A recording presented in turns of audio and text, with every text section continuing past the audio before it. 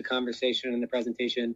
But I was wondering if you could expand a little bit more on the question about respondents in discovery and statute of limitation issues, and then the last 3 months of a case.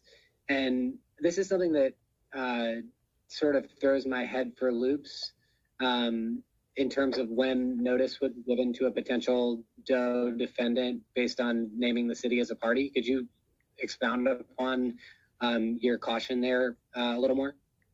Well, basically, it's very hard to name a John Doe. You really, the rule really is you must name the tortfeasor by name by the statute of limitations. Now, there is case law, and I might be needing it soon in a case. There is case law that if the plaintiff could not possibly have found out the identity of this tortfeasor, and if the other defendants know the identity of that tortfeasor and know that that tortfeasor should be a defendant in the case, there may be ways of bringing in that individual as a defendant past the 2-year statute of limitations. But it's risky, and I would do everything I could to try to identify the defendant before you file suit. In response to the respondent in discovery, the state action, it's very important to know that it's not an opportunity to start finding videos and witnesses and all sorts of information about your case. There's a singular purpose to the respondent in discovery, which is to find out who the proper parties are. And really, there are almost always other ways to find out without going to a respondent in discovery case, but it is a tool. With regards to your last point about the 3 months, I just worry about my malpractice insurance when it comes to the last few months. I just worry about getting in trouble for not being able to fully investigate and identify the tortfeasors in time for the statute of limitations. And therefore, as a rule, I usually just don't take cases in the last 3 months of the tolling provision. Great. Thank you, David. Thanks, Dan, for that question. That does it for today's presentation.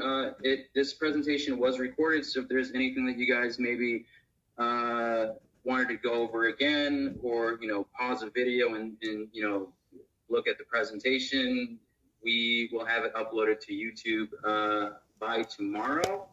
And we'll also have a follow-up email as well that will include the link. So with that, thank you everyone for attending, and enjoy the rest of your day.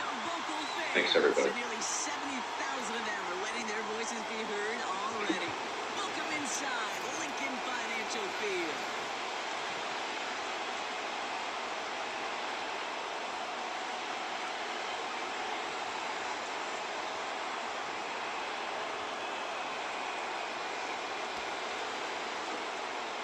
Hello, everyone. Welcome to a civil rights case from start to finish. I'm Julie Herrera. I'm an attorney in Chicago, and I practice broadly in the area of civil rights. So that's basically, for me, half employment law and half cases against the police. Today, what I'm going to be sharing with you is my expertise when it comes to police misconduct cases. The view or the idea today is to give everyone a broad overview of a civil rights case, how to do it in a very general way. My hope is to share a little bit of information, enough so that you know what to look for, what to be on guard against, what to be aware of. And so what I do is I represent people against police officers.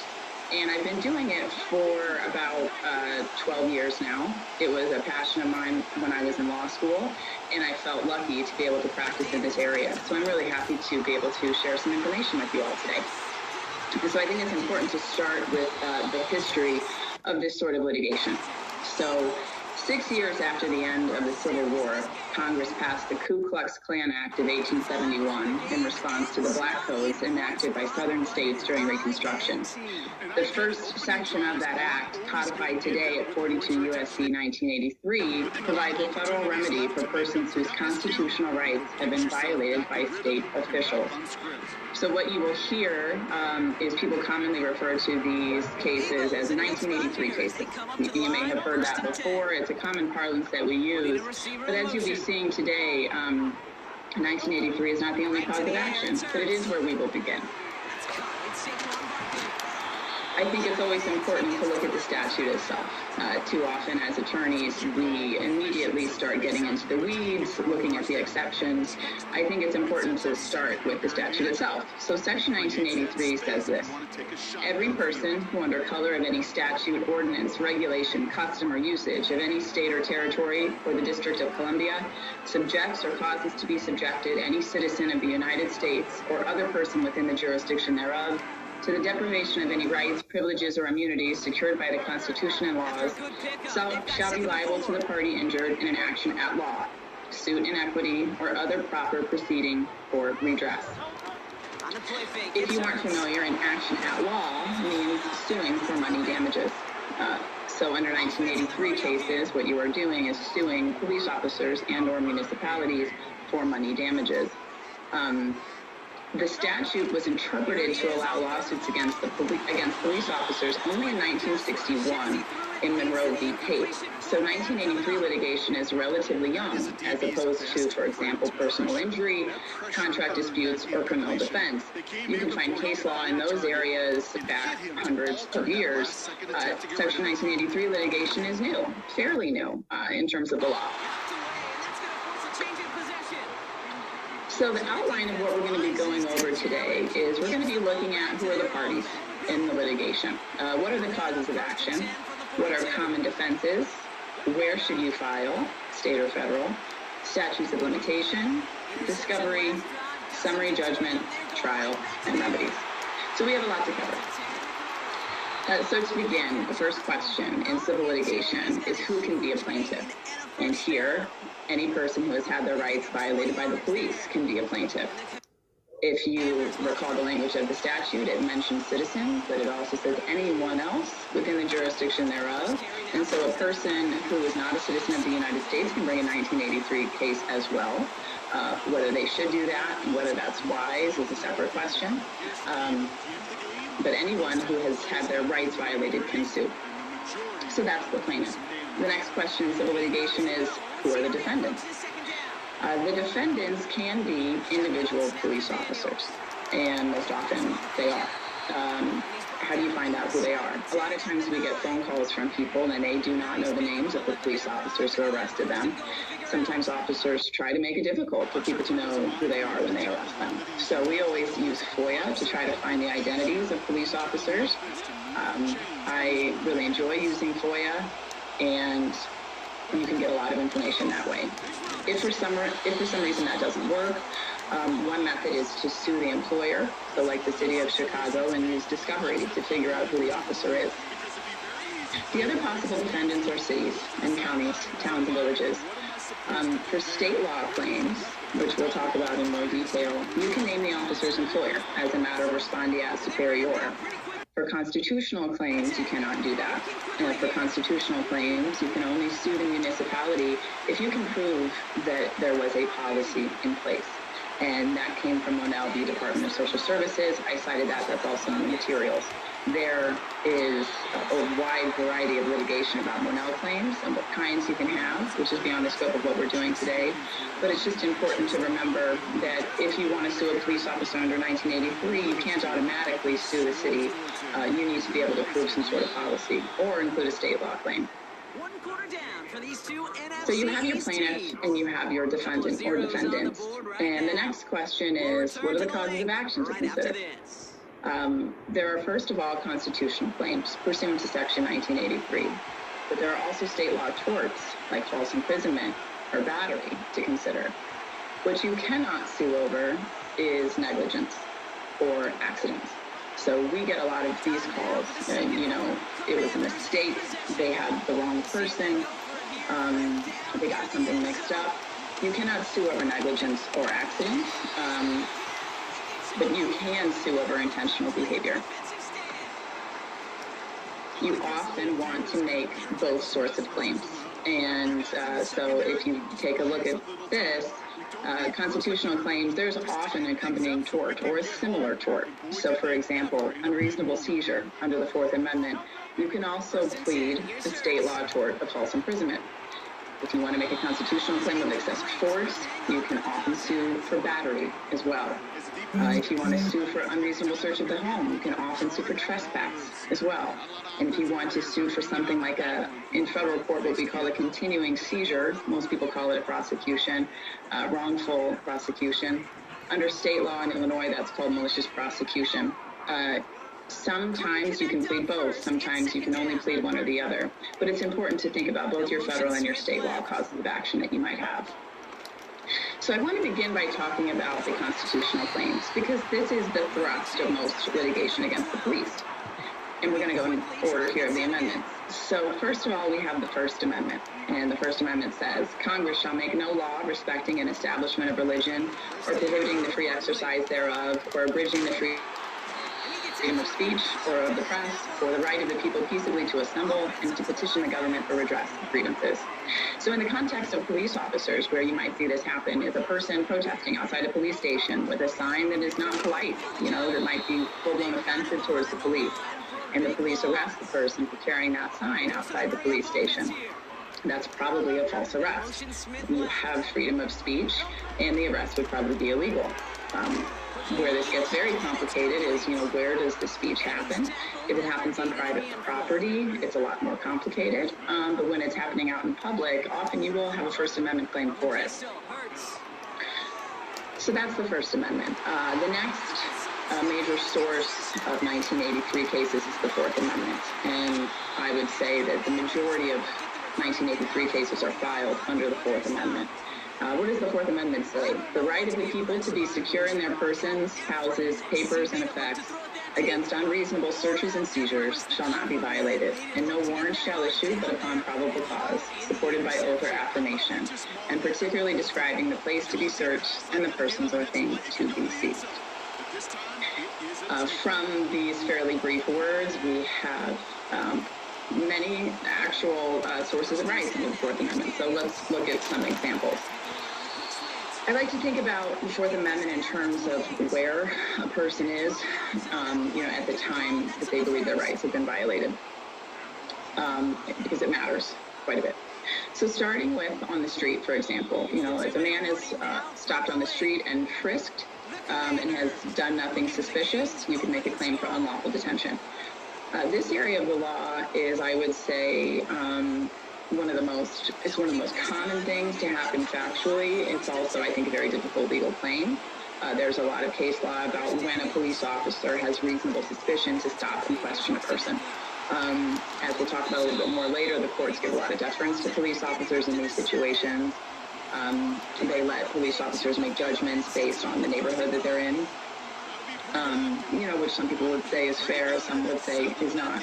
But that's kind of where we start to see the Fourth Amendment violations, is just on the street, a stop. So from there, false arrest. So this is one of the most commonly known Fourth Amendment violations, a false arrest, someone being arrested even though they hadn't done anything illegal. Real world examples of this are, someone is taken into custody and arrested because he shook another person's hand on a street corner. And the police assume or believe that that was a drug transaction. Sometimes, of course, maybe they're right, but other times they're not right, and the person is just shaking the hand of another person on the street. That's false arrest. Excessive force, again, a very common, I would say very commonly known cause of action, excessive force. And so examples of this are, a man being put in a chokehold despite not resisting arrest. He's talking to the police, maybe he's verbally arguing, and the police decide to use a chokehold or, to take him down, as they call it, or use some other excessive force they didn't need to use, force that was unreasonable. Other examples of excessive force go so far as, being shot and murdered. Philando Castile. Many people would argue he was shot for no reason at all, and that was basically kind of the worst excessive force that can occur. His family did sue. I didn't include any of those cases in the materials, but that might be a fun one for you to follow up on. His family did sue, and the case settled. So moving on from the street, of course, there's a lot of Fourth Amendment violations that occur in vehicles. I would say those are some of the hardest cases to win, to prove and win, because police officers' rights with regard to moving vehicles are very broad. And that's like an entirely different section of 1983 litigation is what police officers do with regard to vehicles. But moving on from the street, the Fourth Amendment continues into police custody. So we have seen people who go to police lockup, and the police, while they're there booking them, take money from them, for no reason at all, don't document it, obviously. That's an unreasonable seizure. The police officers did not have the right to seize the person's property. Another example is a person being in police lockup and needing medical attention. So the Fourth Amendment protects a person's rights when they're in police custody they have a right to medical attention, reasonable medical attention. The case law here recently has moved in favor of arrestees, which I was very happy about, to say that the denial of medical care in a police lockup, for example, is judged by a reasonableness standard, which is very low. And so, for example, if someone needs an inhaler and somebody's even in their belongings, or their mom has it out front, or their girlfriend has it out front, and the police just decide not to give it to them, that's unreasonable. You can sue over that. So moving on from the street, police custody, another, I think, really fun area is Fourth Amendment violations that occur in a person's home. So examples, the police enter the home without a warrant, without consent, and without an emergency. That's very likely going to be an unreasonable search. Also, you can probably sue for unreasonable seizure of the occupants. Usually people are detained for hours at a time during one of these home searches. But the three things to look for in a case like that are, was there a warrant? Often people will call and say, well, the police didn't have a warrant. Well, maybe the police didn't show it to the occupants, but maybe they did have one. And again, you can FOIA that information and get that. The next thing to look at is, was there consent? So, obviously most people don't want the police in their homes. Of course, there's exceptions to that. But some people give consent when they don't really want to give consent.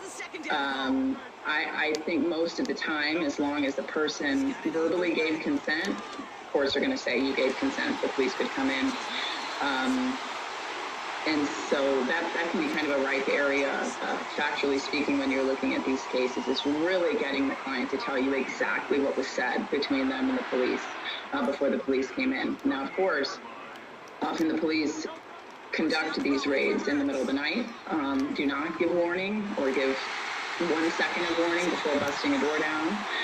That can be an unreasonable search if they had no reason to do it that way. And then finally, emergencies. So most people, I think, would agree that there should be an exception for the police in these circumstances. So, for example, if a woman calls 911, she and a man are screaming in the background and then she hangs up. Well, most 911 centers are going to send the police to the location if that happens. If the police officers show up at the door and through the door they can hear the woman screaming or getting beaten or someone getting beaten or something happened, the police have the right to go in. That's going to be considered an emergency situation. We call that exigent circumstances. Under the law, it really just means an emergency. Another one that I think should be pursued more often than it is the nature of the seizure itself in these situations. So you might have seen some of these news stories where the police come in and bust down a family's door and they're pointing guns at children and old people. I know that there have been a few cases of these in the news. This happens all the time. I hear this complaint all the time. And I think those cases should be brought. If police officers come in and they point guns at children, I would sue over that any day, and I have. I think they can be fun cases to do. Okay, so that wraps up the Fourth Amendment. There's a lot more to the Fourth Amendment in terms of your rights. I've included some of those cases in the materials. The Manuel case that I included is a fairly recent decision that talks about Fourth Amendment rights in terms of a continuing seizure, so a person that's held in pretrial detention.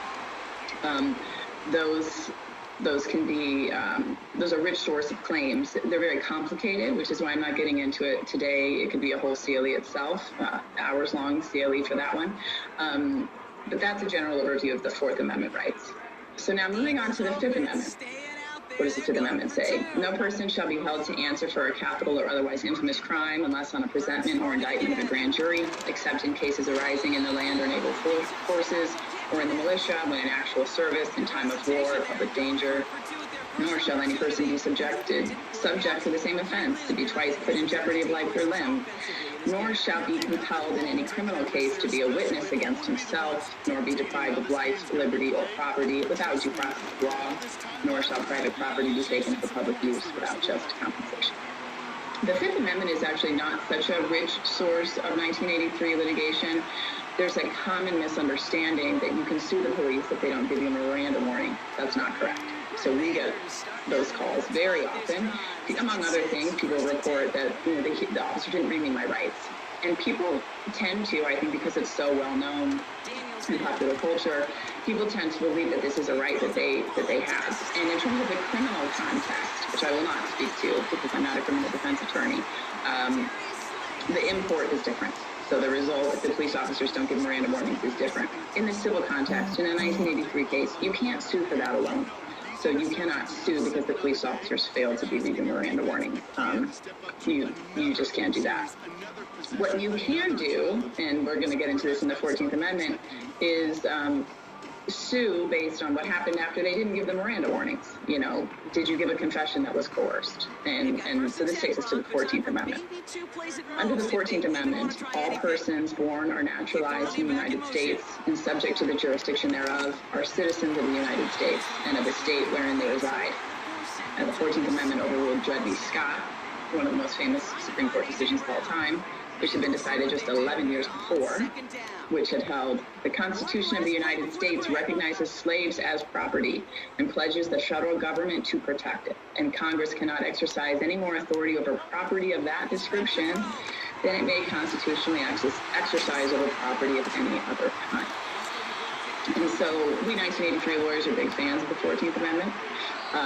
The 14th Amendment says, right after the first part I just read, no state shall make or enforce any law which shall abridge the privileges or immunities of citizens of the United States, nor shall any state deprive any person of life, liberty, or property without due process of law, nor deny to any person within its jurisdiction the equal protection of the laws. So what does that mean? The 14th Amendment, again, similar to the 4th, is a rich source of 1983 rights. The Due Process Clause of the 14th Amendment in a criminal prosecution. So an example here is the Brendan Dassey case. So I included this in the materials. I think it's interesting. It's also a pretty thorough analysis of what a coerced confession means. Now, Brendan Dassey, I had to look this up. I hadn't looked at it in quite a while. The Supreme Court declined to hear his case. So Brendan Dassey, there's very little left that he can do. He's still in custody. His conviction still stands. If his conviction were overturned, he could try to sue based on the coerced confession. He currently can't sue because of HAC, which we'll talk about later. But the question then becomes, if someone confesses to a crime, can you prove that it was involuntary or coerced? And so normally the way this would have to play out is a person is held in custody for a long period of time based on a coerced confession and then finally let go.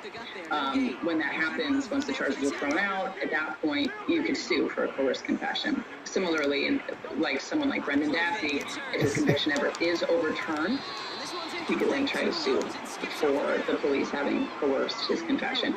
And the things that courts look at are, what you might think, physical coercion. The John Burge cases are a rich source of 1983 cases here in Chicago, so that's, physical coercion, actually beating someone into confessing. But there's also mental coercion. So aggressive questioning of a person with a very low IQ, for example, or courts look at the condition of the person being interrogated, their age, their IQ, what could you expect them to withstand. There's a lot of interesting discussion about this in the Brendan Dassey case, so that's why I included it in the materials. The other clause of the 14th Amendment that gets a lot of play in 1983 cases is equal protection. And so, again, equal protection cases under the 14th Amendment could be their own CLE. We don't have too much time to get into it, but, a very common example we see is, for example, a black person walks down the street and shakes a friend's hand. A white teenager does that in a different neighborhood. Who gets arrested? Oh, well, we all know the white teenager doesn't get arrested for that, but I have seen many times the black teenager does get arrested for that or gets questioned for that. And maybe they get stopped and they get frisked, and maybe they have a small amount of marijuana on them when it happens. That can lead to them being in custody and not for a short period of time. So equal protection cases are, I would say, a very fun one to litigate, very worthy cause. They can be very difficult. I think the courts, especially here in this district, I think it's that they don't want to believe it, and so they've erected some pretty high bars to prove equal protection denial. Okay, so that wraps up my short intro into the various amendments that you can look to for constitutional rights. And so now what I want to talk about are common defenses to anticipate. So, before you file suit, you know who you're representing, who the plaintiff is, who you're suing, and your causes of action. But it's very important to think about what defenses you might face. You don't want to waste your time filing a suit and get your client's hopes up if there's some major roadblock in your way. So the heck bar is what I referenced earlier. This comes from Heck v. Humphrey. I think I included this in the materials. And basically what it means is that if the 1983 judgment would render a criminal conviction invalid, the claim cannot proceed. So therefore, if you have been convicted of a crime, you cannot sue over the validity of that conviction. You cannot collaterally attack it, is the word that the courts use. So for example, if someone calls you and says, I was arrested, they claimed that I beat the officer up or hit him, but I didn't, but I pled to that. I pled to it because I wanted to get out. Can I sue them for that now? No, probably you cannot. There's a lot of variance here. You have to look at what the person was convicted of exactly, and often people do not know. And so you often need to look at the criminal documents, talk to the criminal attorney. What exactly were they convicted of? If somebody pled to reckless conduct, for example, but they were charged with assault on a police officer, you could still probably sue for malicious prosecution because they did not plead to attacking a police officer. They pled to something different. So you have to look at the specifics of what they were convicted of and then what you want to sue for. Heck does not bar excessive force cases. So if there is an incident that occurs and someone does plead to a crime, you likely cannot sue for false arrest, but you can still sue for excessive force. So that's an important thing to remember. The next most common defense is qualified immunity. So this means that an officer can be liable only if they violate rights that are clearly established in light of existing case law. This is a huge bar to 1983 litigation, and so I was surprised to find, where does this come from? And it was invented by the Supreme Court in 1967 in Pearson v. Ray. A recent case that discussed it was Ashcroft v. Al-Kid, in which Scalia, a supposed originalist, wrote, existing precedent must have placed the statutory or constitutional question beyond debate. Qualified immunity can be a big problem, and with the current makeup of the Supreme Court, I think it's an incredibly big roadblock for plaintiffs. I included one such case in your materials for you to read. Qualified immunity is something that you have to think about from the start because it's going to be raised, so you need to be ready for it. Okay, so that's a federal case, the overview of the claims in a federal case. So as I mentioned before, you always want to think about what state law torts you might have as well. And so some common examples are false imprisonment, malicious prosecution, battery, false arrest, conversion, stealing, trespass, invasion of privacy by intrusion upon seclusion. You want to see, and you want to allege any tort, that you can. Most of these are self-explanatory. The one I included at the end comes from a case that we had where a person So this is invasion of privacy by intrusion upon seclusion. We had a female who was arrested, and when she was in police custody, she showed the police officers her phone, actually gave them her phone. It was to disprove something that was being claimed about her, I think, in terms of maybe threats she had made against a person, a number of calls she had made, something like that. And the police officer, when he had her phone out of her sight, he opened up her photos, found nude photos, and forwarded them to himself through his personal cell phone, which she only found out a couple days later when she was looking at her sent messages. We pled that tort, and the reason we pled that tort is because there was some bad case law about qualified immunity. Judge Holderman, who at the time was the chief judge of the Northern District of Illinois, found the police officer in that situation was entitled to qualified immunity because there's no clear case law saying that you can't take an arrestee's phone and forward things from it to yourself. Which I think was a very bizarre decision, but one we weren't surprised by, which is why we pled this state law tort as well. And so sometimes you need to cover your bases. If you have a federal claim where there's going to be a good defense, you need to think about what tort you can bring that might let the case as a whole survive. So some common state court defenses to look for, to be aware of, are the Illinois Tort Immunity Act. So the Illinois Tort Immunity Act is a big one. It's kind of similar to qualified immunity, but this one is statutory. It says a police officer is not liable for his act or omission in the execution or enforcement of any law unless such act or omission constitutes willful and wanton conduct. So what that means is you cannot and should not sue police officers for negligence or accidents. So, if you were to plead a case under the traditional negligence standard and say, the police were negligent in investigating this crime or, negligent in looking for other suspects, you can't do that. Your case is going to get tossed out. The defendant is going to move to dismiss based on the Illinois Tort Immunity Act. So as a matter of pleading, you have to prove willful and wanton conduct by the police officers. So the next thing, which I've kind of been alluding to throughout, is whether to file state and or federal claims. So the things to think about are federal claims carry attorney's fees. So under Section 1983, actually Section 1988, if you win, your plaintiff's attorney's fees are paid by the other side. So if you go to trial and win as a plaintiff, you get your attorney's fees paid by the other side. There are, lots of litigation over attorney's fees then, what attorney's fees are due. But that can make a federal claim more valuable, obviously. Why some people go to state court instead is juries and judges. So you have, what you want to think about is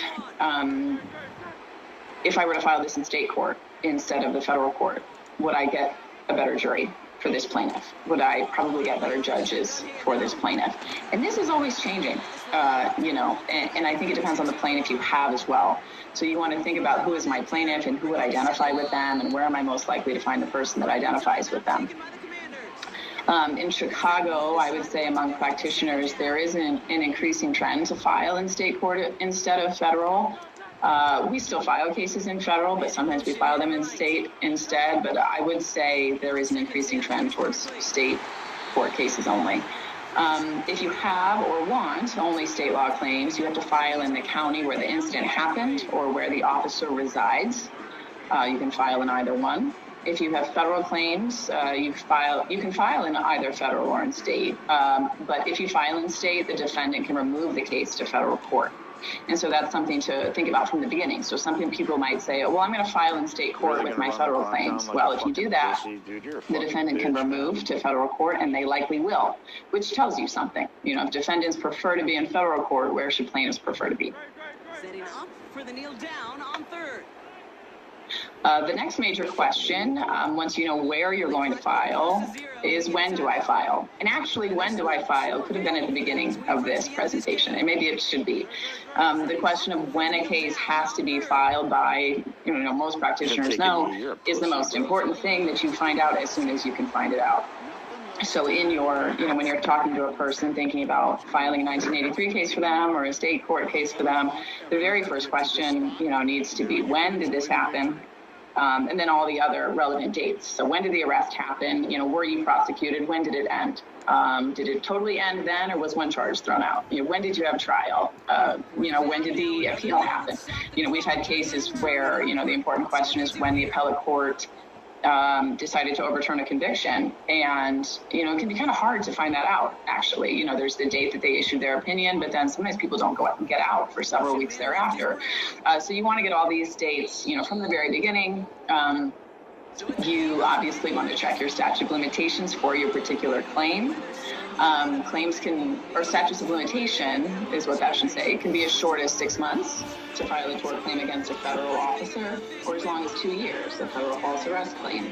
So from the very beginning, you want to get your dates, get your statutes of limitations, all that might be considered, and file within the shortest one. But a complication is that you can also file too soon, meaning before all the conditions precedent to a claim have been met. So, for example, before a favorable termination of the criminal case. A person might call you the day after they're arrested, and they're currently facing charges, and those charges are pending. There are practical reasons why you wouldn't want to file a lawsuit yet.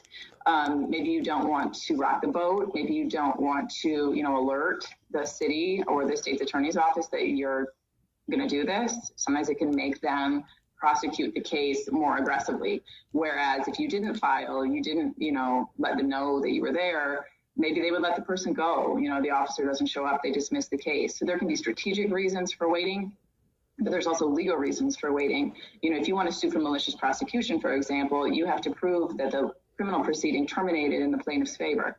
So you have to wait for that to happen. So usually you would want criminal charges to be resolved before civil claims are filed, but you cannot blow a statute of limitations. So what do? What if it's both too soon, but you don't want it to be too late? You can file a civil case and just request a stay until the criminal case resolves.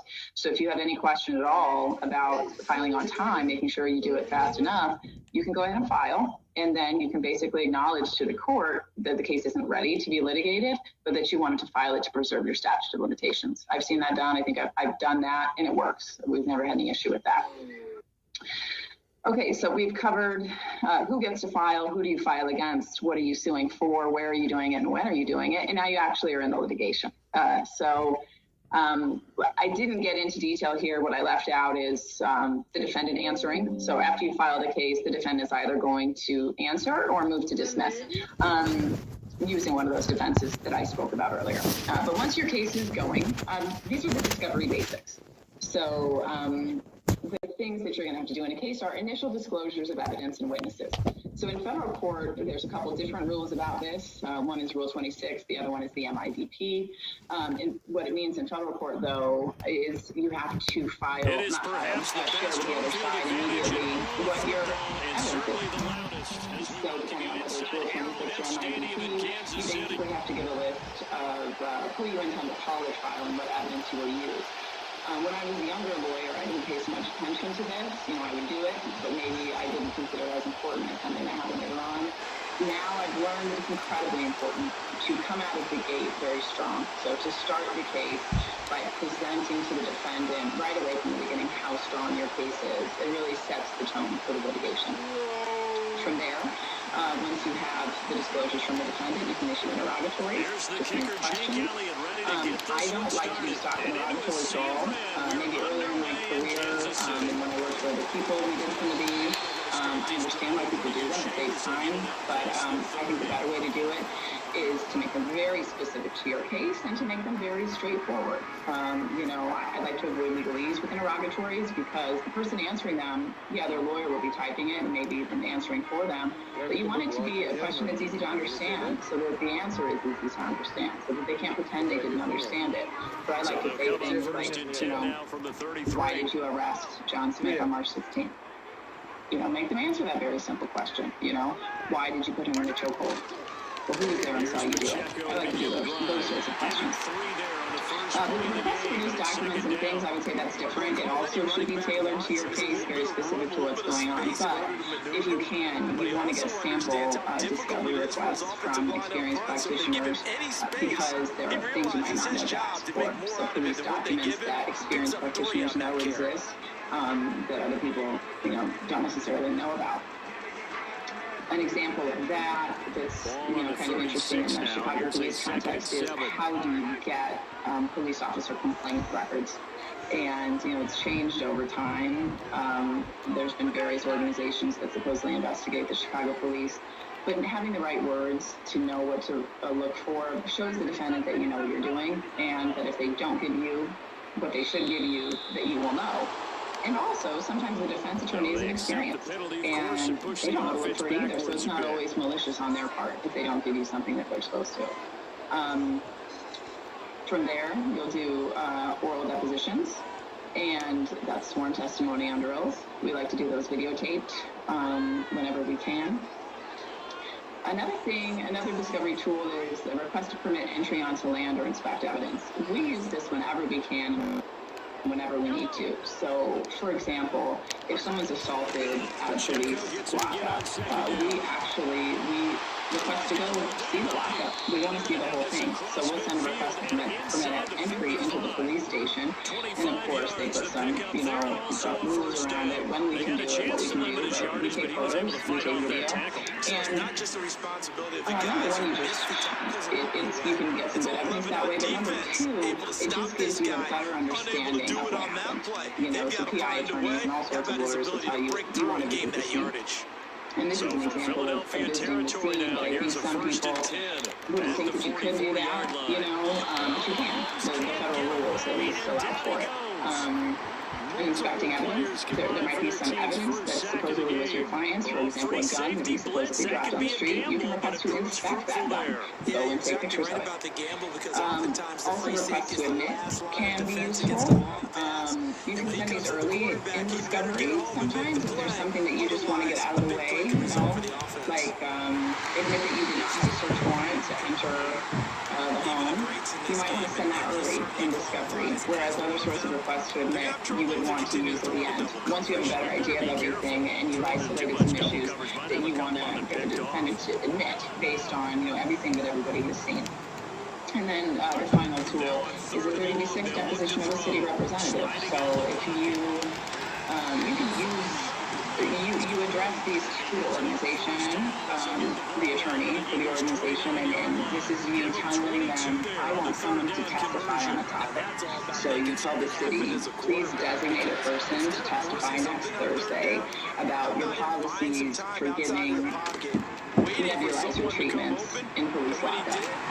And then the city has to figure out who can give that testimony. And this is a really powerful tool because you don't want to guess. The other option is you try to figure out who would give that testimony, you depose them, spending money doing it, and they don't actually know the answer. A 30B6 puts the onus on the city or the organization to designate who has the information. And then if they show up and you're deposing them and they really don't have the answer, they're going to be in trouble, because that was what they had to do under 30B6. So once you've completed discovery, the next thing that you're going to face are motions for summary judgment. So in federal court, these are almost a certainty. If you don't know, the motion for summary judgment is a motion by the defendant where they say there is no genuine dispute as to any material fact, and the movement, the defendant, is entitled to judgment as a matter of law. So I'm saying defendant, but we've actually used summary judgment as a plaintiff before. Where someone gets arrested and the police officers basically admit offensively a far from ideal start there with a pick on the opening drive. Yeah, not exactly what they were looking for. We know that. That's pretty obvious. The beauty, though, is it's happening early. If they don't panic, they don't compound this problem, they've got a long way to go and a chance to get back in it. But again, defendants are going to file these in probably every single case. I can't think of a case where they haven't done it. They're common in state court too, maybe a little bit less common. Again, another reason to think about Federal versus Birds and the Eagles come up here first and 10 at their own 19-yard line. These are very specific and difficult. So this is an area. They'll try and start this drive in the air. As he throws there the rule comes from too early, then the defense reacted too quickly. You definitely don't want to throw it too late, and that way it's not formed perfectly. You got to make sure you hit it just right. now a 2nd and 10. So there might be rules about when summary judgment can be filed. From the gun, it's Hurts. He'll get this one complete. That's A.J. Brown. He'll be dropped at the 25 after a gain of 6. They search at 4 yards here to pick up the first down. Which is obviously a big problem because in these motions for summary judgment often Hurts sets up to throw it. This will be caught once again by Brown. And he'll be out of bounds right at the 40. That's good for a first down, his second catch of the opening drive. Throwing is Hurts.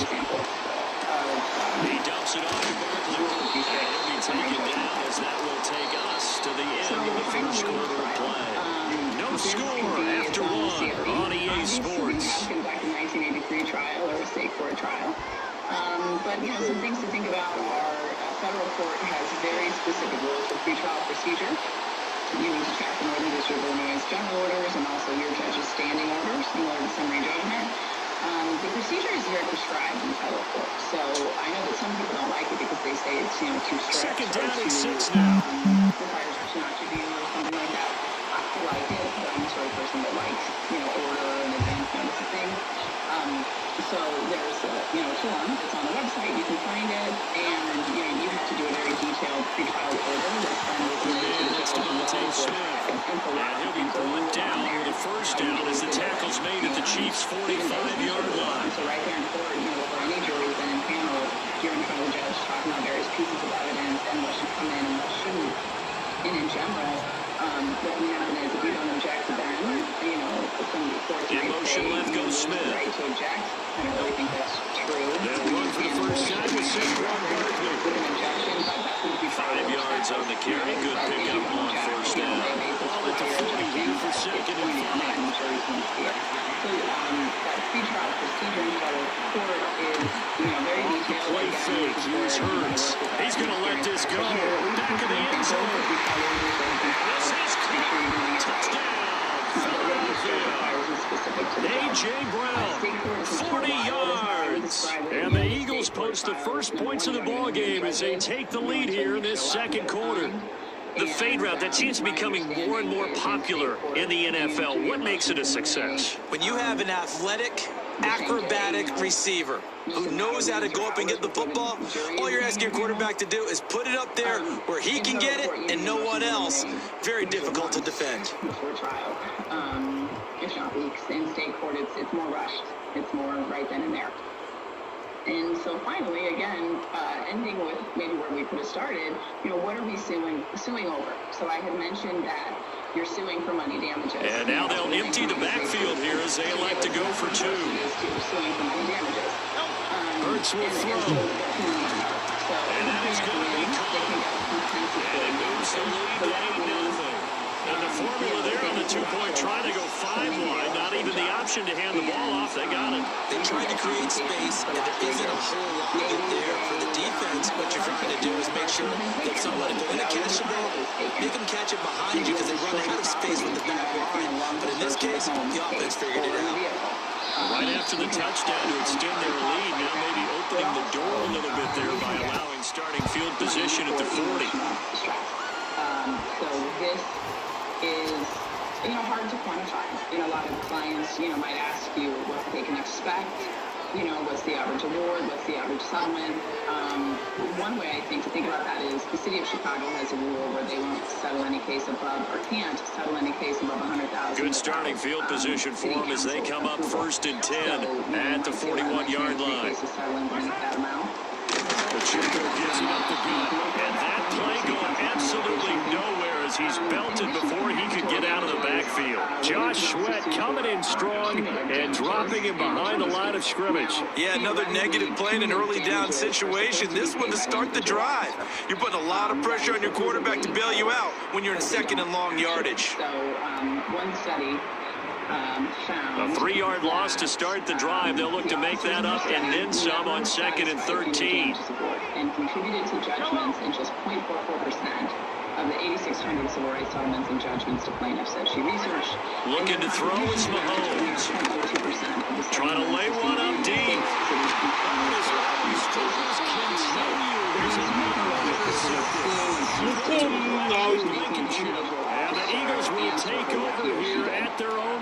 18-yard line. I think it's a good question whether they actually do. If the entity paying is almost always the municipality and almost never the police officer, I think there's a good question about that. The result of a plaintiff loses is that they have to pay the defendant's costs of suit, which can be thousands of dollars. So a plaintiff actually bears a greater risk in these lawsuits than police do. If a person brings a lawsuit and they lose, they're going to owe out of their pocket several $1,000s. And most victims of police brutality are poor, almost all of them, with very few exceptions. So it can be risky for an individual person to sue a police officer.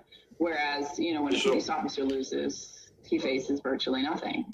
He certainly is not going to be terminated. He probably won't have to pay anything at all, and his life moves on. So that is the end of my materials. What I'm going to do now is check and see if we have questions and go from there.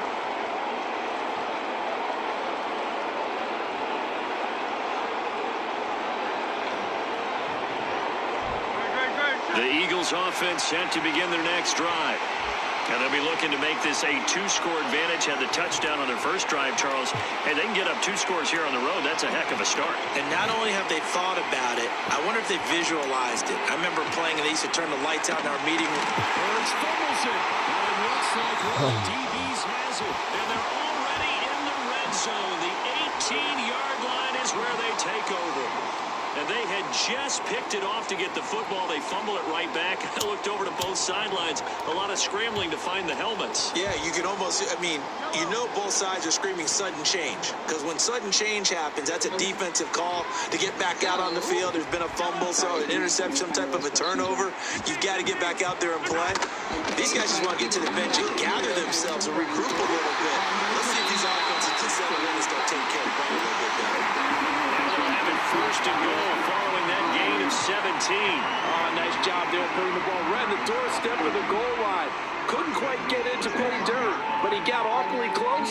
Let's see if they can cash it in over the next couple of plays. 8-0 our score with 2 minutes left in the second quarter.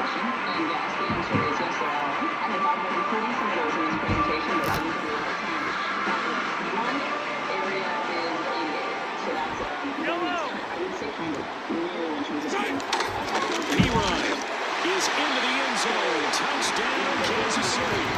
Well, nothing fancy there, Charles. You had 3 tight ends on the field, and they were going to run the football. The defense knew it, but the defense couldn't stop them. And I haven't met an offensive line yet that doesn't get more satisfaction out of running the football into the end zone than pass protecting. They had determination on their side, and they got it done.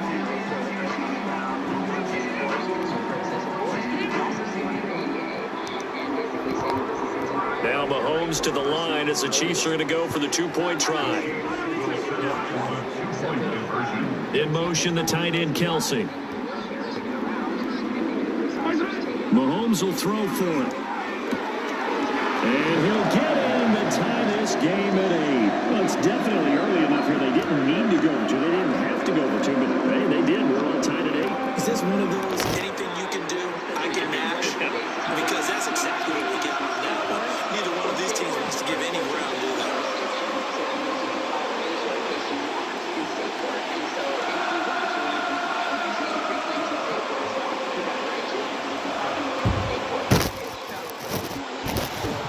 So 8-8 our score now as he'll send this one away.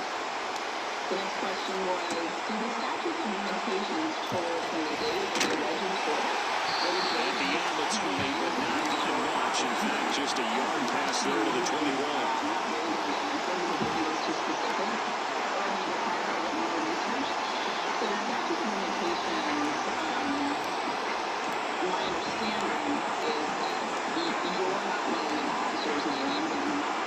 Already at the line, this Philly offense set to go. Last time out, they had the fumble. That led to the touchdown. Not a great look on either side of the ball as the defense gave up the points too, Charles. But they've got to take care of the football and do better here on this possession. It's certainly been a tough stretch, partner, for both of those units, and they kind of put their defensive meets in a really tough spot there by dropping the ball on the ground. But an easy way to make it up to them, get out there now and get some points on this drive. And that's caught inside the 35. Touchdown, Philadelphia. Dallas Goedert, 75 yards. And the Eagles have taken the lead. Well, that's a heck of a response to regain the lead after we had seen the touchdown to tie the game. I would say what we just saw there was a great amount of poise, because typically when teams tie the game up, it's a little bit of a, how would you say, you kind of take a step back and have to get yourself regrouped. They regrouped in a hurry, didn't they? They attacked back after they'd been tied. And in a big way, that was a statement-long touchdown. And this will be caught. They get the two, and they double them up now at 16-8. So they elect to pass there on the two-point try. Sometimes could prove risky there. It worked out. Yeah, and I love how you bring up that it can prove risky, because if you get it intercepted and they return it, that's 2 points for the defense, but not on that play.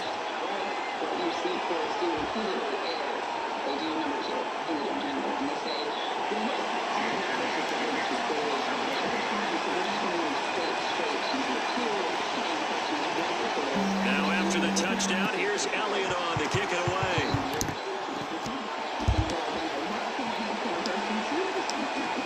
Now a crease here as he's past the 30. They will break this out all the way to the 38-yard line. Great return.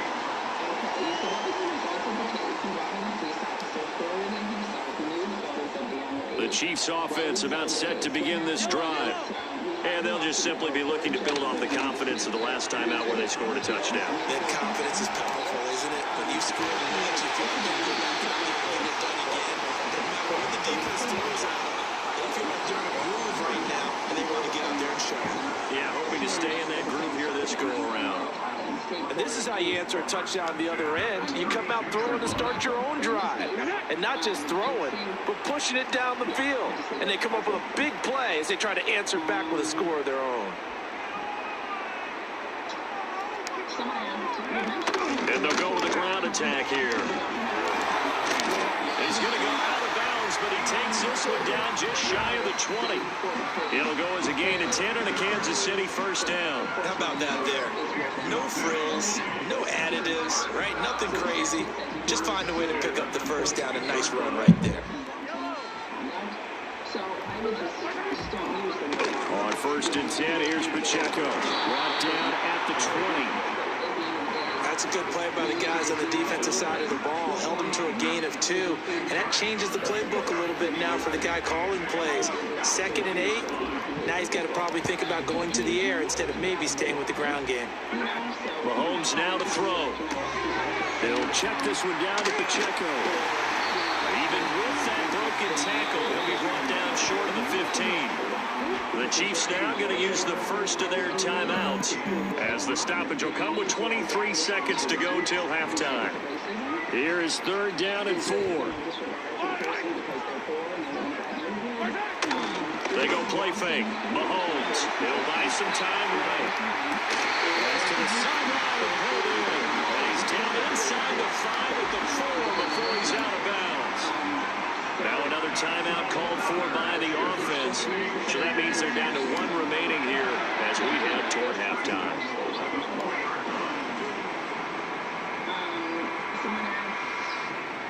Is the statute of limitations for a claim that might be told during the pendency of a petition?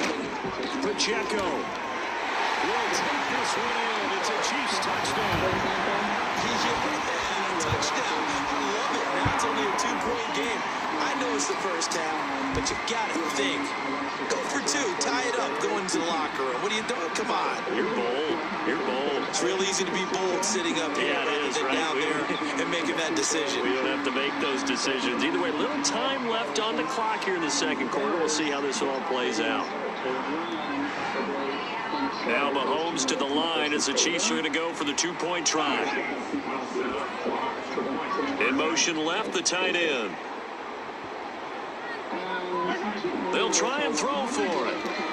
And he'll get into the end zone, and those 2 points are going to tie the game.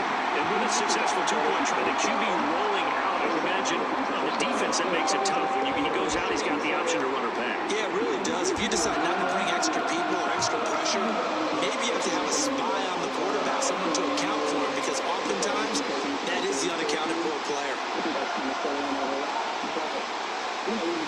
So not much time to speak of remaining in this first half as the kick's away.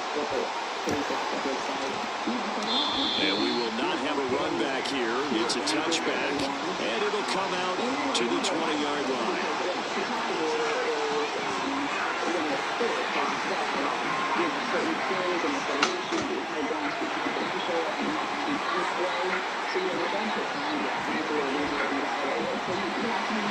The Eagles offense set to begin their next drive.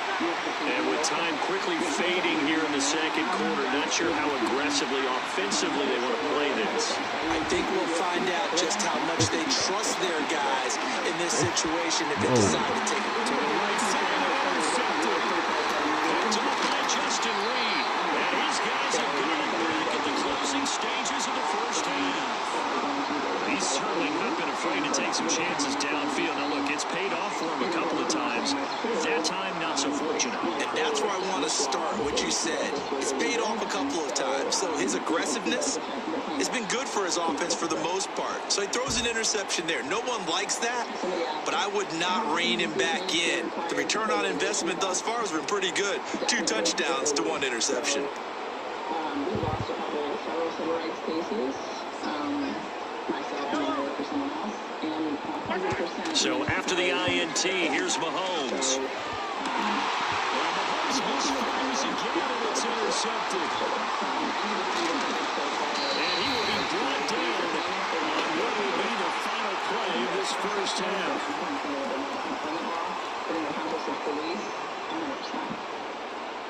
And that'll do it for the end of the second quarter.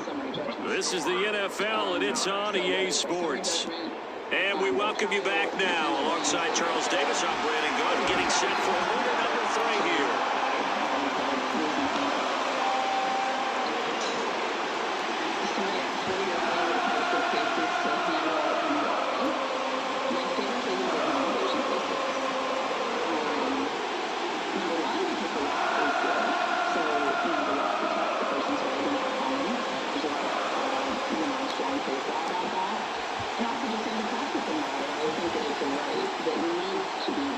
And ready to get the party started for the second half. It was an even first half, all tied on the scoreboard.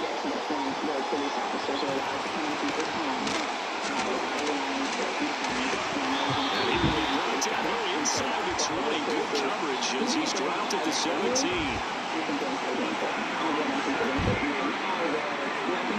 Already at the line, this Philly offense set to go. Well, the first half, very even. I mean, really, in all facets, this ball game tied, Charles, as we start the third quarter. Curious to see what the second half. This time for Smith, and it's intercepted.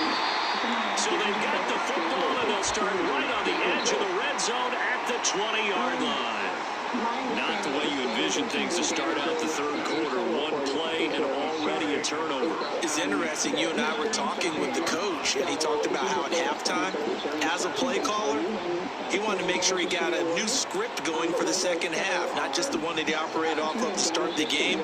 Nowhere on that script did it have that result. And to deter the defendant and others like him from similar behavior. So if the jury wants to punish the defendant, they should award punitive damages. If the defendant wants to stop. On play action, it's Mahomes. And he takes a shot on the release as this will be incomplete. They started this drive backed up against the wall by the turnover. But I love their fight, planted their feet, and forced incompletion on first down. Third quarter, all tied up. This is 2nd and 10. First carry now for Kareem Hunt, and he's only going to get a yard from the 20 to the 19. Pretty good little 2-play sequence there. You force the incompletion, then a very short pickup. Yeah, now maybe you bring in an extra defensive back or two because you want to try and defend on third down. They like to play those nickel or sub packages, don't they?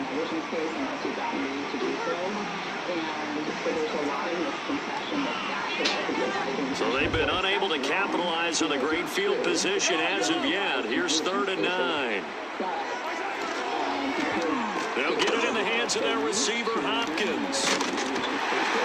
And he's able to pick up the first downfield right at the 10. 9 yards on the pickup there, and it keeps the drive alive. Well, when we go back to our conversation with the defensive coordinator, that type of a play was not a surprise to him. He expected trickery in this game, yet somehow his defense, they still took the cheese and got... And his pass is intercepted for the fourth time today. Picked off by Reed Blankenship.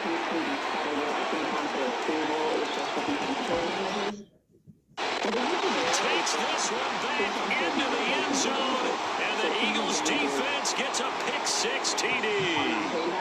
He had already had an interception earlier. Now, Charles, he says, I think I'll get another, and I'll take this one all the way back for the score. Well, you know how I feel about those defensive backs, especially safeties. They're certainly some of the best athletes on the team. They're asked to do a little bit of everything. And when you combine their athleticism with their field vision, those types of plays result. The next question is, what type of screening do plaintiffs' attorneys do when deciding whether or not to take a case? What would you consider a good case? Eagles offense staying out there. Of course, Hurts always a threat to run. They'll go for 2.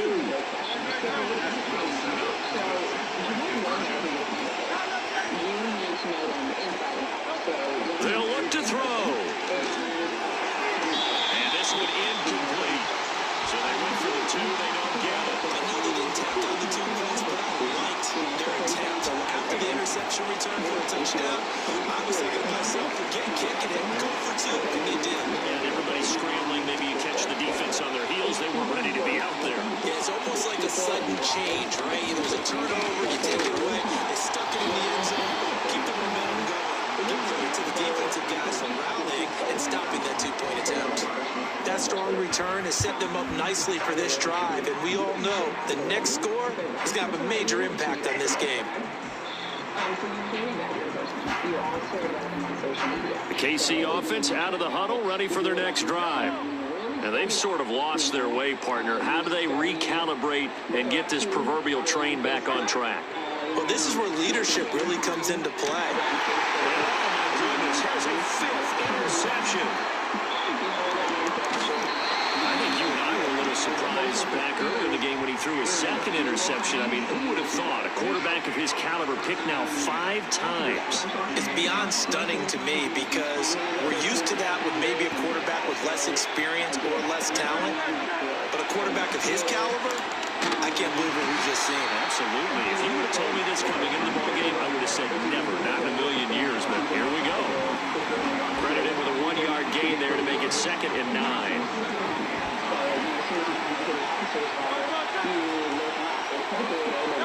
Here's Hurts to throw. And he'll be hit as he releases it, and that'll fall incomplete. I can assure you, setting up a screen is much more difficult than it appears. It requires excellent timing from everyone on the offense, and the defense's #1 goal is to throw that timing off. In motion comes the tight end left. Throwing from the gun, it's Hurts. They certainly had good starting field position on that drive, but couldn't do anything with it after 3 plays. Have to admit that that's a disappointing end to excellent field position. When that drive started, they had 6 points that they were thinking about. And Hurts not coming to the sideline. They're going to go for it. They're going to look to throw. It's taken in. It's big tight end. And finally down he goes as they work it inside the 10 to the 7. Hurts. As he throws there, incomplete. It's always tough trying to keep your guy upright when he's trying to throw the football. When you're dealing with those big, bad guys on the defensive front, it's even tougher. And this time, those guys on the opposite side won the battle, getting to the quarterback and knocking him into an incompletion. This is caught. Touchdown, Eagles. Jalen Hurts finding A.J. Brown as his guys are able to extend their lead. That seemed pretty ideal there for the offense, Charles. You take a little bit of time off the clock here in the 3rd quarter, decent length drive, and you pad your lead as well at the end of it. And what it does is lets you feel like you're in control of this game, even more so than a 2-touchdown lead, right? Because you have taken that time off, as you noted, which means they couldn't get you off the field. You ran your playbook the way you wanted to, and you gave your defense some rest. What a big-time drive in that situation.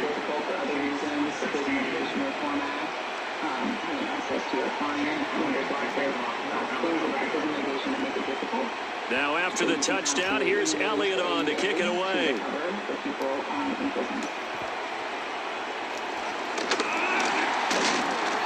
nice return, but he takes a big shot at the end of it.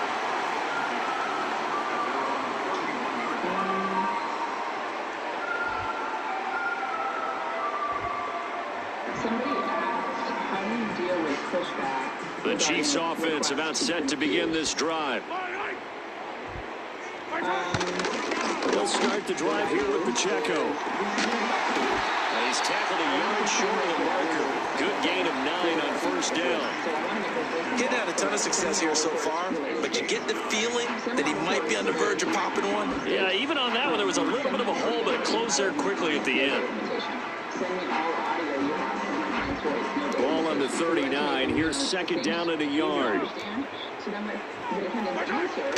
Play action. Now it's Mahomes. And he takes a shot on the release as this will be incomplete. We've talked about it, CD, but it bears repeating. They are struggling to throw the football. All the interceptions and more incompletions. It just doesn't look like things are in sync out there. I would agree with that, and it's not a good day when you feel like an incomplete pass is almost a win for you because it wasn't intercepted. And I think the receivers now, when they're running their routes, they want to catch the ball, but they also want to make sure that the defenders don't take it away. He's got his target. That's complete. And he's brought down before reaching the 30. A big 30-yard play on third. Dialing up that play call certainly meant that he grabbed a little extra shot of courage on that one, because normally on 3rd and short, you're just trying to move the sticks, get the ball just past that line of scrimmage. Instead, they take the big shot downfield, and it pays off. And that is going to do it for this third quarter of action.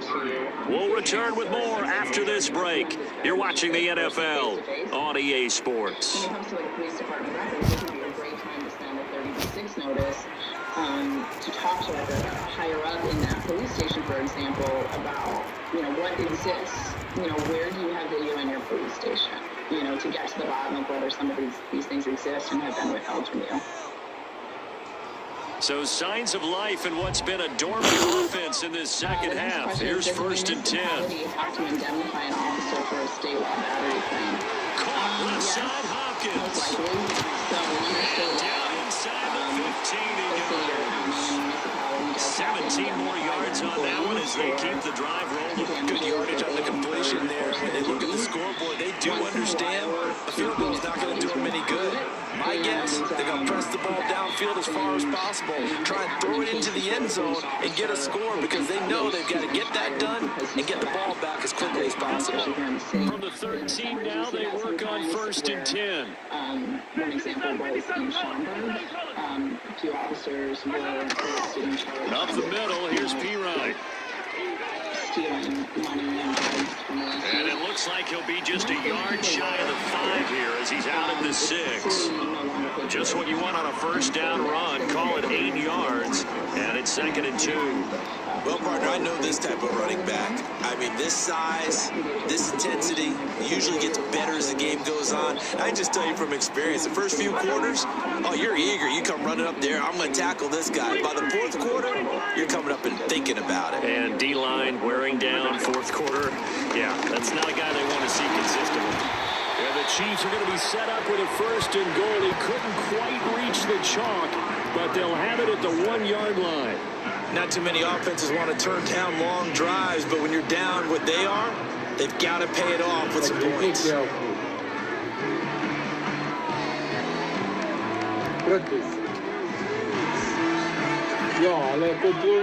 and goal, and they got to be thinking a chance to get right back into this football game. They'll run here with Pacheco. He is in. Touchdown. His second touchdown of the afternoon. And the Chiefs have made it a one-score game again here in the fourth. Sometimes offensive can get too cute down near the goal line, but there's nothing fancy about this one. As Coach Lombardi would say, we get a seal here, and we get a seal here, and we run this play in the alley. And that's good work to hit the hole hard and finish in the end zone. Now Mahomes. He's got it at the 2. And they are 3 for 3 on two-point conversions as he is into the end zone for the score.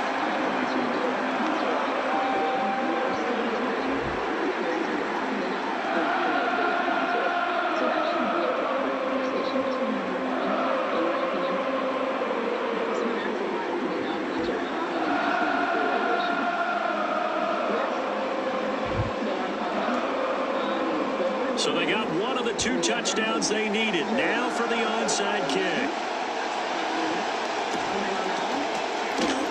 And the Eagles hands team able to cover it up. The risk reward of the onside kick. When you don't get it, the risk comes out to play. And here they gave up great field position. And that's the key to everything, because you're trying your best to press advantages when you have them. And field position leads you to that type of play calling. Whether you want to blitz or whether you want to throw the ball deep, those types of things, now they're getting in that type of field position, the advantage just switches to their opponent. And for the defense, this is a spot where you don't want to totally sell out to stop the run, but you do have a pretty good idea of what you're going to see. And that's good work right there to keep them in check on that first down carry. Fourth quarter, down to the final 2 minutes, and we've got a one-score game. So it's Eagle football here as we get you reset. They've got a second down now as they search for a way to get this one to the finish line.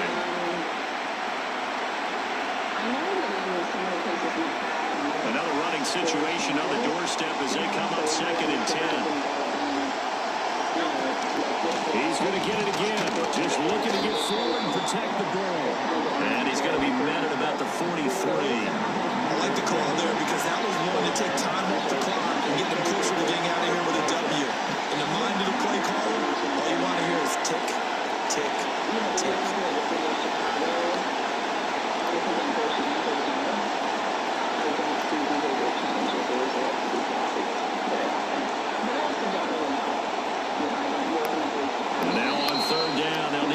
To the 36 to pick up the first. The Chiefs will use the first of their timeouts as they'll get it with just over 90 seconds to go in the ball game.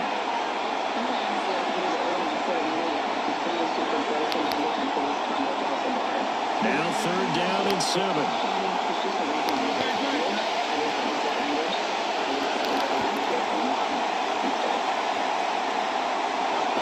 They'll set up a throw.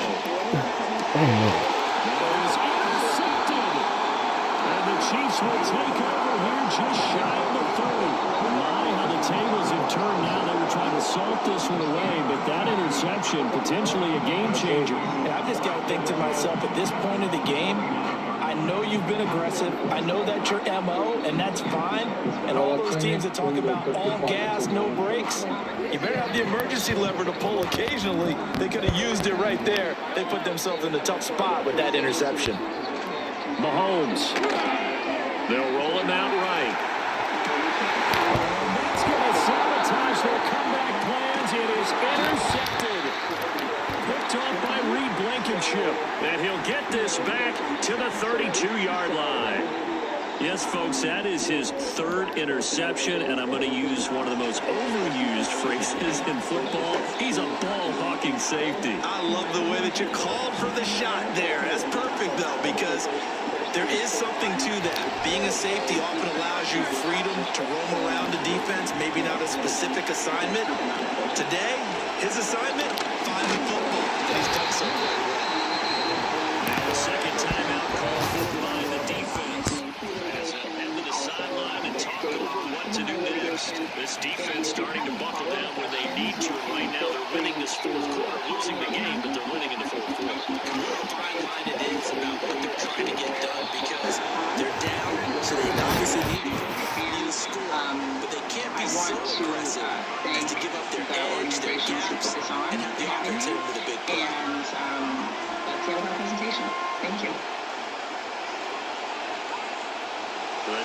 2 is the line to gain here on 3rd down.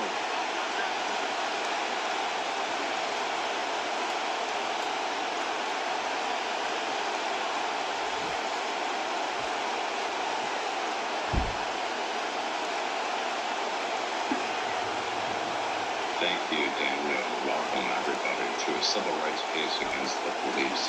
On the draw, this is Franklin. And they're going to get him down a little short of the first as he can only get this to the 30. What an advantage having a lead guy in the middle of the defensive line, because not only does he take up the space and let the linebackers run free, he can also make plays himself, as we just saw there. And staring at a wall. I cannot guarantee that. This offense converted once on 4th down earlier. Now they're out there again to try once more. They'll set up to throw. That is intercepted. And the Chiefs are going to get the ball back on the turnover as they hold on 4th down. A seismic shift in momentum here in the 4th quarter. That's the break that the defense needed. And you know as well as I do, people are going to question the play call in that situation. Sometimes you have to question the execution, not necessarily the call. And in this case, those defenders found a way to give their team a chance. Civil Rights Committee, thank you very much for your extra attention. Ladies and gentlemen, the agenda. This is 1st and 10. Materials on the screen. Here's Mahomes. Rolling to his right. Now a desperation throw deep downfield. Fights through and now a crease. And a super return as he gets us all the way down inside the 25-yard line. Well, you knew you had to take some chances here with the clock winding down, needing a touchdown to win it, and that one might have just sealed their fate. Yeah, and that's the nature of the 2-minute drill. The offense trying to go downfield and make their plays, but defenses, they're sitting back watching everything that they do, but not too far back. They want to be in position to make a play on the ball, and that they did. He stopped immediately there.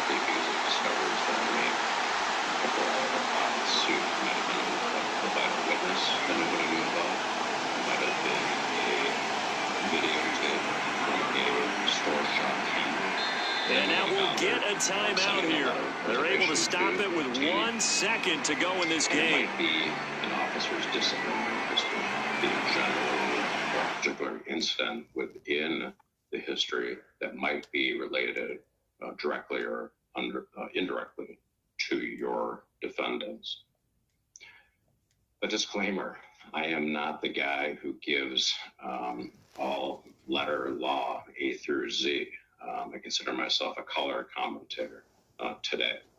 My presentation is not designed to be an exhaustive list of all pre-litigation actions. Instead, I'm sharing my considerations of various actions that I take on a regular basis. Most importantly, every case requires its own elements, its own actions. Let's begin with the initial client communications and meetings. Building trust. I pause to say what you all know, which is that we are living in most extraordinary times in this country and in this world. First, we were hit with COVID-19, massive health problems, death, illness, suffering, economic slide. And then we have blood on the streets of America with police misconduct being exposed and racial injustice being exposed. The reason I talk about this historic moment is because of what I'm presenting with regards to building trust. When you meet your client, there is a 99.9% chance that your client comes from a world other than yours. Most of my clients have grown up in communities where they are denied justice, where they are denied access to the economy, to culture. And it's an awkward first meeting because the attorney and the client are coming from such different worlds.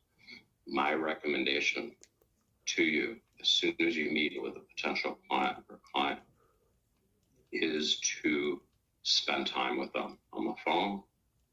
And when you first meet, get to know them, learn about their life history, their family history, share some of your experiences.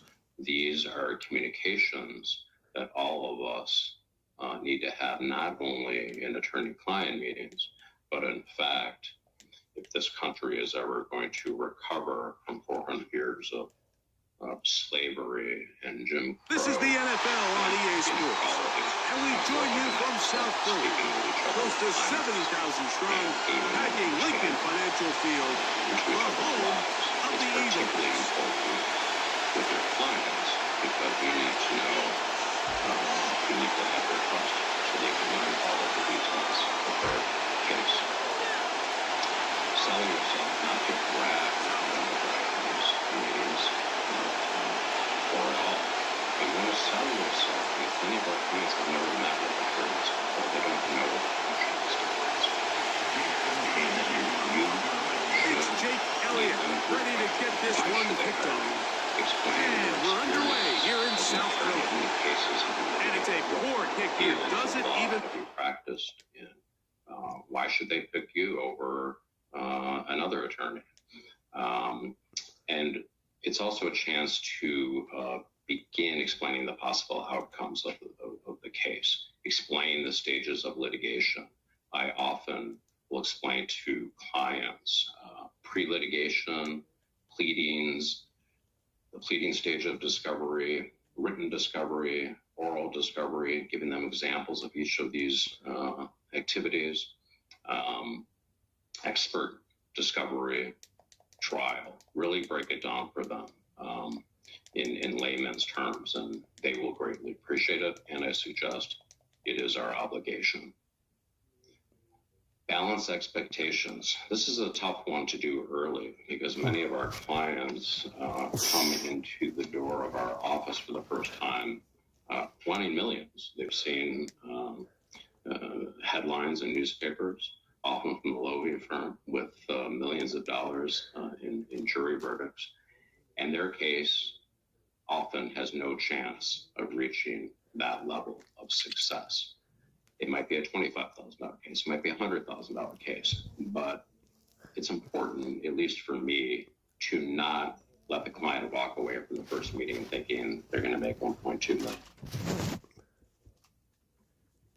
Wrongful death cases, when you are meeting with your client initially and you are working on a wrongful death case. Well, you folks at home can see the evidence. Snow and supposedly a few inches yet to fall here at Lincoln Financial Field in Philadelphia.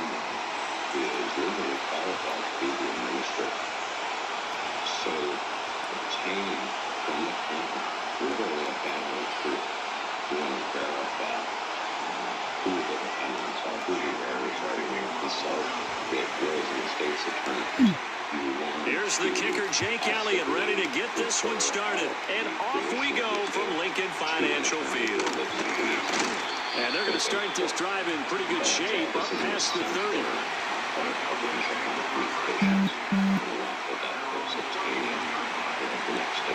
Line of scrimmage, the 31 now on 1st and 10.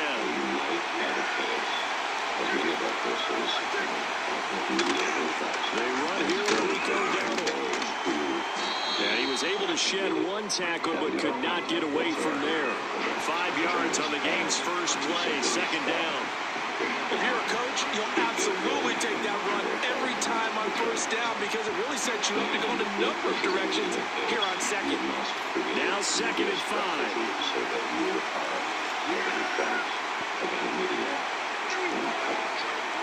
Prescott. And it is incomplete. A lot of force bearing down on him there. He could not hang on. It's 3rd down.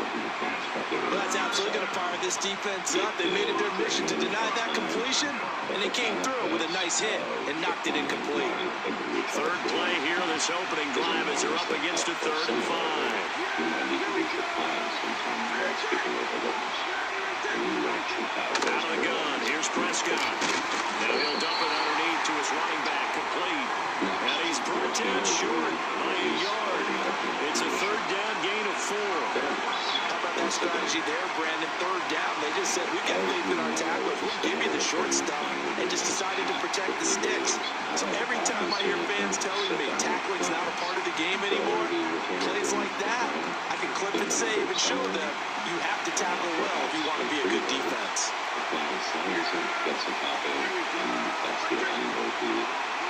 Prescott to throw on 4. As he throws, and this is going to be incomplete.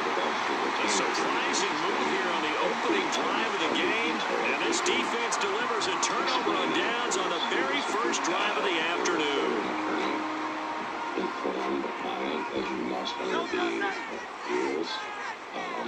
Explain to them exactly what percentage the lead attorney is getting. Hurts sets up to throw it. And incomplete, a drop there in the middle third of the field. That'll bring on second down. That incompletion certainly slows things down a little bit and brings up a very important call for second and long. What do? Run and try and get some yardage and make it third and manageable? Or challenge the coverage again, hoping for a bigger gain? Throwing is Hurts. Got a man, it's Brown. And give him 6 yards here as he stopped near the 35 at the 34. They run with a dangerous Saquon Barkley. And he won't be close to a first down as he runs into a wall right around the line of scrimmage. They'll try and throw for it with Hurts. It's complete to Brown right side. And now this is going to be close. The defense says they stopped him, and they did. The Eagles unable to convert there on 4th. And the Cowboys defense is going to get them the football back. The Dallas offense here set to begin the drive. And last time, went for it on 4th, didn't get it. We'll see if they can pick themselves up off the mat and do better this quarter. Sometimes I have this vision of coaches writing notes to themselves before a game, and sometimes that note says, be aggressive, stay aggressive. Maybe that's what we saw in the last possession. Yeah, they were very aggressive. This time, will it result in points? We'll find out.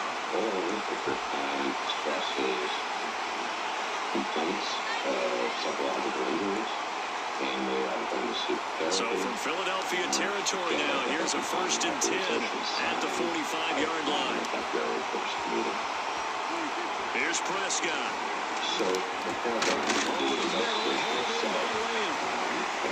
That's good for a gain of 6, and it's second down. I think as he began this throw, you saw that the area was congested, but he has a lot of confidence in his arm, and he fits that one in there nicely to pick up the catch.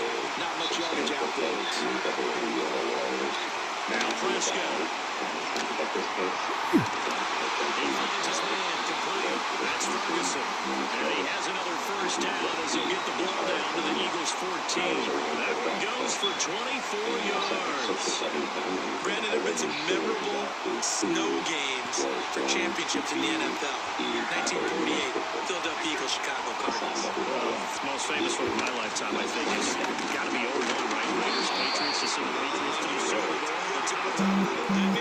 Yeah, I think that's what people remember. I also know this in Miami, the infamous one, snowplow game in New England, when they went out there and the Patriots had a guy come out and clear a spot on the field for their field goal kicker to kick the game winner. Is that 82? That was 82, and the Dolphins fans will never forget it. Well, we're not seeing one of those famous games here, but it's fun to be in the snow nonetheless. They run again with Dowell, and he will possibly get back to the line of scrimmage. That's it. On the other hand, it will definitely take us to the end of the first quarter of play. Start of the second quarter, and it's the Cowboys in possession as they've got it with a third down coming up. First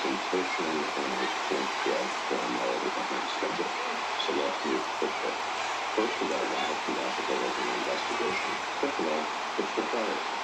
You have to pursue the rules. So 7 yards from the first down here as they come up to the line of scrimmage. Prescott from the gun on 3rd. he can be sanctioned. Now the pressure gets there, and he goes down just inside the 20 at the 19. It'll be a loss of 8 on the sack, and it's going to lead to a 4th down. They'll turn things over to Brandon Aubrey now for the field goal. From the left hash, it's a 36-yard attempt.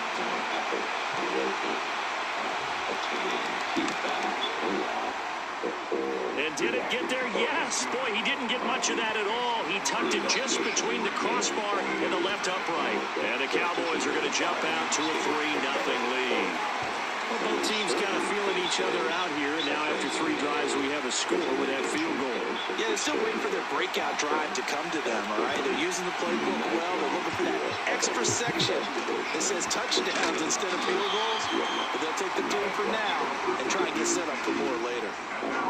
Same area, information about the injury, the proper treatment, what the treatment was denied, what standard of care was breached. The Eagles offense set to begin their next drive. This one a little slow to get cooking. Just a 3-0 scoreline as they begin with a 1st and 10.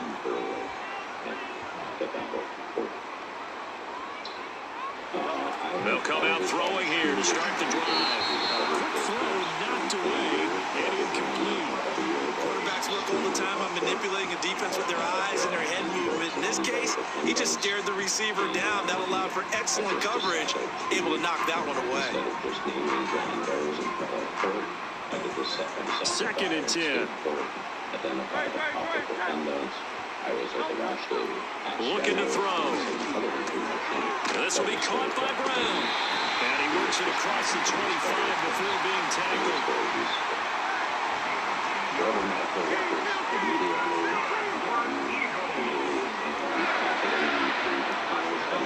They'll look to throw now on 1st down.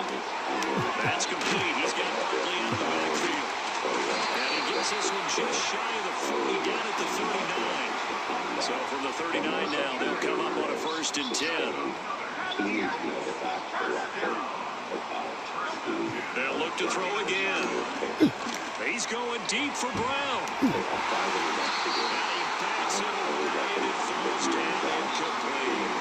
Offenses all around continue to be aggressive, and most people never turn down a shot in the deep ball. But oftentimes it attracts a little bit of extra attention, and it did on that play, and that one got knocked away. Here's 2nd and 10. Here's Hurts to throw. Intercepted. Picked off by DeMarvion Overshown. And they'll take over inside the 45 at the 44-yard line.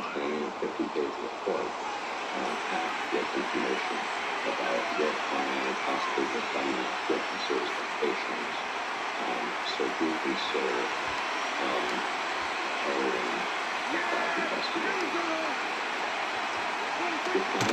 a running play, it's Dowell. And he's going to have a 1st down on a gain of about 10, and that'll take us to the 2-minute warning. 43 yards rushing for him now, and he's carried the ball just 5 times.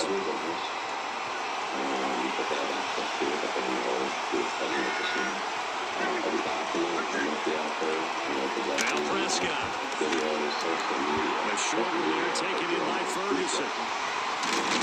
And he doesn't quite make it, taking it within an eyelash. Dropped at the 1. A big play there on the catch and run. 32 yards. Oh, I think we all understand his disappointment. Didn't quite get to the end zone, and you know it's just got to be tough to see a yard line underneath you after a play like that. Still, all in all, a huge play, and now they're set up 1st and goal at the 1.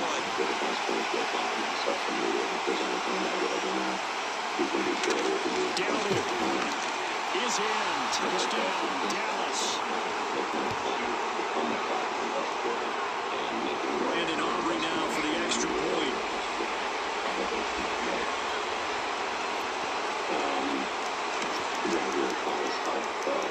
It's up and gone, and that'll increase their lead to 10-zip.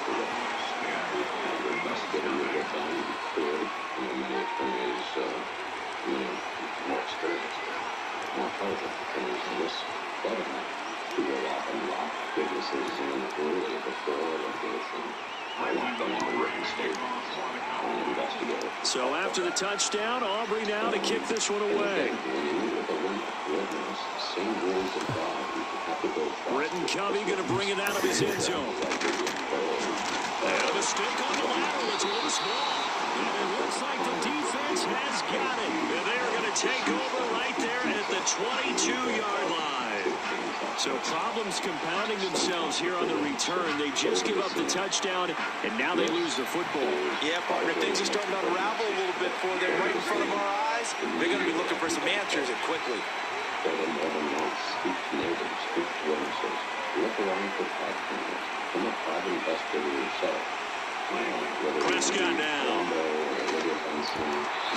Toward the center of the field, but it's incomplete. I think he's got to be careful not to force anything into coverage right there. There weren't really any throwing lanes, but the best part for him, he's got 2nd and 3rd down to fall back on.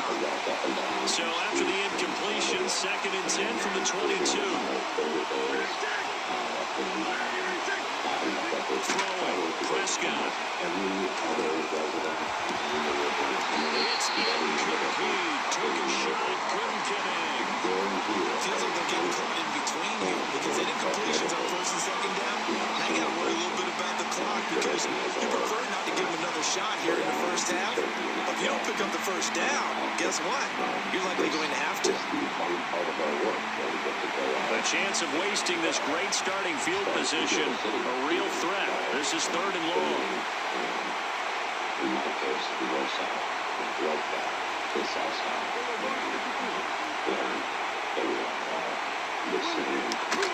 On the run, it's Dowdle. And he's going to be stopped well short of what he needed as the tackle is made at the 18-yard line.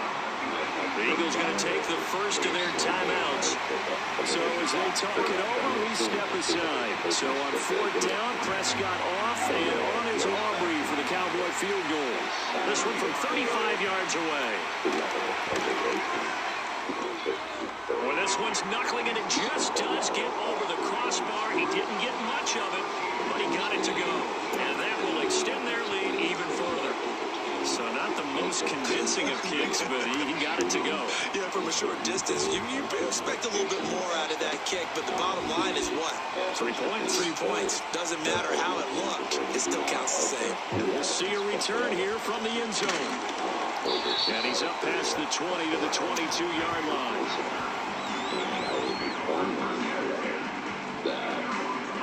It is our intention to use these items at trial, and their failure to preserve the evidence. Already at the line, this Philly offense set to go. Charles, you're down multiple scores, less than a minute left here, but with that deficit, they've got to try to at least work their way into field goal range to try to muster something out of this drive. I'm going to go ahead and date myself one more time because I want to quote an old Smokey and the Bandit lyric. They've got a long way to go and a short time to get there, but they still have time to get it done. So I'm looking forward to watching them mount this drive and see if they can get some points out of it. So now 2nd and 10 after the incompletion on 1st down. Throwing from the gun, it's Hurts. And his early struggles continue. Here's another one intercepted.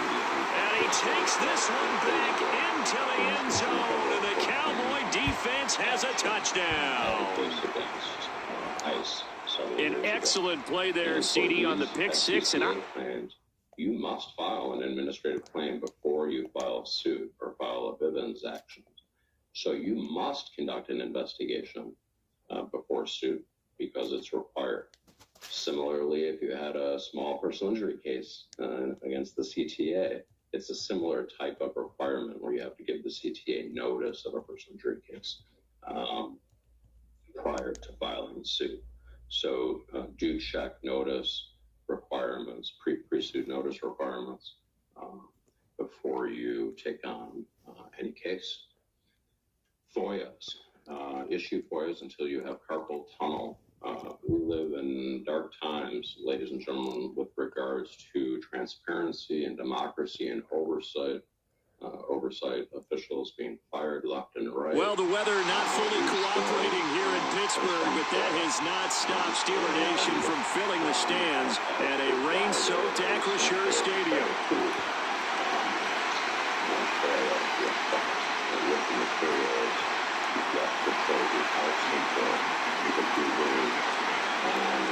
It's an old-school battle in the Keystone State of Pennsylvania. The Eagles and the Steelers are underway. And they're going to start this drive in pretty good shape right past the 30.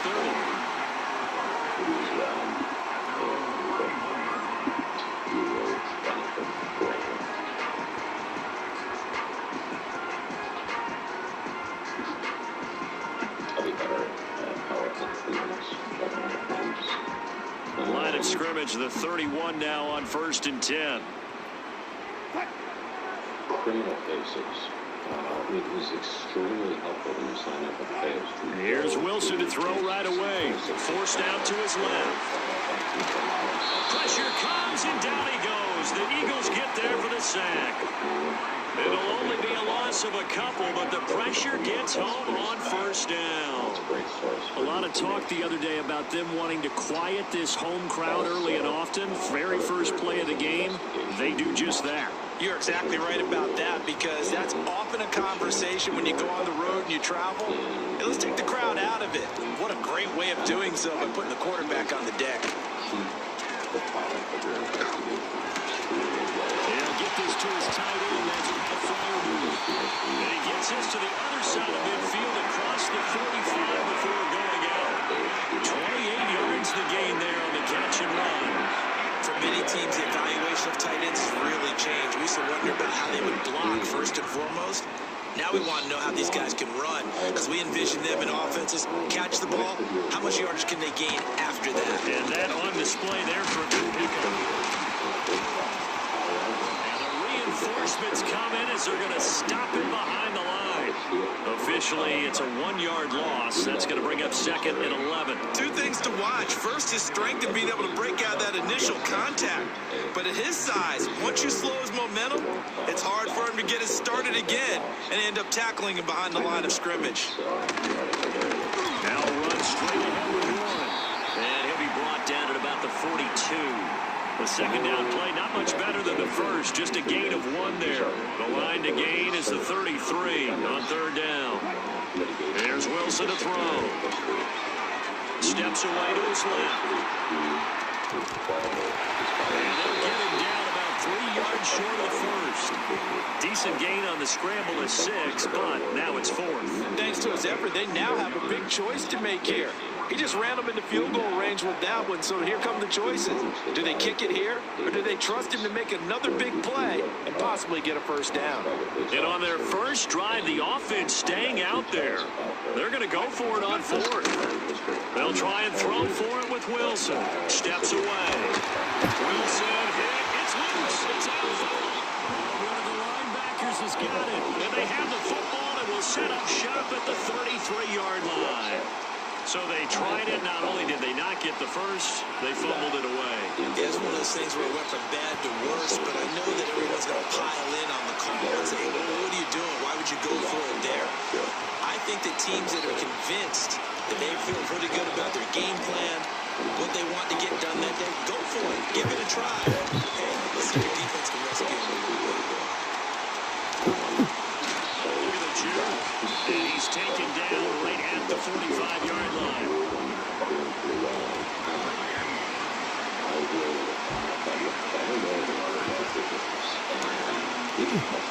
And they'll let the quarterback keep it here at 1st and 10. Nowhere to go here. He lost the football. Bad news on that play for them, wasn't there? Lost the football, lost a lot of yardage. But I think the good news outweighs it. Able to retain possession. That was big for them.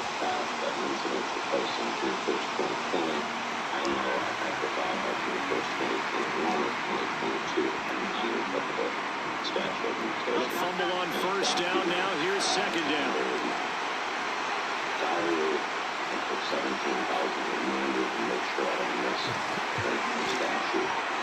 Man, that's Devontae Smith. With these run-pass options, we often talk about a good quarterback and running back. Well, having a talented wide receiver helps also. Yeah, even coming in third in the discussion, sometimes that means he really should be first, because all you want to do is get the ball in their hands and let them make the big plays downfield. We're scoreless after one. Is to follow your action as soon as possible. Because as soon as you follow the things, you will get a yard all they need, but it's third down.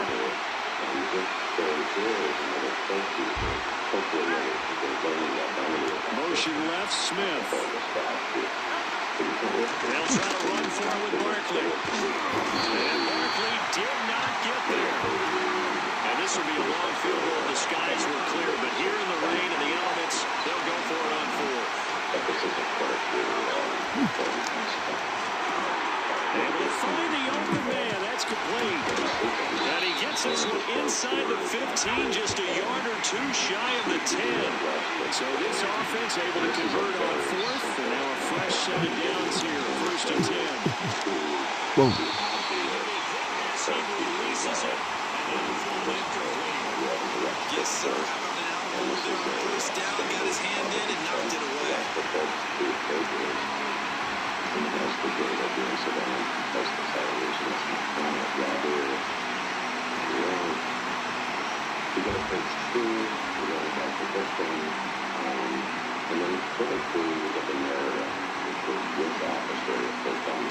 After the incomplete pass, here now is second and 10.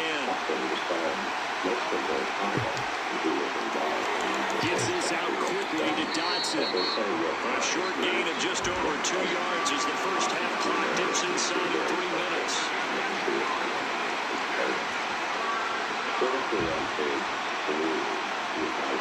Now a throw here out wide. He might be looking to throw this again. His throw is good, and it's caught. And he's going to be taken down right at the line. Second quarter, 2 minutes to go. Tie ball game.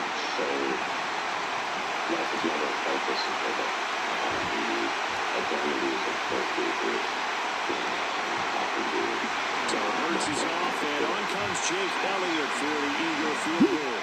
The right hash here should be an easy one. Oh my God. And that is no good. And this will remain a scoreless game. Still searching for that first breakthrough, and I thought this might be it. But it's not to be, and we're still scoreless. The Pittsburgh offense at the line to start their next drive. And a fumble last time. Ball security. Talk about it all the time in the National Football League. They've got to be better at it on this drive. Don't you think that when every team gets together for the first time, I don't care if it's OTAs, mini camps, first day of camp in the regular season, ball security comes up about, what, the second sentence of the coach's address? And those are so many drills focus on that. All the time, and they do drills to make it even tougher to simulate game situations. Doesn't always work out, though. That's going to be knocked away and incomplete. Well, they had that one snipped out defensively. That's a tough one to connect on when you got multiple defenders in the area, and it winds up incomplete. Handoff for Warren. That's a win to work. And he will have the Steelers first down as they're able to get the third down conversion. You guys can keep asking questions as Right back to him on first down. Isaiah Rodgers up to make the tackle. Now the Steelers use the first of their 3 timeouts as they'll talk things over prior to this upcoming second down play. Now it's Wilson. He'll get this complete to Calvin Austin. And he has another first down as he'll get the ball down to the Eagles' 43. Wilson. Pass complete. George Pickens with it. And he's going to take it in for a Steeler touchdown. George Pickens, 43 yards. And the Steelers post the first points of the ball game as they take the lead here in this second quarter. The point after through the raindrops, up and good. And it's now a 7-0 game.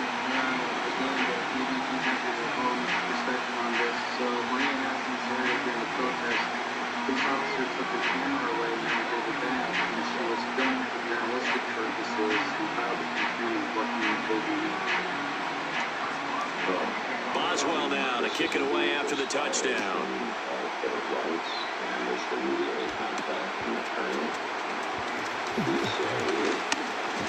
And he brings us out past the 20 to the 24.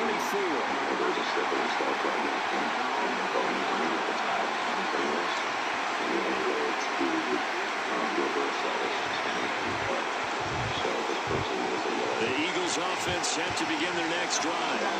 With a slim deficit closing in on the end of the first half, we'll see if they can move this at least into field goal range and try to get through. Picked up by Mika Fitzpatrick, and the return comes to a halt right at the 44-yard line. An unfortunate sequence there, trying to get points before intermission, but now the interception, and their opponents have a chance to possibly pad their lead.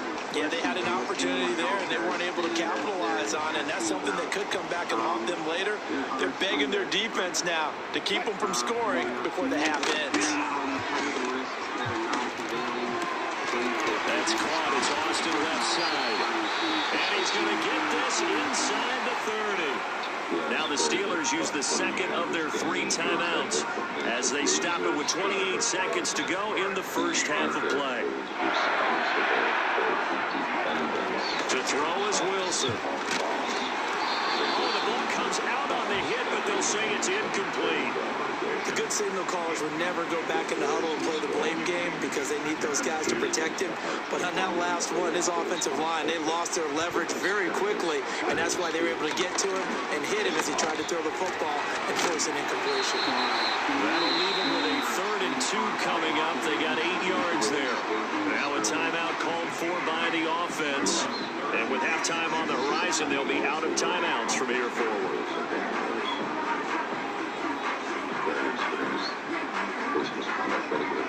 Now Chris Boswell for the Steelers field goal try. That's just a 35-yard attempt from the left hash. Boswell's kick is good, and that will extend their lead even further. So, Charles, they get to them with their first turnover of the game and then make it hurt a little bit extra with a field goal. And anytime you give the ball up, what's the first thing a coach tells his defense? Don't let them score off of this. You've got to put out the fire. In fact, in 2021, that's what one NFL coach termed his defense. The firemen. Go out there, guys, and don't let them put some points on the board. Throwing is Hurts. And it's going to be incomplete. 12 seconds left. Fair to say, it hasn't been his best game throwing the football, but also not getting a lot of help out there either. Yeah, you nailed it pretty well, you know. He's got to throw it better. Got to get more help. Obviously one that should have been caught. They got to find a way to bring those two elements together so they can make some progress. And he knocks the ball away and it throws incomplete. Trying to get something positive to happen here before the break, and they sure need it. They went for the big one, but it winds up incomplete. So back-to-back incompletions, and that has him staring at a 3rd and 10. They'll send the tight end in motion. Hurts sets up to throw it. It's incomplete. Took a shot, couldn't connect. Good clean play. No flags coming out of the pocket of the officials. Turns into an incompletion, and that should get him off the field with a 3-and-out. They'll throw now on the final play. He's going deep for Brown. And that is incomplete. So 2 quarters down, 2 remain. Charles and I return after the break. And we welcome you back. With that you've uncovered if you Gun set and ready to rock for the 3rd quarter. Forecast calling for more of the same. The rain set to continue as we are underway in the second half. Here comes a reverse. And the tackle going to be made right there at the 25-yard line. Already at the line. set to go. By no means certainly are they out of this contest. Two-score game starting the third quarter, but we feel like if they don't get points and then they give up points, then it can become a slippery slope. This feels like an important possession. Yeah, that slope becomes even more slick if you come away empty-handed on this drive, because then you give them a chance to extend their lead. You need some kind of points here, even if it's just a field goal. It's what I call one of those calming drives, try and slow things down a little bit. They'll come up now 2nd and 4 from the 31.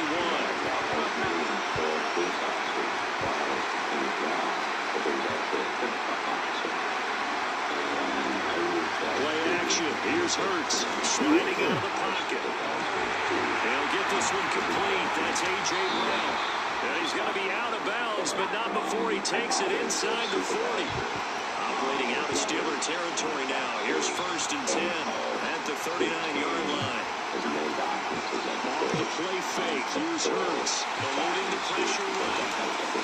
And Hurts able to show off some of that elusiveness as he slides to the ground there, and in the process picks up the 1st down.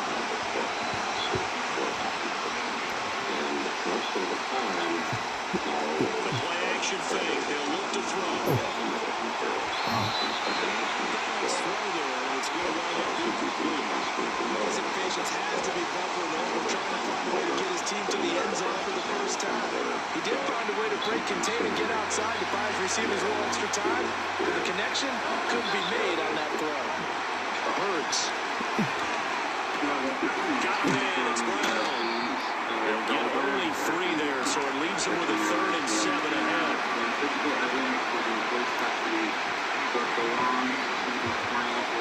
They'll set up the throw. And that's going to be incomplete. The contact there enough to jar that ball free, and it brings up 4th down. He did a fine job there not hitting it before the ball arrived, and I got to tell you, you can often mistime that play because of the angles of approach. When you're going to get it, sometimes you panic. No, it's out. Smith lost it. And this is going to be recovered by a member of the offense. The whistles are going to blow the play dead. Since it was 4th down, a fumble cannot be advanced by another player. But fortunately, they will have enough to keep the 1st. And that's going to be caught for an Eagles touchdown. Jalen Hurts finding A.J. Brown. And the Eagles have cut it back within a score. The Eagles offense staying out there. Okay. It's always a threat to run. They'll go for 2.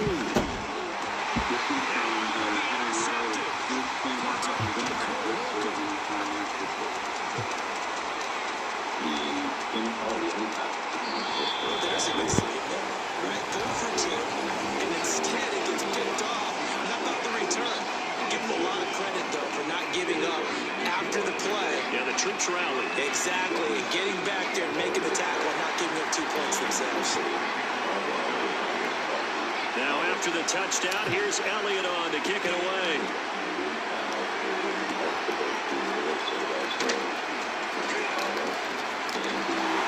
And a nifty return there all the way across the 40. Now that's the kind of return you're looking for. To get to that spot on the field, that allows you to do a lot of things on offense. The Steeler offense here about ready for their next drive. And maybe some renewed pressure on this unit following the touchdown a moment ago. It's back to a 1-score game. And because of that pressure, because it's now a 1-score game, they know this is where you need to slow the momentum change. Because otherwise, that can overrun your team. You got to be careful right here.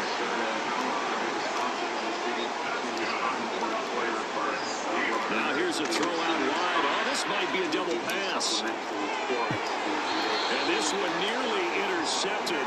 That one might need to go back to the drawing board. Almost a disaster. And it winds up just an incomplete pass, though.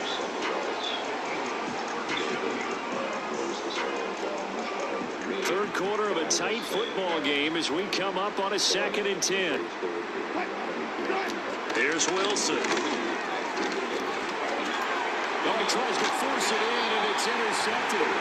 And the Eagles are going to take possession here at their own 33. So this offense moving the ball well, trying to open up a a 2-score lead here in the third quarter, but now potentially a play that could have big ramifications. Yeah, you've driven the ball down the field. Things are looking up, but it takes just one bad decision to throw things off the rails.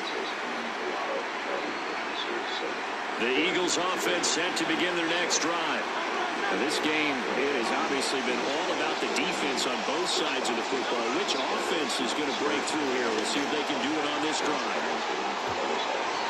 Oh, that is incomplete. A deep ball down that right sideline, and he made sure that he put it where either his guy was going to catch it or no one was. A 2nd and 10 forthcoming here. Third quarter action in the Steel City of Pittsburgh, PA.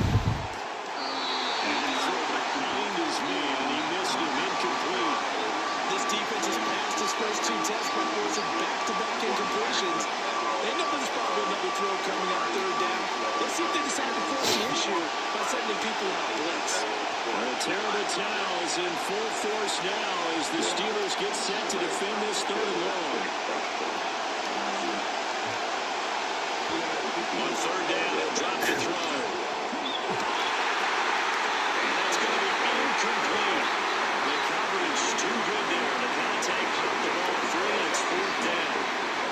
That's an excellent job right there on 3rd down. Like any defense, you never want to let them get anything started, and that would have been a 1st down. Instead, you saw the contact on time, no penalty, and before this drive could get wings, it's 4th down. And he gets us to the other side of midfield across the 45 before going out. So a moment to catch our collective breath after the 4th down conversion. We'll return with more after this. This is the NFL, and it's on EA Sports.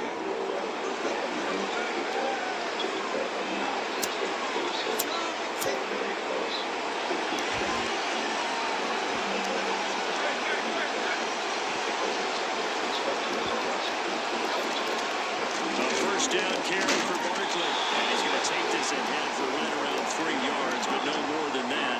2nd down.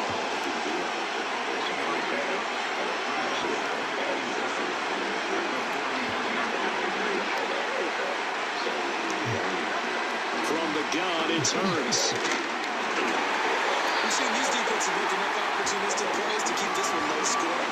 Flying around, making plays on the ball, and we see yet another errant throw as a result.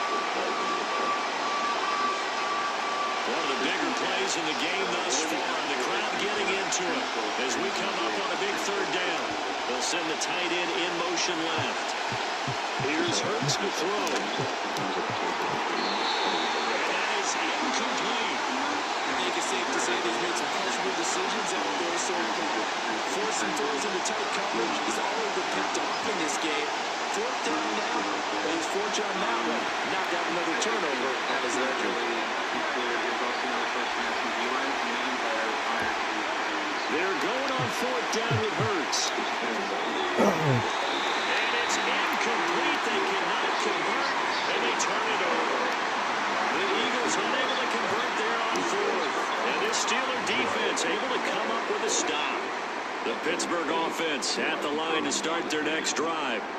Their defense forced the turnover on downs. They've got the lead. They're in good shape, but can't go into a shell here, right? Still got to be careful. Yeah, because they're still a long way away from the opening time. So they've got to work on getting 1st downs, keep the sticks moving, right? Keep the clock going, and above all, ball security. Don't turn it over. And when do they start thinking about burning these timeouts? They've got all 3 still defensively. To me, you have to start right now. Here's the time, and that means you've got to stop them on defense, not give up the yardage, use your timeouts in order to get the ball back and try and score yourself. But now is the time to start using those timeouts. And keep in mind, it'll also stop the clock at the 2-minute warning. And he's going to have to protect the football and take his lumps here at this stage of the game as they stop him behind the line. And this is why the head coach gets paid the big bucks. Look at where they are in this situation, partner. Do you throw the ball here in a long-distance situation? Do you run it again and trust your defense and make sure you take care of the ball and punt it away? What kind of options do you have here, and what do you trust more on your team? Yeah, they may have just pushed him back into that throwing situation. We'll see. Pressure comes, and Wilson's going to go down. Josh Sweat rushing in and bringing him down to the ground. The Steelers send out their punter now. Fourth quarter, down to the final 2 minutes, and we've got a one-score game. The Steelers send out their punter now as the drive goes backwards, so he's on to punt it away.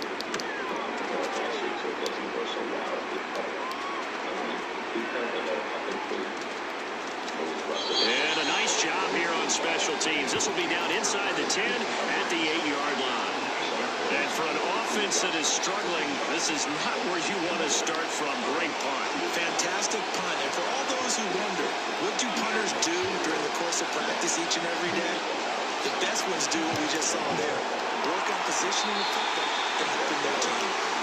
Give them credit for excellent coverage, tight coverage. They're doing a lot of things that we talk about in basketball that causing disruptions in the passing game. And as long as that continues, it'll be tough for them to gain any momentum throwing the ball downfield. He'll look to throw. And that's complete to Brown. And he takes this just about a yard shy of the 20. Plenty of time. All 3 timeouts still remain. Here's 1st and 10 now. And that one too far in front. He couldn't reel it in. It's incomplete. That's certainly not the worst thing. It stops the clock and lets your offense catch its breath and lets us exhale a little bit. Now I expect them to call a couple plays in the huddle so they're ready if a tackle happens inbounds. Another try, 2nd and 10 now. They'll look to throw. And his throw here is incomplete. Back-to-back incompletions, but we know this is definitely 4-down territory. Time not on their side. I don't think they want to try and get the first down in 2 installments. I think they got to go and get it right here, right now. Well, the elements, the crowd, the situation, this is NFL football at its best. Here's 3rd down. This pass broken up. Contact well timed there, and now 4th down. They've got one chance left to keep this one going, and I think for you and me, let's look along with their offensive coordinator now. Has to think back, cycle through every play of this contest, and remember what's worked and what hasn't. Because right here, he needs the best play of the game in order to keep this one going. And it's incomplete. They cannot convert, and they turn it over. They had to go for it with such little time remaining. And boy, possession here turns over with the football already being in the red zone. And they got it inside the 10 at the 8. Although his reputation as a speedy runner precedes him, it's always fun to watch him work. It is eye-opening, isn't it? Because when you see him get the ball and just go, in addition to that speed, it helps out his blockers. They don't have to hold blocks for long because he's just going to speed right past them. Going for the knockout punch. They'll try and run. And he's across for the touchdown. Way too many gems in case the case does not settle. But I usually go by defense attorney's guidance, and most of them will tell you what they need. This one asks, any general tips for dealing with press early in a case, particularly while your access to evidence might be limited or your plaintiff deceased? This question could include client management. Well, the media is at times a very helpful ally to a plaintiff's attorney. If you're having trouble getting information and documentation, there are advantages to taking a story public and watch your phone start ringing with calls from witnesses who read the article, saw the broadcast. So there are advantages at times. Just north of the Delaware Expressway and east of Broad Street, we find ourselves at Lincoln Financial Field in South Philly.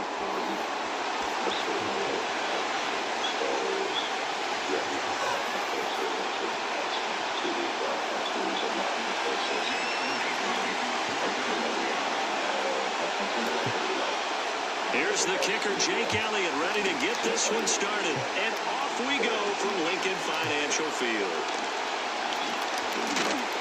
And he'll take it up past the 25 to the 26-yard line.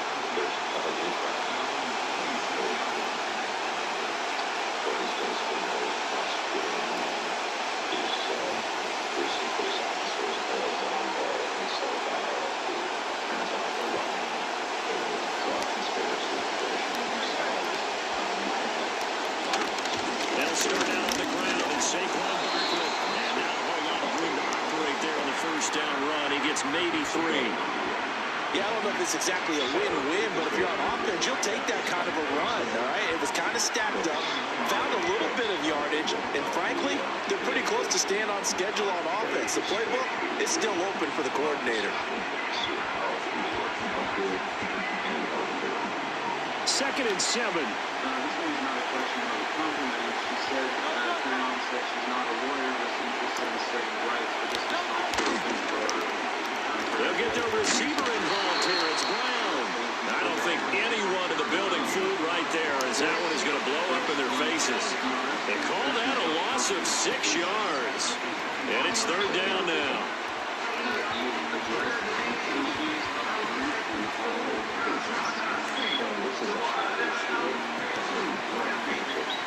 Not an easy spot here. They'll be in search of 13 yards to try to pick up the first. Now on third and long, they'll look to throw. It's caught, Smith. And he's going to have an Eagles first down as they're able to get the third down conversion. That's a play that may get lost in the grand scheme of things, but one thing's for sure. You certainly don't want to go 3 and out to start the game. So that's a nice job of finding the right play call and coming up with a first down. On the end around, here comes Smith. And this will be stopped at the 44. That one good for 7 yards. Well, you often say that sort of opens the playbook now, second and short. What do you think, early shot here? I like where you're going. Obviously, we've been together for a while because you know me. I want to take that shot early and loosen things up.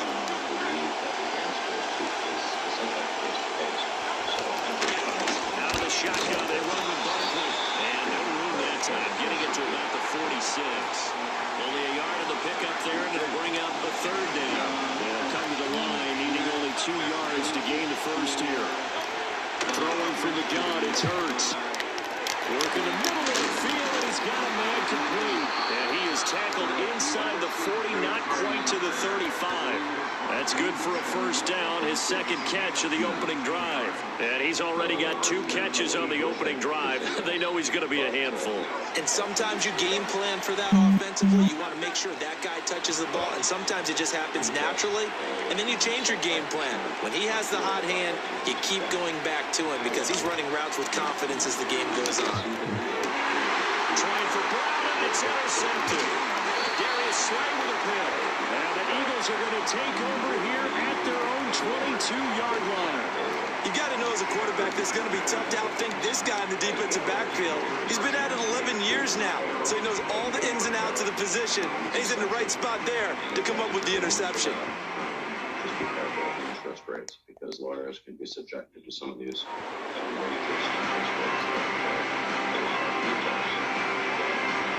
loans on their litigation, upwards of 30, 40, 50% interest rates. So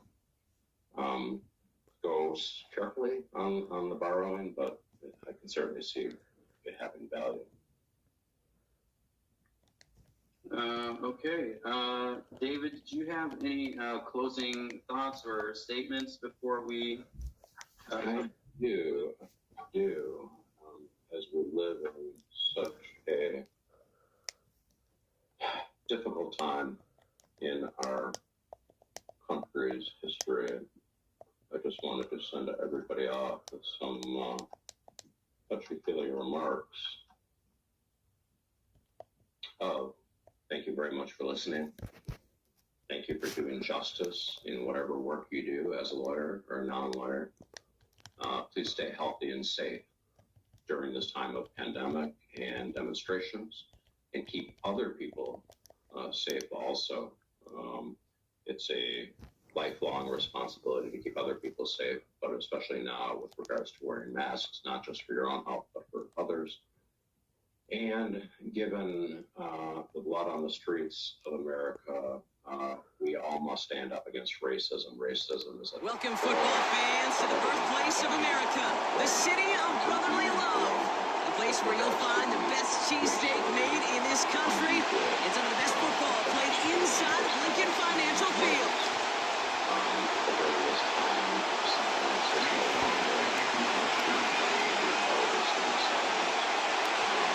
Jake Elliott is out, ready to kick this one away.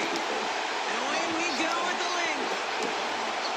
Brings in the kick at the 9. And he's flying inside the 25. Before we close it out, I have one more question.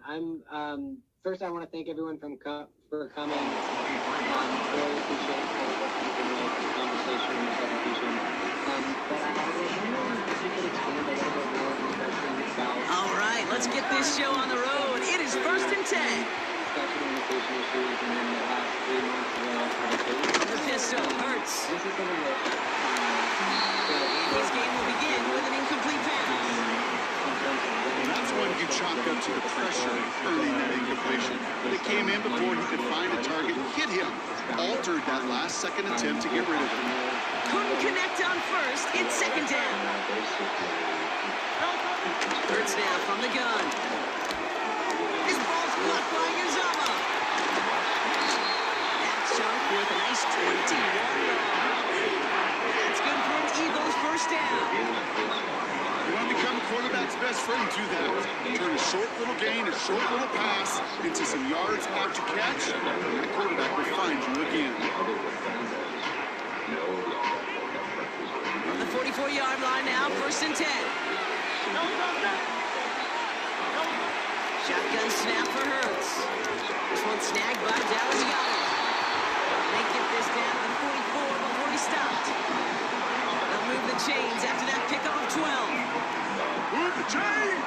Gotta move them chains! Build momentum. Keep that defense on its heels. The 44-yard line now, 1st and 10. Saquon Barkley. And he's able to reach the 40 on that play. It's a gain of 3 for him. That brings up 2nd and 7.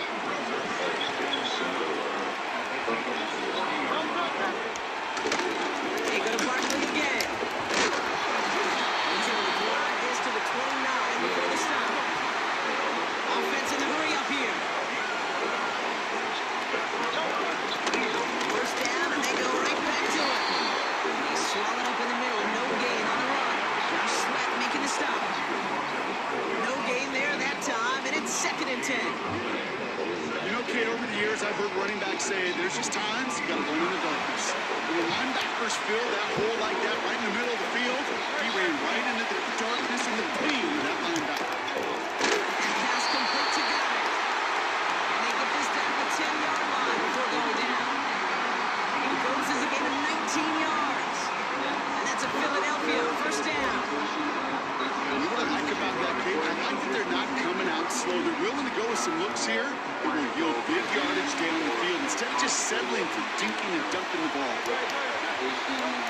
First down throwing for Hurts. Looking out, the defense got to him. That's an incomplete pass.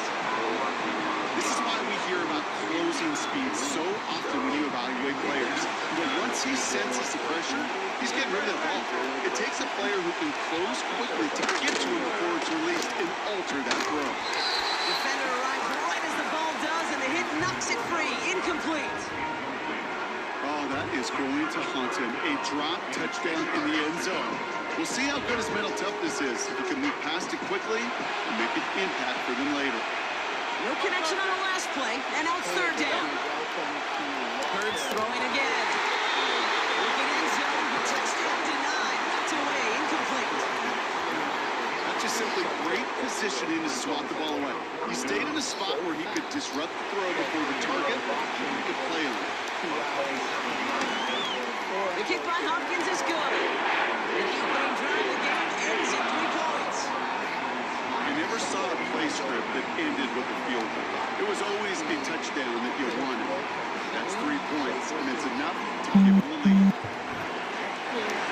Elliott's all set for the kickoff.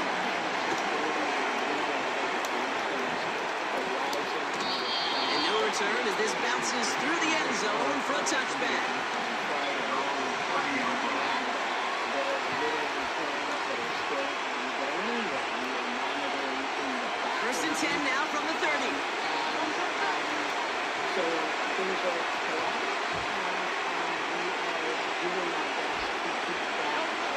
Right to the air, it's Hurts.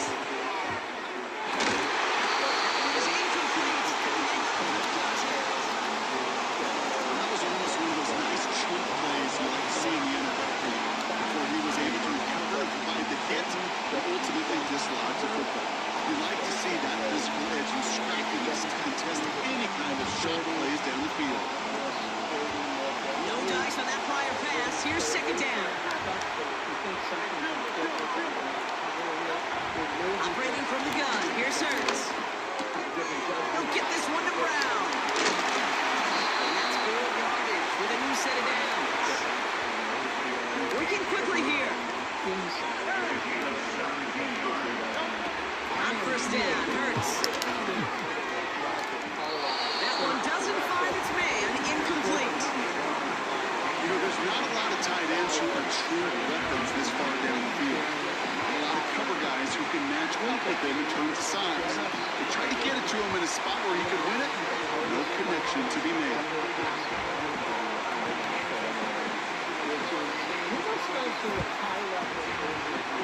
So after the incompletion, here comes the second down call.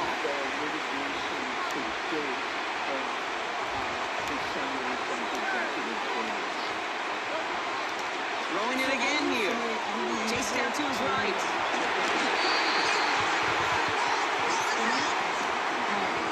This game is so sometimes catching a break or two, in just the right circumstances, is a big deal. Sideline could be your best friend as a runner. If you lose the ball next to it, there's a good chance it could go harmlessly out of bounds. Devontae Smith, the intended target. And they're going to be stuck with a 4th and long. Love that call, Brock, going for the slant route, trying to move the chains, but the defense read it all the way. They had somebody right there ready to knock that ball out. You know, if there's one thing consistent in you, Kate, you do love that route. You love the slant and roll. It's from your childhood of watching Jerry and Joe and the Niners. Yes, sir. Well, but this defense, they knew what was coming. And he was able to separate that slant from the ball before it could ever get going. 1 quarter down for these two NFC East teams. Just 3-0 is our score. We'll return to the link right after this. Two preliminary injunctions. One of those injunctions has an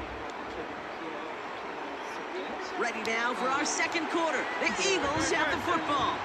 They'll have it a little short of midfield. It's into traffic and hits a wall. No gain. It's to Williams making the stop. Call it no gain on that run, and they face 2nd and 10. When you rush the passer, it's kind of like tracking down a runner. That same pass, same athleticism comes to life. He looked pretty good hunting his prey right there. 2nd and 10 now. That's him on the quick hitter. And he gets the tackle at the 38. Moving quickly, trying to get set again. 1st and 10. Here's Hurts. And someone stepped in. It's intercepted.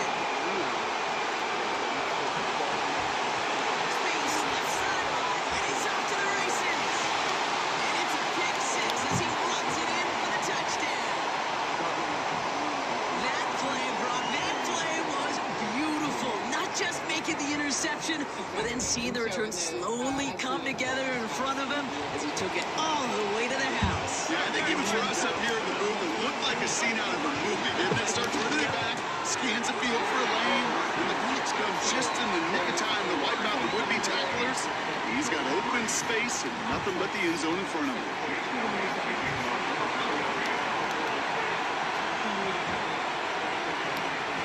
Well, Brock, hopefully some short memories on offense as they get it right back here on the kickoff after that pick 6. And take this at the 10. And in the end, he's able to get it to what used to be a touchback. It's at the 25 after the return.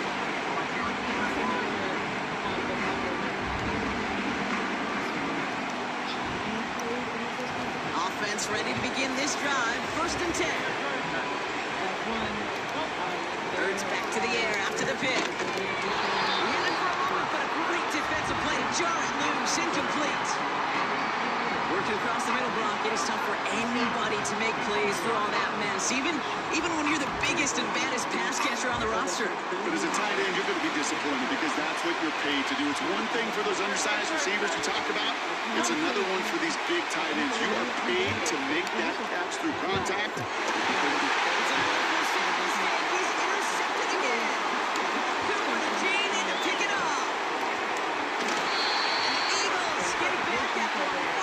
Legality from going forward at the very least until Monday. What else am I missing? There is litigation filed, I think going both directions, filed from states and against the state of Illinois from the federal government over sanctuary jurisdictions and the ability of the federal government to enforce compliance with immigration enforcement actions. There is litigation attempting to block the new efforts to implement Schedule F, the effort to sort of shift an enormous amount of federal employees to at-will employment and remove their protected status as civil servants. There is litigation about... All right, no table is safe outside Highmark Stadium because this crowd is loud and this crowd is ready for a ball game. We're just outside of Buffalo in Orchard Park, New York.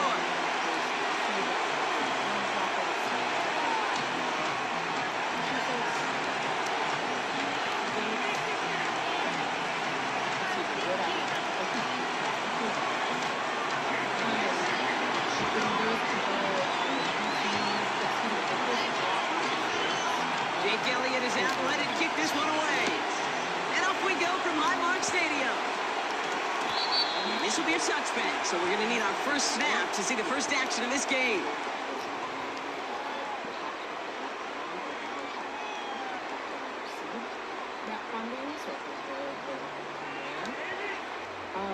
So their offense out now to get this game started. It's 1st and 10. Allen comes out throwing.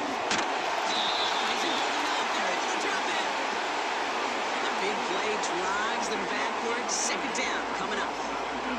We knew we were in store for some crazy blitz packages from this defense, and already one play in, and that linebacker gets home for the sack. Critical now for this offense to identify what you're seeing, and for this defense to continue to frustrate and get after the quarterback. Another try following the sack. That won't be caught outright. It's incomplete. You hear defensive coaches on every practice field we're on preach not giving up the big play, especially at the NFL level.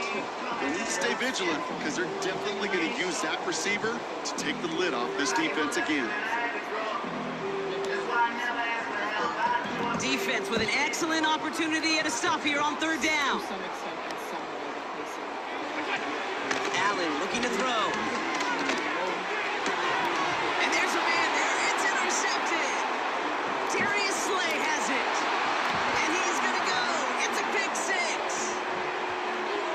Just trying a little bit too hard to get that 3rd down conversion. Brock wanted so badly to keep that opening series going, and that one cost him.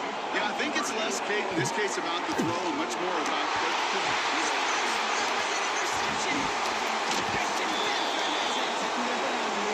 Seeing this, Brock, they got surprised with a pick 6. They made absolutely sure there would not be another 2 added on. They're kind of the epitome of sudden change, especially on such short notice. Time to get left on that sideline and get out there to defend the 2-point play. They did their job and limit the damage that came from that interception. Could have been 7 if they tried the point after, but instead, they only call on him to boot this away. Ty Johnson now to return. And he gets across the 30 before he's brought down.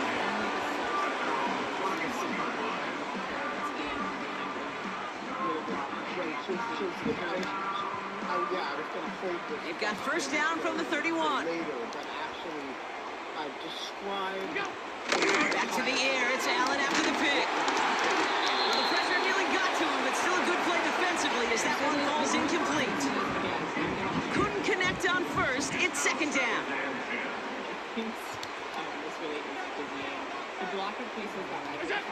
Back to the air. Allen.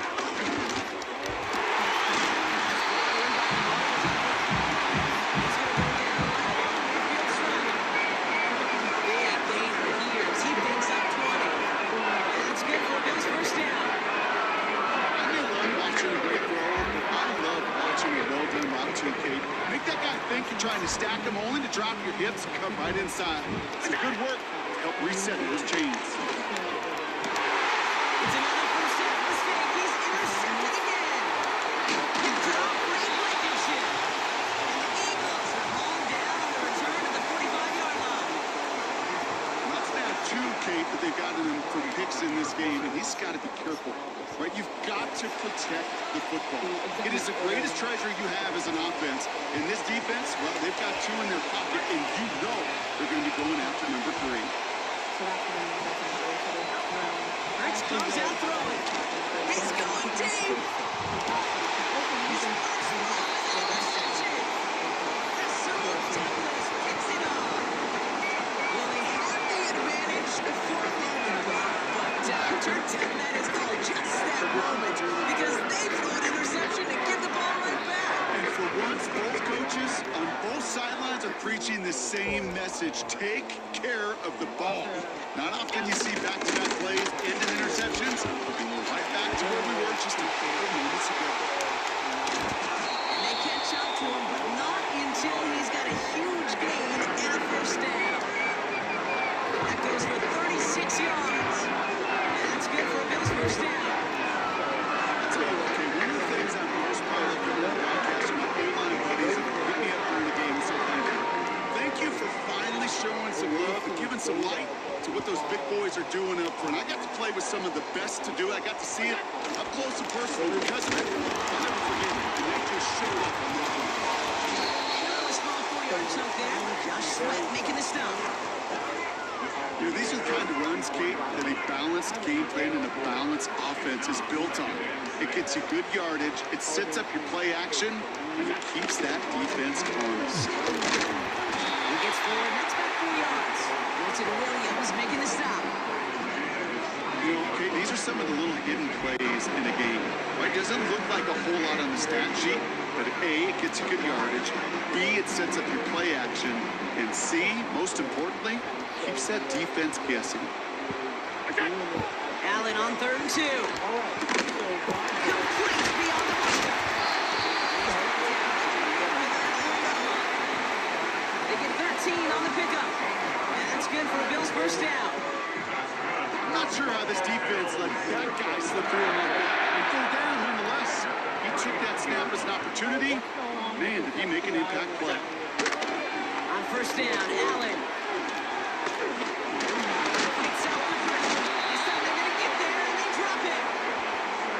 Big play drives them backwards. 2nd down coming up. And look at that. All that effort and success from the previous play, it is gone. Credit to this defense who snapped.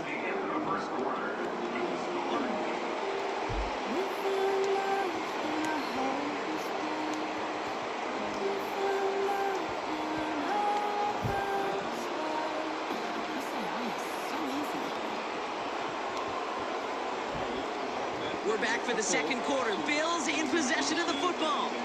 They have 2nd down behind the sticks. Takes it through the middle.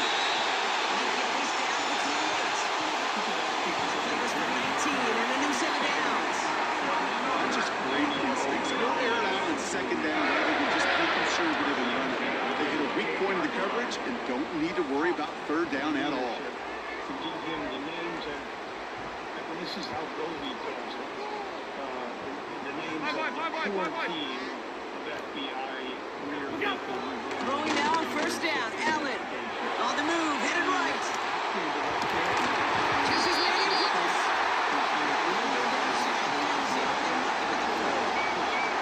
They rip off a big check the field and it sets him up with 1st and goal. We like to say it's about the Jimmies and the Joes. I think that's about the X's and the O's. That's a well-drawn up completion that nets them the 1st down.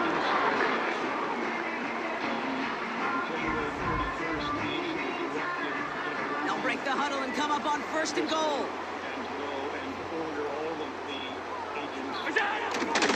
Davis.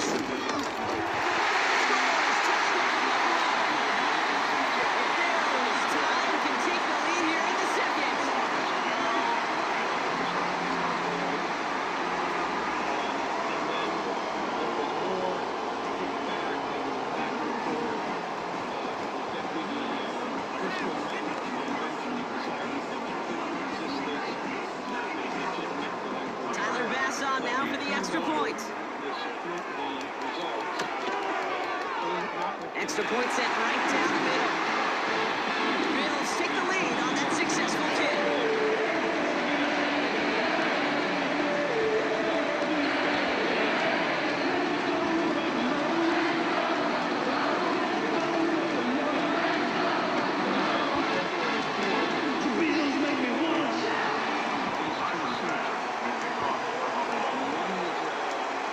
Bass now to kick this away.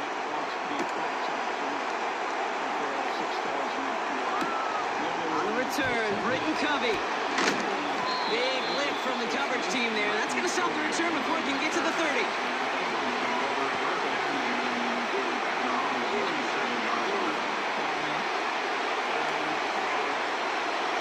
They'll get this drive started. First and 10.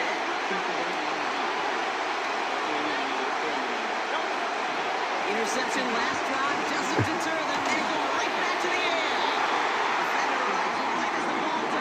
Knocks it free, incomplete. Trying to find A.J. Brown, and that'll bring up second down. Making it harder than it needs to be right there. Just get the catch first, guarantee some yards, and then worry about escaping defenders and getting upfield. Second down, Hurts throwing again. That's caught by A.J. Brown. And he'll get it out to the 34 before he's tracked down. Offense up to the line fast. Gets it on third down. And he's tackled with the first down yardage. That's a pickup of 9. And that's good for an Eagles first down. Hurts now from the gun. That's complete. Here's Brown. He's got a gain of 6 there. Terrell Bernard tracking that one down. Second and 4. That's caught. It's Saquon Barkley. And the defense gets there to force a small loss. Eagles hustling everyone back to the line. Hurts with it on third and short. Able to get it to Barkley. He's going to be across midfield close to the 45 before going out. Here we go. Here's one of those game situations that just puts a smile on their face, because I could think from Pop Warner to the NFL, everybody on the field thinking the same thing. Can we get one more shot if you end up just short on that third down? Offense staying out there. It's 4th and 1.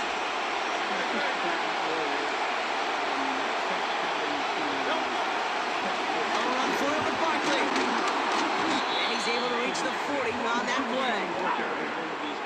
Eagles hustling everyone back to the line.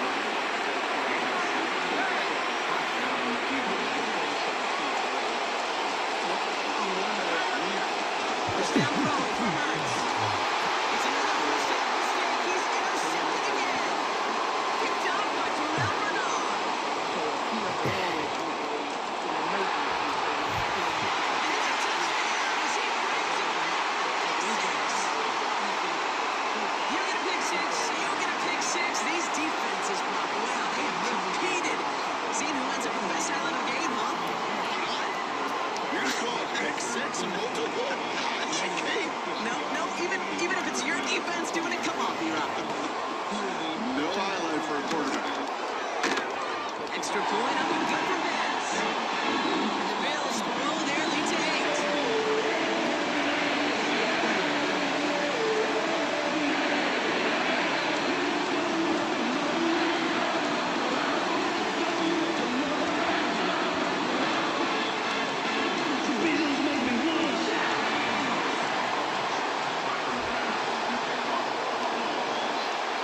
A quick chance at redemption after that pick six as it's sent away.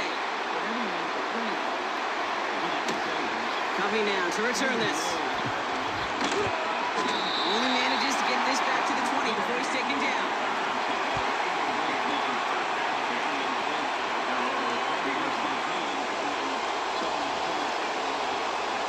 The drive will start out with a 1st and 10.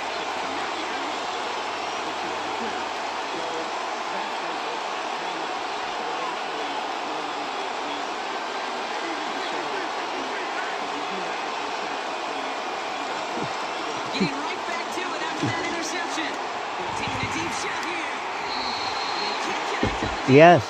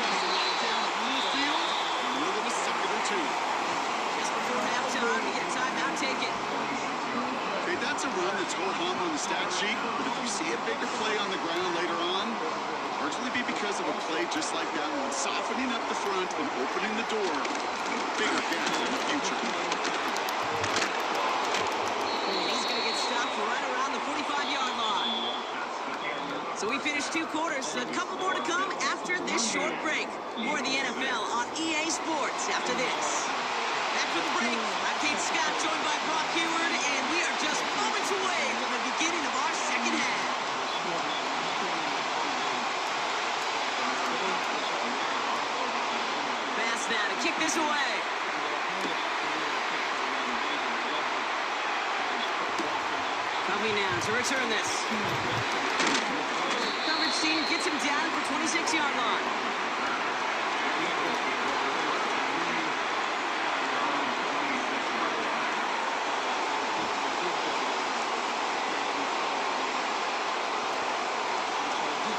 They're out and set. 1st and 10.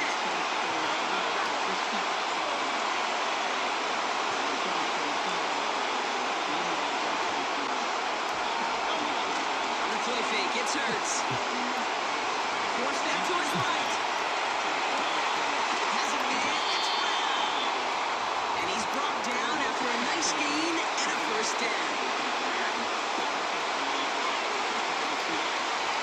Motion him out of the backfield.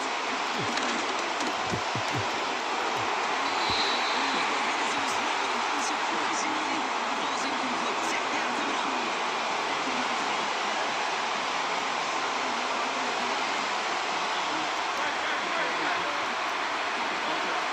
Pistol Hurts.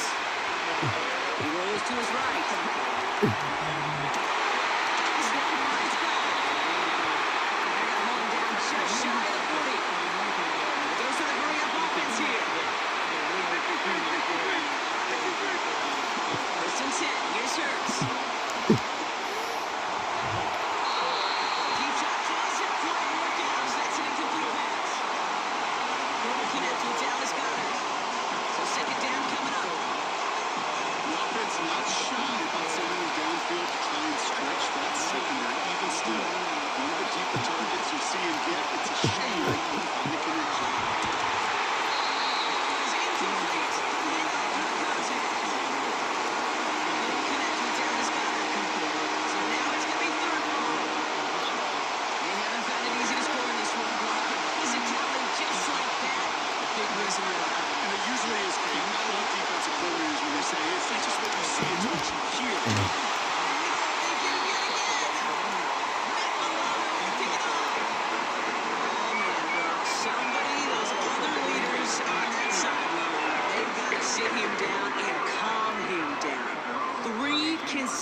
drives now where he's thrown an interception. Yeah, this defense is just all over him. Seeing every throw, anticipating these routes before they're even run. When he's dropping back to throw, and I know this feeling, it's horrible as a quarterback. It feels like there's 20 defenders out there on this defense. That's why you often see some mix, some high percentage pass plays on 1st and 10. You got to keep the defense honest. They're always looking for a run in that situation, a chance to stack them up for 2nd and long. 2nd and 12 behind the sticks. That's Kincaid with a catch out right. That's good yardage there with a new set of downs to boot. Good offenses. Okay, good play callers know how to utilize their personnel. They know where they wanted him. They wanted him on the route in space where he could make that initial play comfortably, then go to work after. Cook trying his one up the gut. And he's caught behind the line for a loss. We take a break from his regularly scheduled programming of pass coverage duties to see him add in a little contribution in the run support. And his teammates, you can just see the body language. Little nod, little grin. They'll welcome the reinforcements every time. All right, here we go. 2nd down. Let's come in here. Allen. Got to it right as he threw it, and it falls to the ground.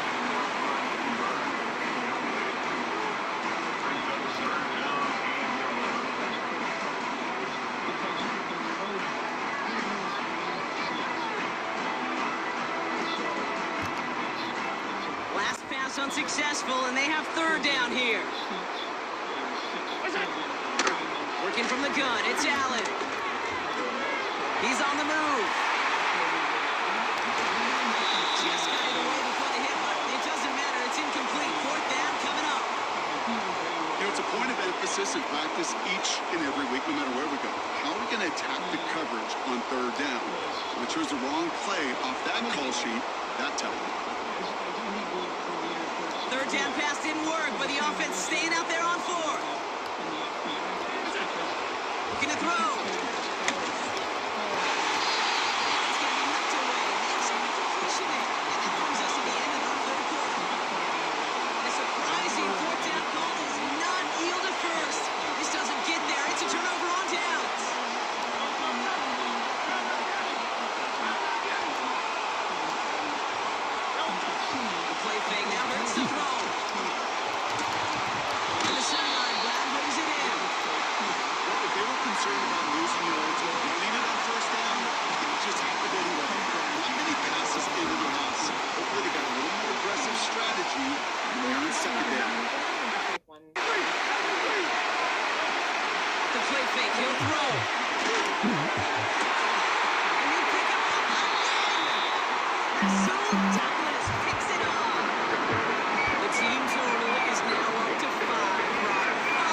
They picked this offense off. Say it a 3rd time for me, Kate, would you? Twist the night for all the fans of this offense watching it all. 5 interceptions in one game. You just got to marvel at how well they played in coverage from start to finish. Yeah, this goes beyond marveling. This goes to best case scenario in their game plan. This is one of those special games where absolutely everything is clicking. These defenders, they're seeing the entire field in perfect 20/20 vision.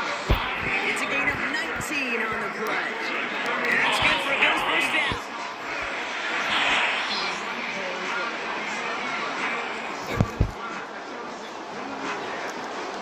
Great start to the drive. They're up in the neighborhood of midfield after just one play. And off headed right, it's Cook. And he's brought down after a solid gain on what's going to be the final play of the quarter. Well, the defense is really buckled down. That was a scoreless 3rd quarter for us. It's Bills' ball. We'll see if they can hang on to this lead till the end.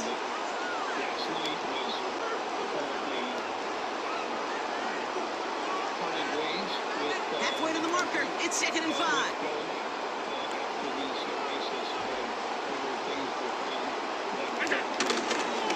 Hand off here to Davis.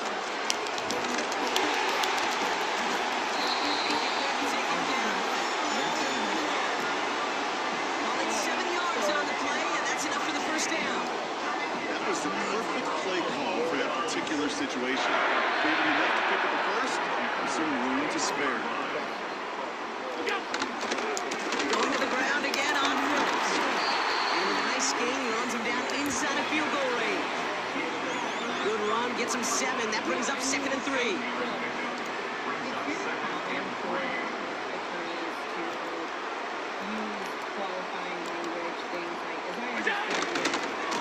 They'll go again with Davis. And he's brought down for a loss. I know they say it any time he comes up in an interview, but they appreciate having him on this defense so much, Kate, because of plays like that one. Those are great instincts. It takes instincts and want to come up and run support. Not many corners can make that stop.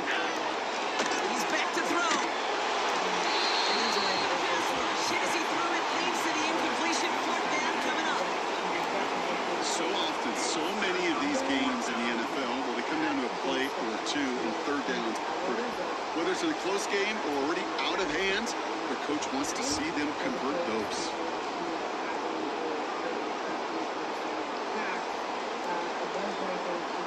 Offense still staying out after the incompletion. They're going to try on 4th. Looking to throw.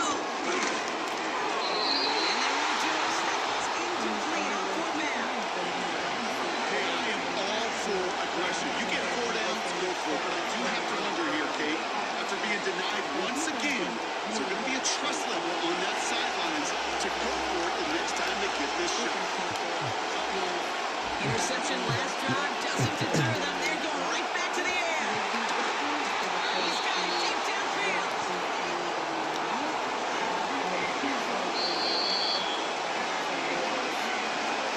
Mom, cancel it. No, it's okay. They're set up at the 35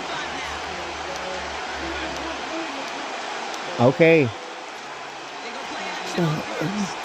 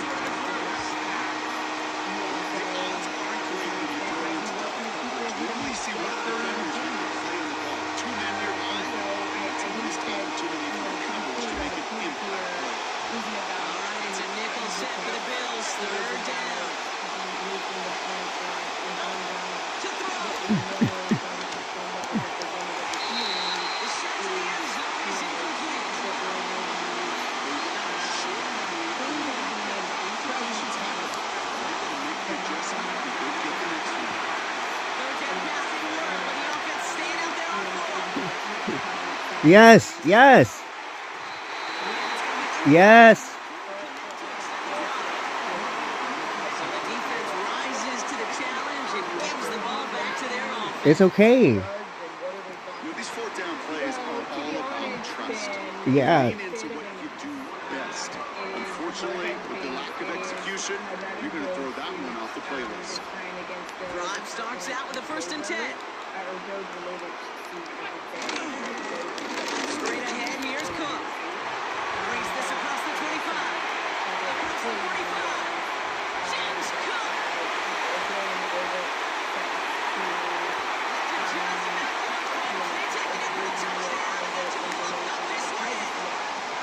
So that should be the one that does it. Block a big one late that puts them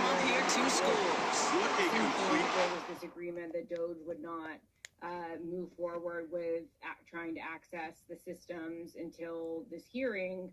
And Quinta, you might have to step in and help me out a bit because I missed the very first part of the hearing. I was having some trouble actually accessing the public line, but from what I understand, at the very beginning of the hearing, the judge basically tried to get the parties to come to some sort of a short-term agreement because, of course, this is they love those consent orders. They love them. They do. So they were trying to get them to come to a short-term agreement instead of the judge having to decide on whether or not to enter a temporary restraining order, which I don't know if you guys have talked about this or not, but essentially a temporary restraining order is kind of this like shorter term injunction. Yeah, we've covered this. Oh, you did? Okay. Yeah. Apologies. So basically the judge, instead of, wanting to hold a TRO hearing, wanted them to come to an agreement. He initially said, why don't you guys take 10 to 15 minutes for like over an hour and a half. It drained my phone battery. It's the NFL on EA Sports as you take a look there at Lincoln Financial Field in Philadelphia, PA.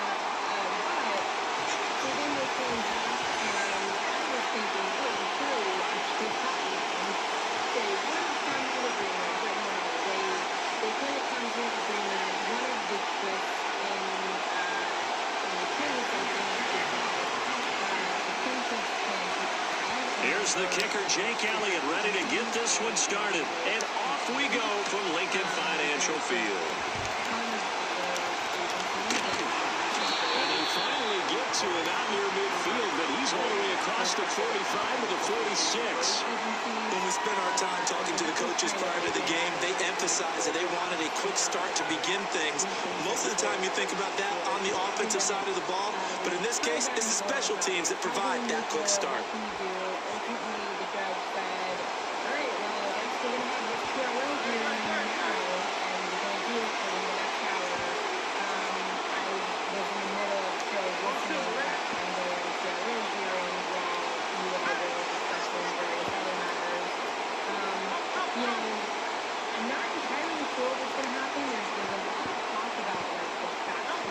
First play, and Hurts looking to throw it. Incomplete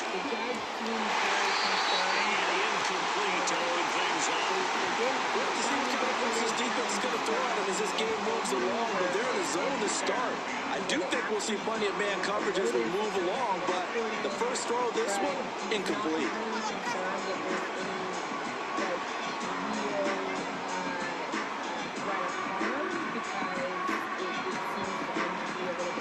An incomplete pass on first down. That leads to a 2nd and 10. Now Hurts going to shift him around a bit.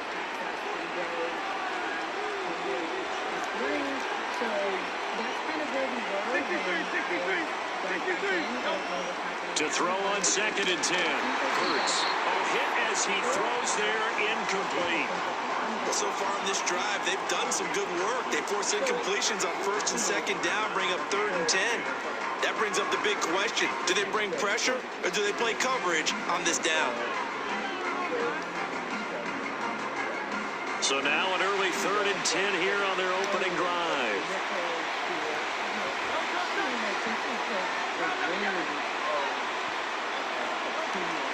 Off the play fake, here's Hurts.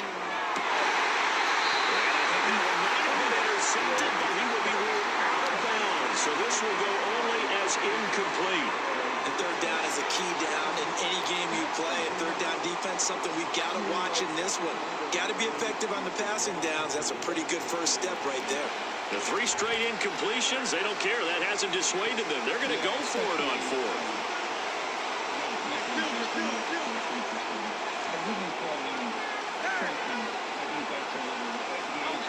They'll try and throw for it here.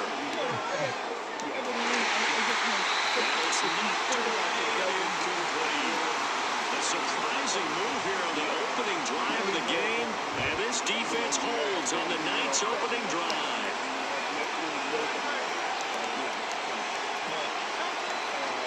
They run with a dangerous Saquon Barkley. Absolutely nobody fooled there. He's going nowhere fast as he stopped behind the line of scrimmage. sets up to throw it. Too far out in front, and it's incomplete. The turnover put them in great field position. They don't want to squander it with third down coming up. No, not at all. And you know what else you do? You make your defense mad. Yeah. They got you the football, gave you a great opportunity. You got to cash in and get some points.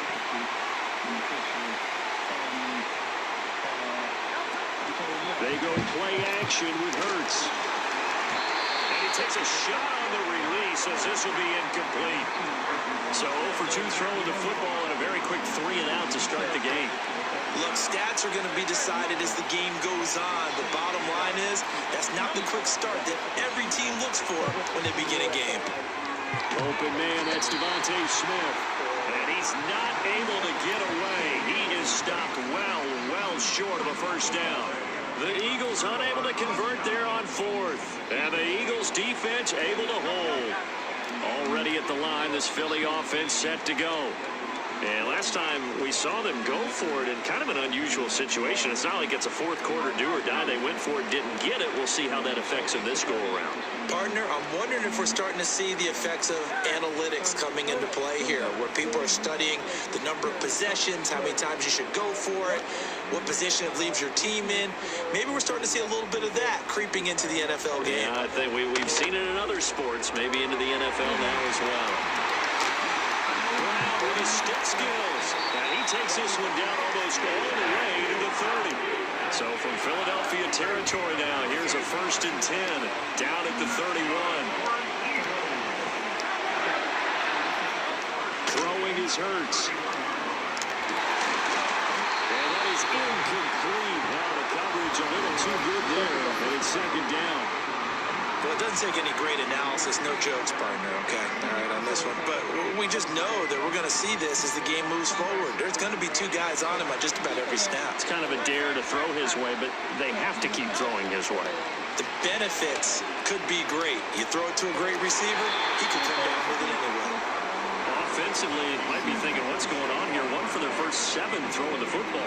So maybe they're thinking about rethinking their strategy a little bit right now with the way that they're throwing it around, not having that success. Might have to lean on the running game for a little while and see if they can get it back in form. Here's Hurts to throw. And that is incomplete. Oh, he had a defender right there with him to force that to the ground. And 4th down now coming up. My first thought is surprise, because that's one of the better tight ends around, and I've seen him pull in balls like this before. But how about a little credit to the defense forcing that incompletion? Now remember, they were unsuccessful earlier in this first quarter. Going for it on 4th. They're going to try a 2nd time. Hurts. And it's incomplete. They cannot convert, and they turn it over. The Eagles unable to convert there on 4th. And the Eagles defense able to hold. The Eagles offense set to begin their next drive. They'll try and start this drive in the air. They'll set up the screen to Barkley. Nice little juke. This will leave him a yard short. Nice pickup of 9 yards on 1st down.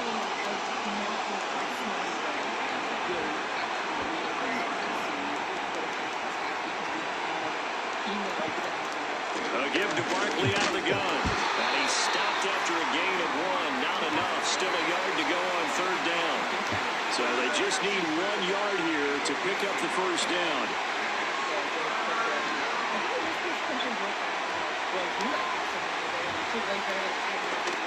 They'll try to run for it with Barkley. And boy, he is very close to a 1st down, but from where they're spotting that football, he's going to be a foot or so short.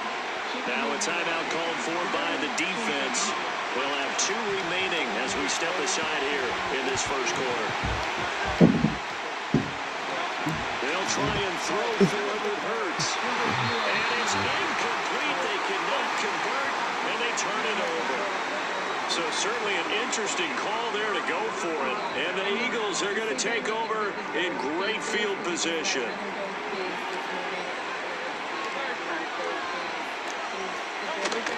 A 1st down carry for Barkley. Down inside the 40. Well, there's just a pile of bodies there, and that's when you kind of find out who's a tough guy, right? Who can can stand up and make a play. It's only a 3-yard run, but for both sides, they had to walk away from that field like, okay, I can stand up when the going gets tough in here. And they get him behind the line, so that short gain on first down quickly negated.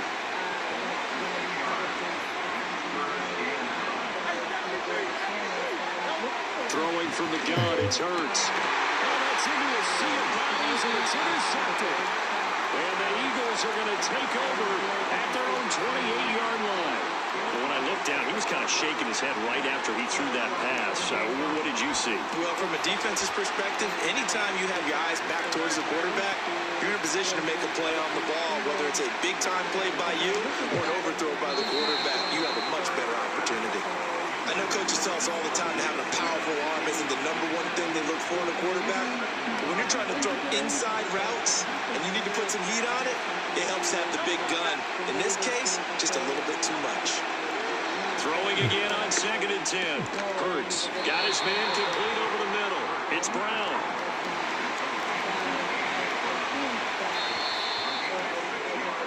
No score after 1 on EA Sports. Start of the 2nd quarter, and it's the Eagles in possession as they've got it with a 3rd down coming up.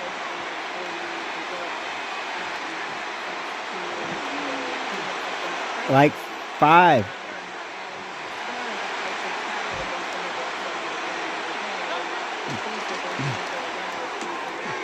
He's got his target. That's complete.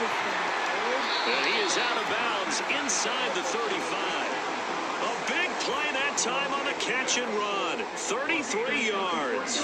It's not a surprise when you read scouting reports and watch tape because you know he's a heck of a player. But he is so difficult to get down in the open field.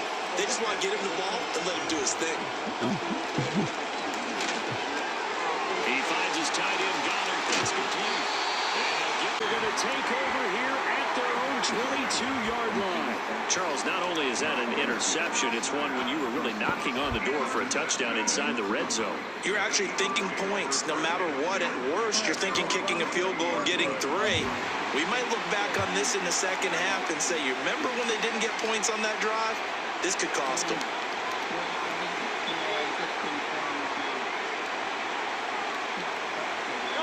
Trying to shake off the interception from the last drive. He'll look to throw. Looking right side, and it's intercepted. And he takes this one back into the end zone. And the Eagles defense gets a pick-6 TD. Charles, you can just see the frustration on the sideline. Safe to say that's not how they expected this series to go. The ball only went one way, and it was backward into their own end zone, courtesy of the pick-6. And, Brandon, how often do we hear offenses tell us before a game they want to end it? And this is going to be intercepted.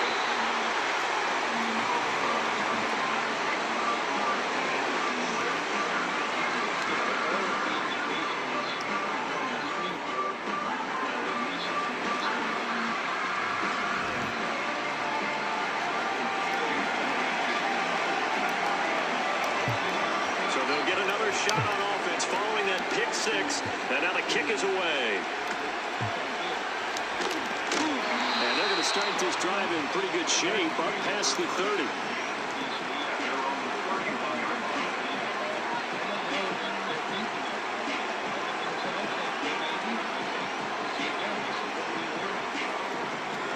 Already at the line, this Philly offense set to go. Remember, they were just out here a moment ago through the pick-6, so we'll see if they can take better care of the football this go-around. Yeah, and sometimes, partner, I think it's almost better that you just throw the pick-6 and you come right back out on the field. You're not over on the sidelines dwelling for it for very long. You're not hearing everyone say, oh, hey, you'll get them next time. Hey, don't worry about it. All that stuff just goes right out the window. You're right back out on the field with a chance to atone. He sets to fire deep. It away, it falls down incomplete. They've had multiple opportunities on offense and still haven't scored any points. Felt like they wanted to loosen things up, throw it downfield, and see if maybe they could get a big play and a quick strike. Off the play fake, he'll look to throw. That is caught. And he'll be taken down, but not before they across midfield.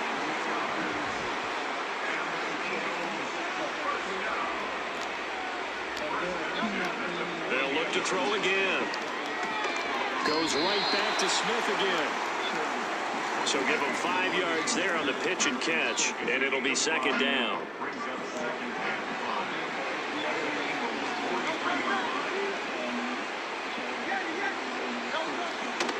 Here's a play fake as they set up to throw. He lets this one fly toward the back of the end zone. Toward the back corner of the end zone, but he could not get the feet down. This will wind up incomplete.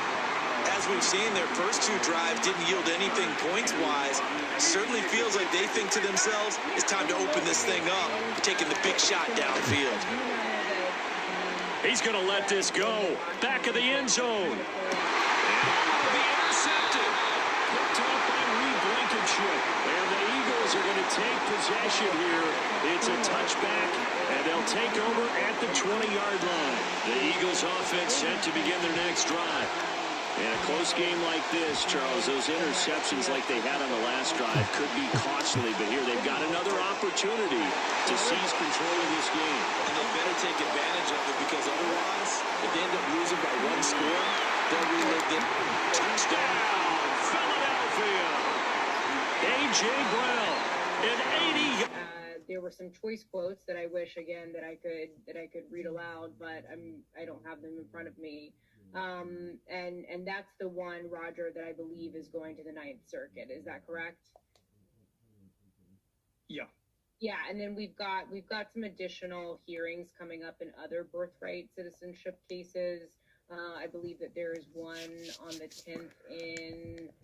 I know that John Hawkinson is going to correct me on this. I think it's New Hampshire, but I might be wrong. Yeah. So, but I think this identifies a lot of the direction of a lot of these cases that you have. I mean, look, predictions are worthless, but this case, you have this flurry of executive activity, then you have a TRO and a preliminary injunction, actually 2 of them in discrete locations. They're both nationwide. Take a drive from downtown along Broad Street. They run into Lincoln Financial Field, the home of the Eagles here in South Philadelphia.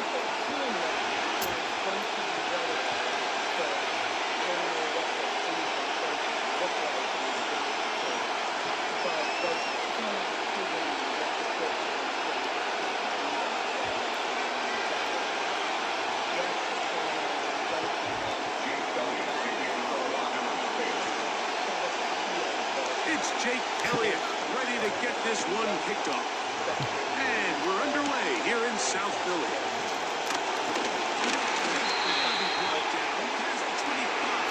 Decent field position to start this drive.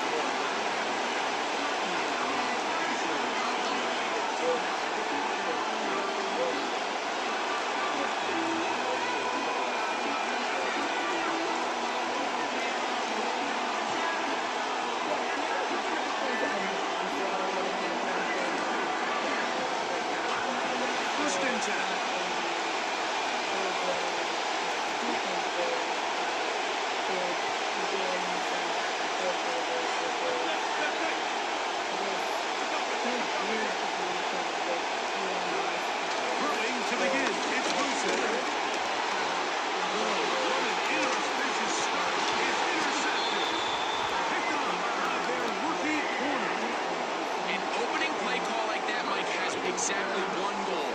Let's connect on something early and quiet this home crowd. All they did was energize them. I mean, listen to this place after that interception. They're feeding into it. They're giving this offense extra momentum as they now take the field.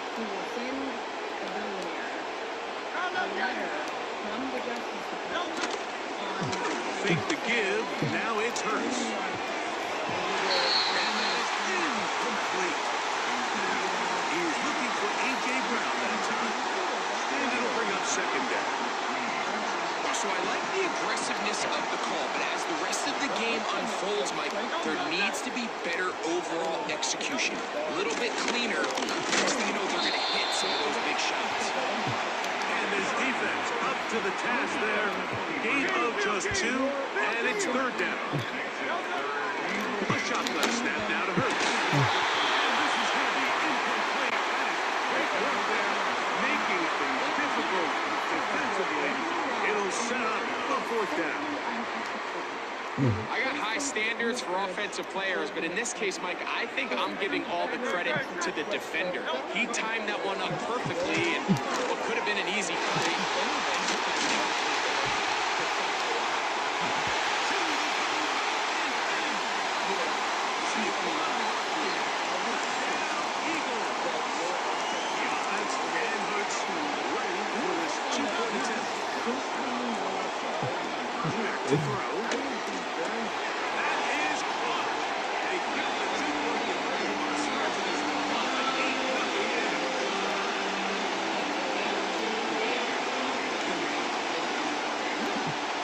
So following the score, here comes Elliott to kick this one away.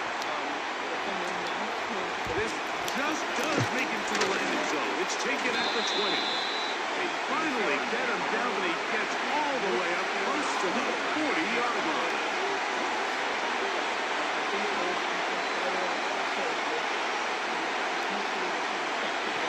Now a 1st and 10 from the 38-yard line.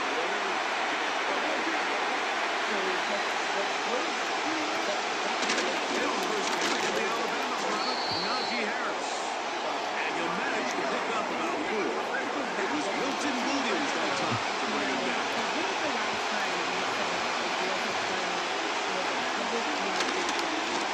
Give it to Harris again. And his momentum completely swerved there. Picked up a third down for a loss. Third down, here's Wilson. He's raised tight end. That's fire move. And he's taken down inside the opponent's 35. Again, and here comes Harris. Finding space at the 15. And he's going to take this all the way down to the Steelers' 5-yard line.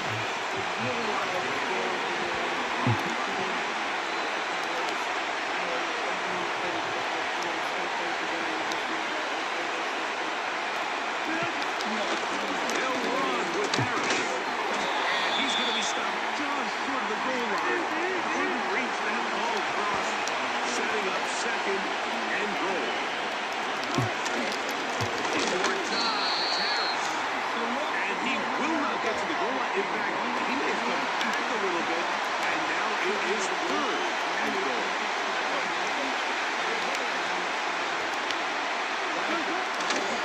He'll try to run. And he's so close to breaking the play. But the defense is going to come in and mark him short. So now it's 4th down. They'll go. It's Harris. And he's not going to get there. They stopped him at the goal line. It's a turnover on downs. And what a job here by the defensive line. They've got to hold their ground. Any sort of push by the offense is going to result in a touchdown. But here, the defense comes through with a huge goal line stand, and they're able to keep this offense out of the end zone. As far as contracts are concerned, natural resources security is From his end zone, it's Hurts. That's complete to his big tight end, Dallas Goedert. And he's going to be brought down on what will be.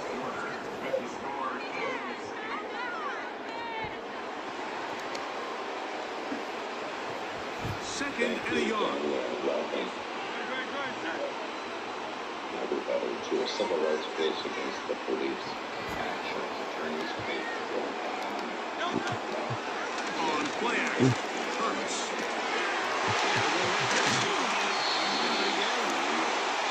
And he'll be taken down just shy of the 30.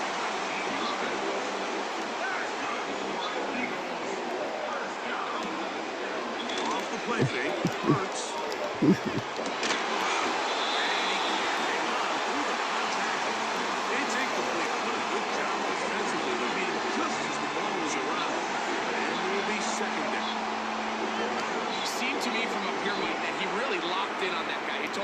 I'm going to give my guy a chance to go compete for this ball. Anytime he enters such a crowd, crowded area. It usually means if he works through his progression, there's an easier throw somewhere on the field. Instead, he tries to fit it in and just wasn't able to quite make the completion. So after back-to-back incompletions, it is now 3rd and 10. Hurts again. And this ball incomplete on 3rd down. Really nice job here by the defender. I mean, how often, Mike, do we see on these long downfield passes the defender kind of lose the ball in the air and get himself out of position? That wasn't the case here. Really well done. And on this He is sacked, and they will turn it over on down. I think there's certain times, Mike, throughout the game that call for a very aggressive style of play. I'm just not quite sure if this was one of those situations, but I guess we'll see how it plays out throughout the rest of the game.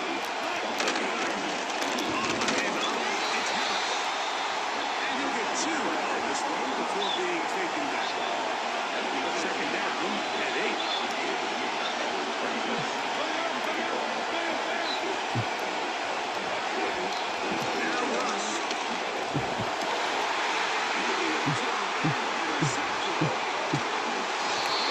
What?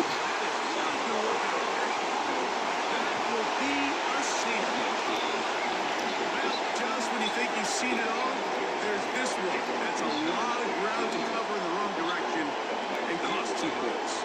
Well, Mike, this doesn't happen very often, but I think I'm at a loss of words. You just don't typically see a play like that happening very often, but in this case, if you're the defense, you'll take the 2 points.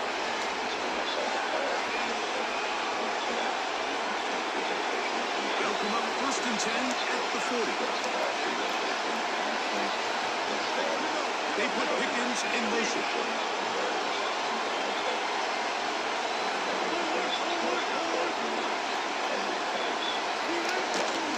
They go play action with Wilson. Wow.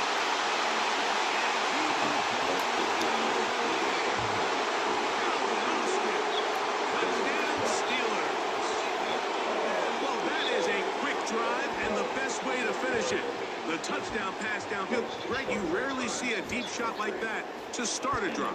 You're right, Mike. We don't see it a lot, but I wish we did. It's actually the most efficient and safest down to pass the ball. And in this case, the defense is thinking run. You got a lot of defenders up in the box, and they're able to strike deep on the pass play for 6.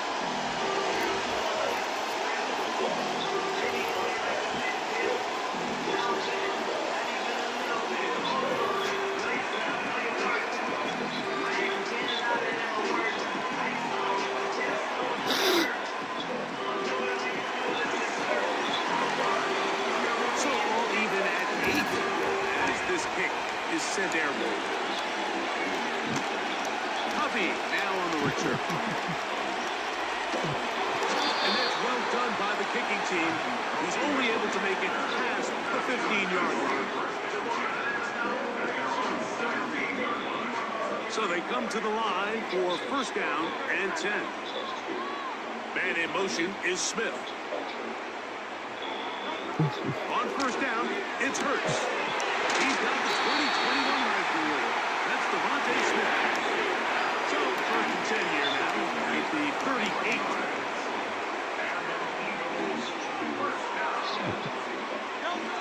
Here's Hurts. Throwing on the foot, and it's taken in. They get 14 out of the screen, and it's a 1st down. Man in motion is Smith. Hurts to the air on 1st down. Now a screen set up for Barkley. You see so many teams wait till 3rd down to execute their screen game, but I like in this case the play caller changes things up. He uses the screen game on 1st down, which will have an effect on this pass rush going forward. How aggressive do they want to get after the quarterback? Because they can put the screen play still in the back of their head. Devontae Smith, the intended receiver, and it's going to bring up 3rd down.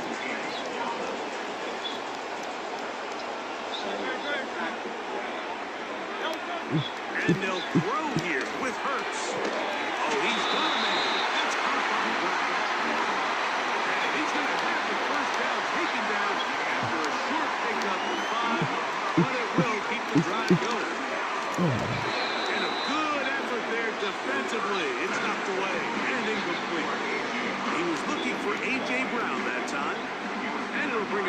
down. Again, Hurts.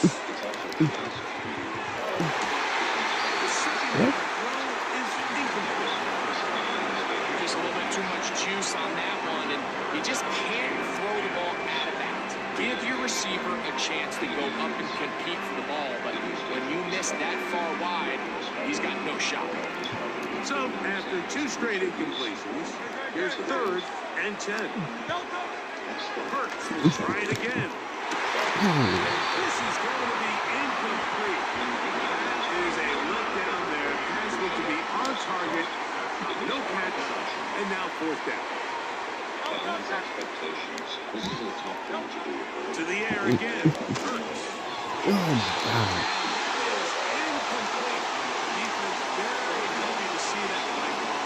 Decision go for a 4th and 1. Will end up in a turnover on down.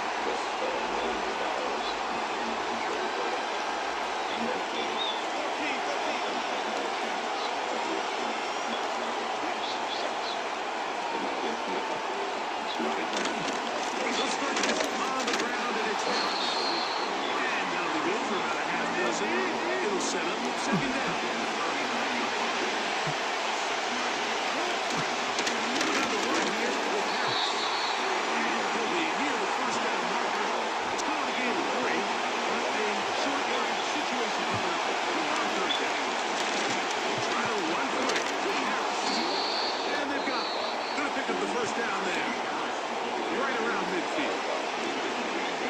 Just the same approach that an offense would take on a quarterback sneak. You don't necessarily have to sprint them for a huge gain. Can you buy just enough space up front to pick up 1 yard? That's exactly what they did. Pick up the 1st down.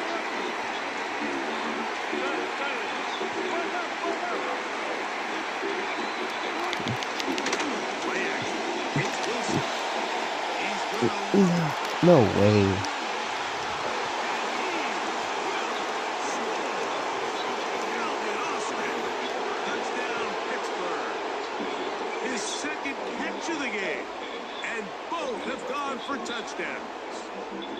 A beautiful combination in the air there, the pass downfield, and bringing it the rest of the way into the end zone for the touchdown. And it's really just a great route, Mike, and then a beautiful throw. The accuracy of the throw is what allowed the receiver not only to secure the catch, but then be able to turn it up and finish the play and find himself in the end zone. This will be returned from the 6.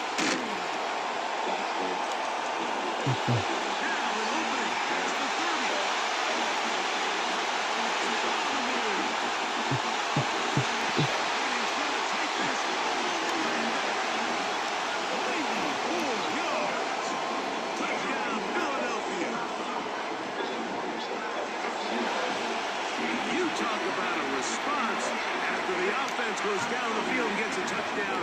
The special teams unit comes back to get the 6 right back to the other side. And I've been there, Mike. You find yourself on offense, you watch your opponent. That's going to be intercepted in the end zone. Picked off by Patrick Queen. And the Steelers are going to take possession here at their own 6.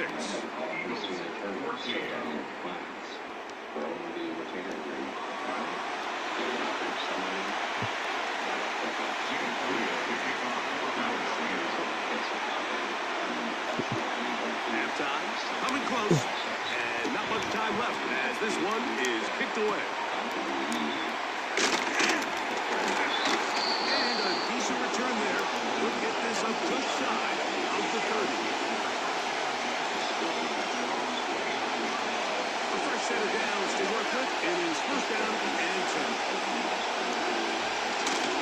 And they're just going to run it here up the middle.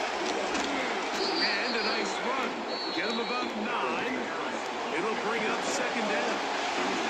So the Eagles use their 1st time out here. They run it over center with Harris. And he's going to be taken down as time runs out on this 1st half of play.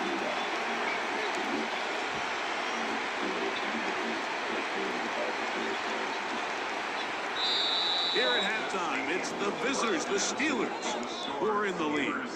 As we'll head down the coast now to Orlando. That's where we find Jonathan Coachman, ready with our EA Sports halftime report. Coach, certainly a tightly contested first half, and you'd expect more of that here in the second half. A one-point game. This quarter,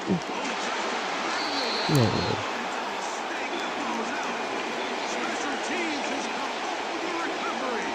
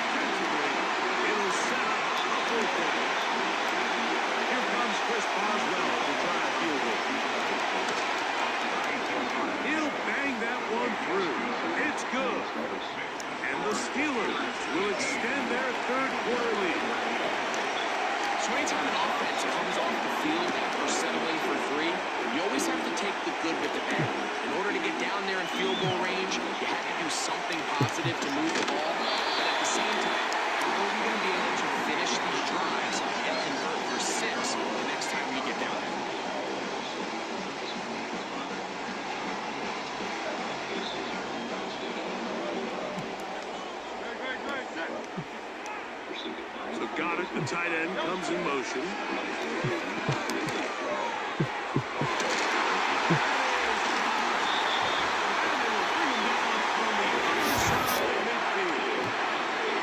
Set to go now on 1st and 10.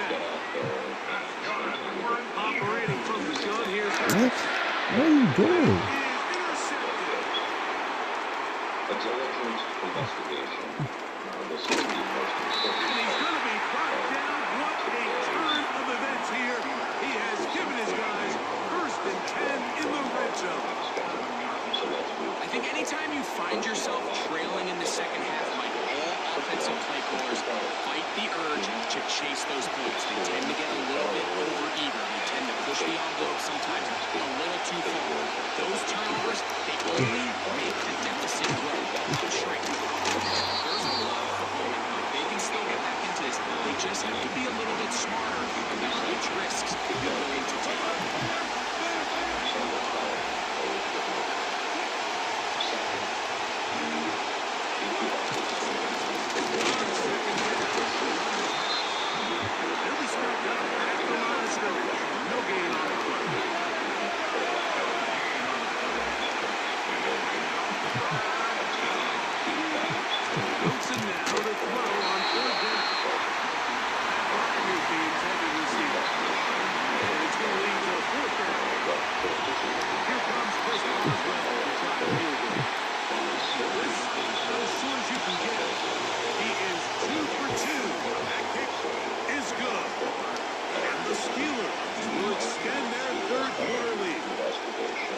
It's always a little bit of a letdown when you find yourself deep in the red zone and you have to settle for a short field goal like that.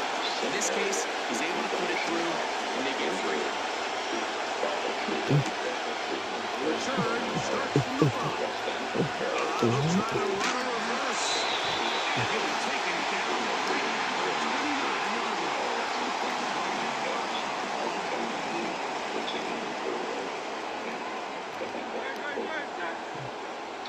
Man in motion is Smith.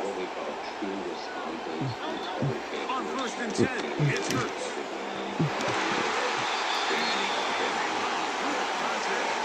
It's incomplete. Good job defensively. Just as the ball was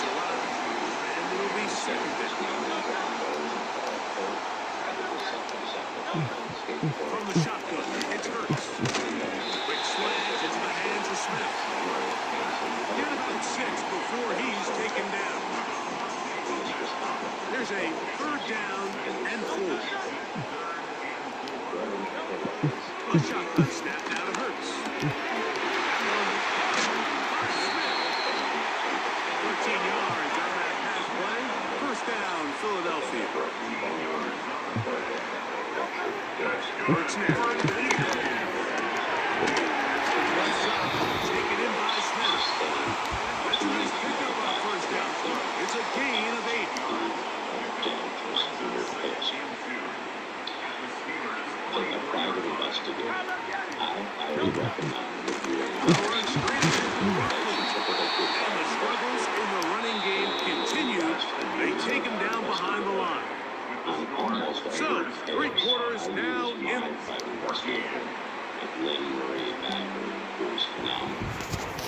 Big play coming up. This is third down. Now Hurts. And that is incomplete. He was looking for A.J. Brown that time. And it's going to bring up 4th down.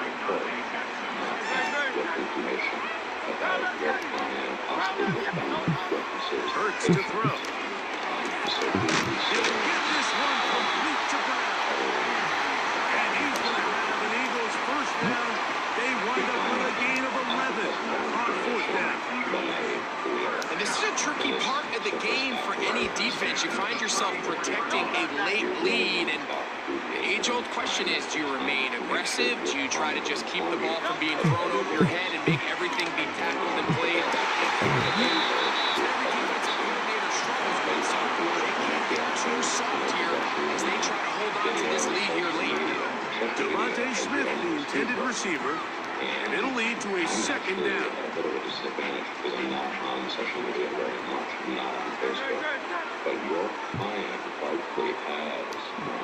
Man in motion is Smith. 2nd down throw for Hurts. Yo. And he got hit with that one quickly before the receiver even knew what was going on. That's incomplete. DeVonta Smith, the intended receiver. 3rd down coming up. You can be sure it will be used against your client. I'd like to actually dispatch my client and make my client become a private investigator. Hurts again. And this is going to be incomplete. That is a letdown there. Pass looked to be on target. No catch. And now 4th down. You gotta go out there and meet with the witness. Have your investigator meet with them. Now, Hurts.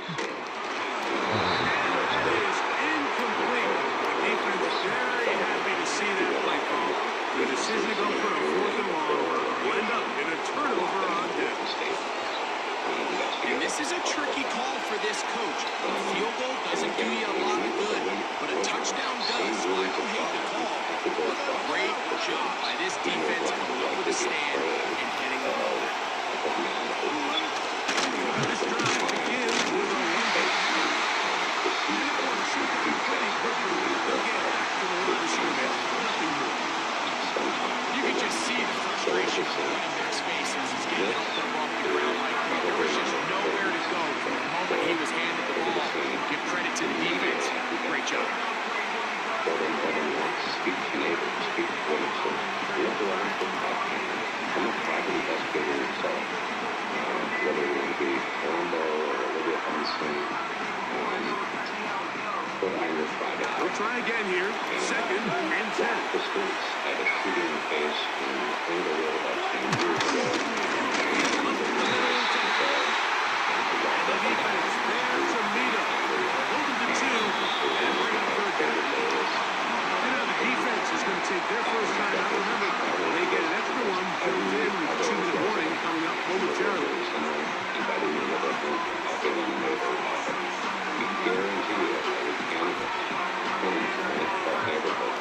This crowd into it now as we get to 3rd down.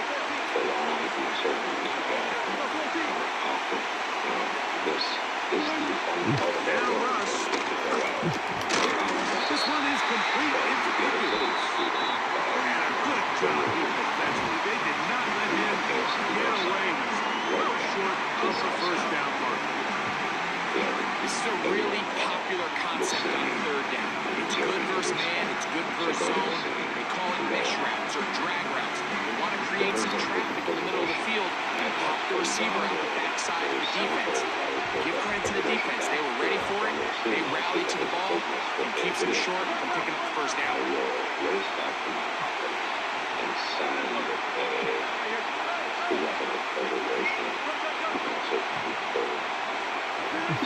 They're going on 4th down.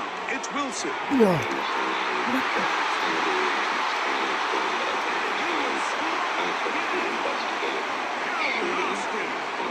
Touchdown, Steelers.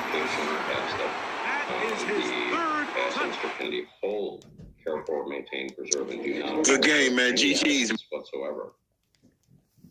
For the 6-hour period before and after the incident. And I informed them in my letter that it is our intention to use these items at trial, and their failure to preserve the evidence could result in a cause of action for spoliation of evidence. So that's a terrific instrument, the letter of preservation. Excuse me while I try to figure out PowerPoint.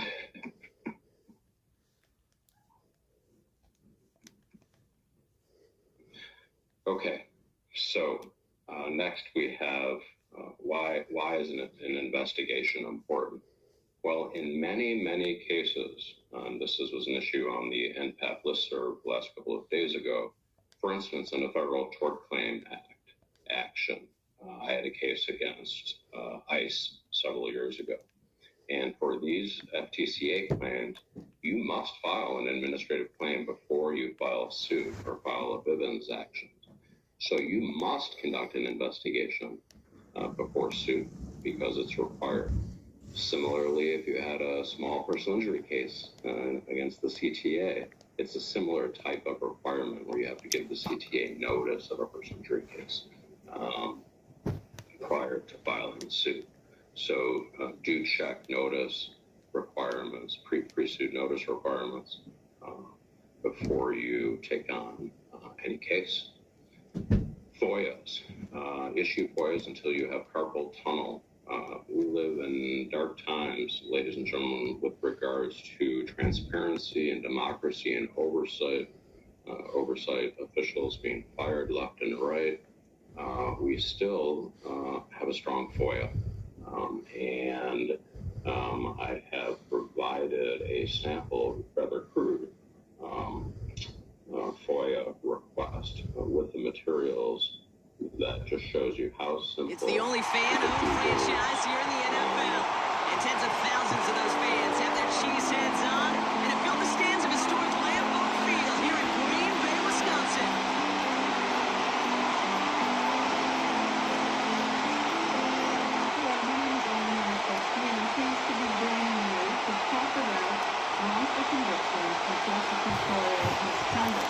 Which is one of the major causes of wrongful conviction. My background is in criminal justice. Jake Elliott is out and letting kick this one away. And away we go from Wisconsin. Jake Reed to return this. I started on this project where I was shackled to my partner and I did Peter Nichols on a conformed innocence project. That was in the early 90s. And since then, I've been doing a lot of work on looking at the causes of wrongful convictions, notably prosecutors, and writing about what goes on in prosecutors' offices. Why does this happen? And what should we do about it? All right, let's get this show on the road. It is 1st and 10. About the relationship between prosecutors and defenders, and looking at why prosecutors are to discipline. And he's going to be able to roll the yard on that drive up the gut. It's Reed Blankenship making the stop. Withholding information. Only gets a yard there to make it 2nd and 9. Results of wrongful conviction. This is why you got to be careful to just run it always on first down. You got to correct your tendencies. Casual fan, well, that casual fan knew what was coming, but more importantly, this defensive front did too. Not the judge, but the prosecutor. And that is because the prosecutor has become the people who represent all of us. They have the power to decide who to charge, whether to charge at all, what to charge them with, that was picture perfect. That's a QB and receiver on the same page because that route, that deep out to the field, that takes it just a different level of connectedness.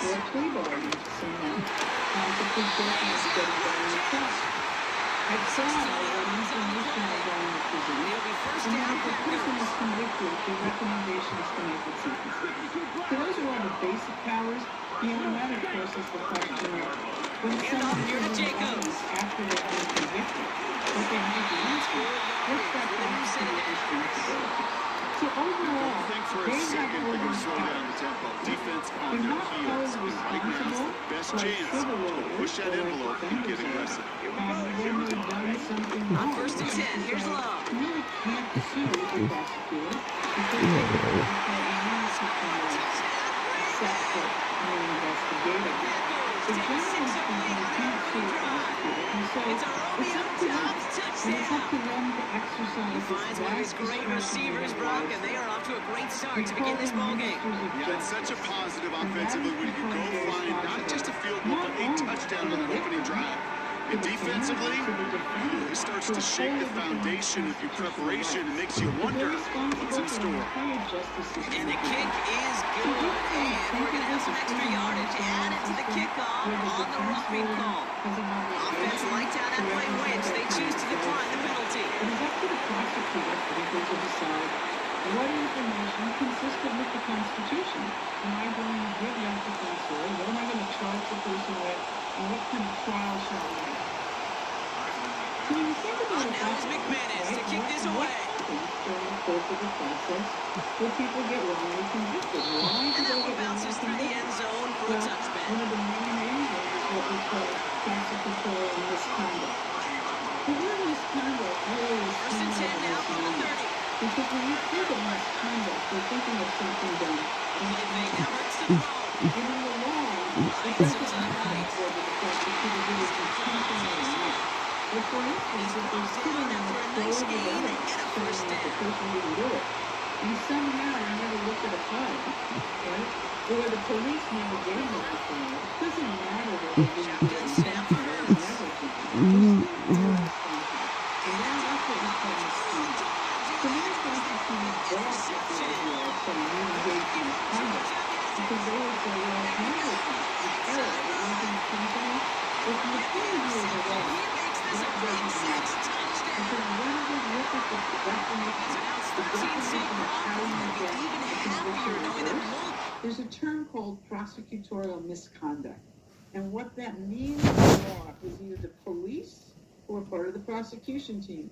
The police did something wrong, for instance, failed to turn over evidence of innocence, or the prosecutor did.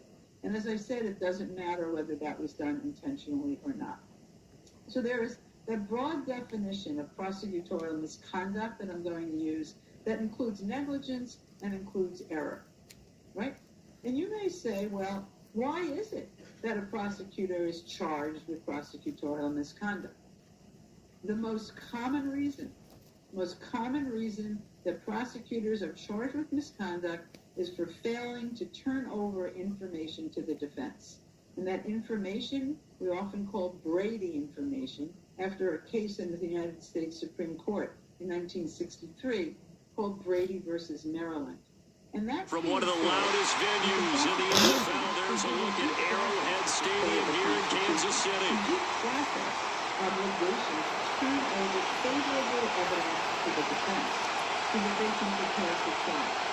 Think about it this way. If you fall down and you hurt yourself and you sue someone civilly in civil court, you get to bring them in and ask some questions in a deposition. You get to get all that information in advance. And so by the time you go to trial, you're prepared. You have all the information about the case itself. It doesn't happen between set to go now on a beautiful sunny afternoon. And into a sea of red, we're underway in Kansas City. He's going to be stopped. Good coverage here by the key team to bring their return to an abrupt The Constitution requires that they turn over favorable evidence. And it generally means that it is statutory or sometimes evidence at some point in the case that tends to impeach the witness, that information you can use about a witness showing this is not a person worthy of belief. And so what happens is there are many cases where the prosecution either intentionally or negligently fails to turn over that exculpatory information. Sometimes they hide it. You know, the Michael Morton case, we talked about that. Right? Where they hide it. There are other cases where the case goes down when Tony Thompson. They start things off with a carry by Gibbs here.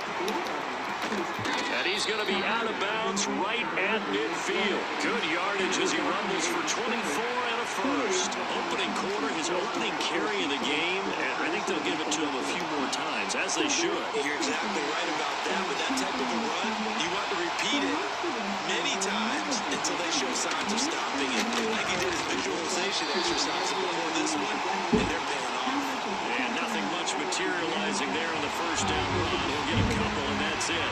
From a couple of yards beyond midfield, here's 2nd and 8. Out of the gun. And this throw incomplete. The defender all over it that time, and it's going to lead to 3rd down. As his old brain remembers, when I see 5 wide receivers on the field as a defender, I know the ball's coming out high. They expected it and got there and popped it free. Back to throw, gone. He's got right on the short throw, and he can only manage to get this to the 45-yard line.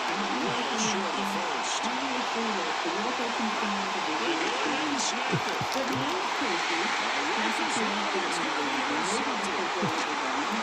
The Chiefs are going to take possession of the football as they force the turnover on the opening drive. Well, this had trouble written all over from the start. He's got 2 extra defensive backs in the game he's got to deal with. They're in a dime set. So everywhere he's looking, he's seeing a different color jersey. And sure enough, this one winds up being intercepted. The Chiefs in good position to start out as they come up 1st and 10 at the 41-yard line. So after the INT, here's Mahomes. The catch made by DeAndre Hopkins.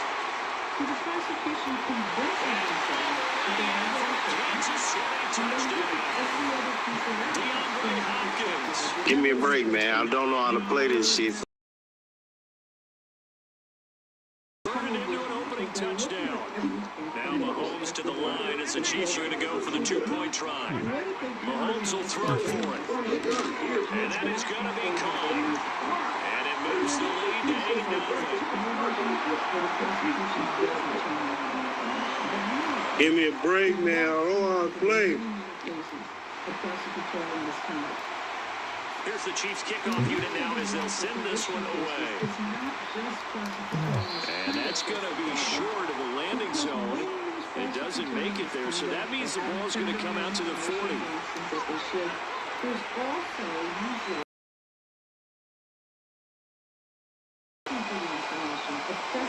From the gun, here's Goff. Rolling to his right. Throw right side, complete to Williams. And he's able to get this to the 40-yard line before he's out of bounds. An ideal beginning of the drive there as they'll get 20 and a first down. And it's a real luxury when you have a guy who can turn a short throw into a solid gain at any moment. Once he caught that ball, he ID'd where the open grass was and got there in a hurry to pick up a new set of downs for his offense. And he gets this to the 35. Good for a gain of 5. Second down, they go back to Gibbs. And it'll be a gain of a yard, and it sets up a 3rd down and 4 now.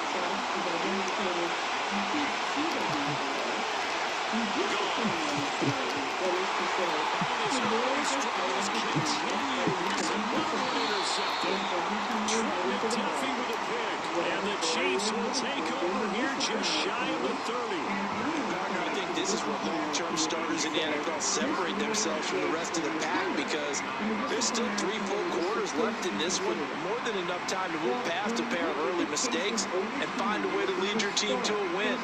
Mental resiliency, a characteristic every NFL team's looking for in their quarterback. The KC offense out of the huddle, ready for their next drive.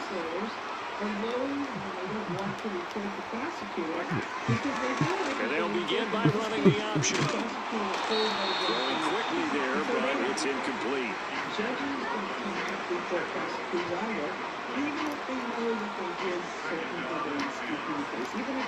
Now it's 2nd and 10. I'm going to name this prosecutor an opinion saying they shouldn't have.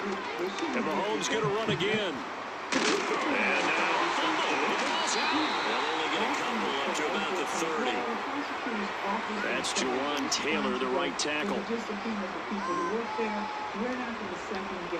Now they face a 2nd and long following the holding penalty. Motion man right is Rice.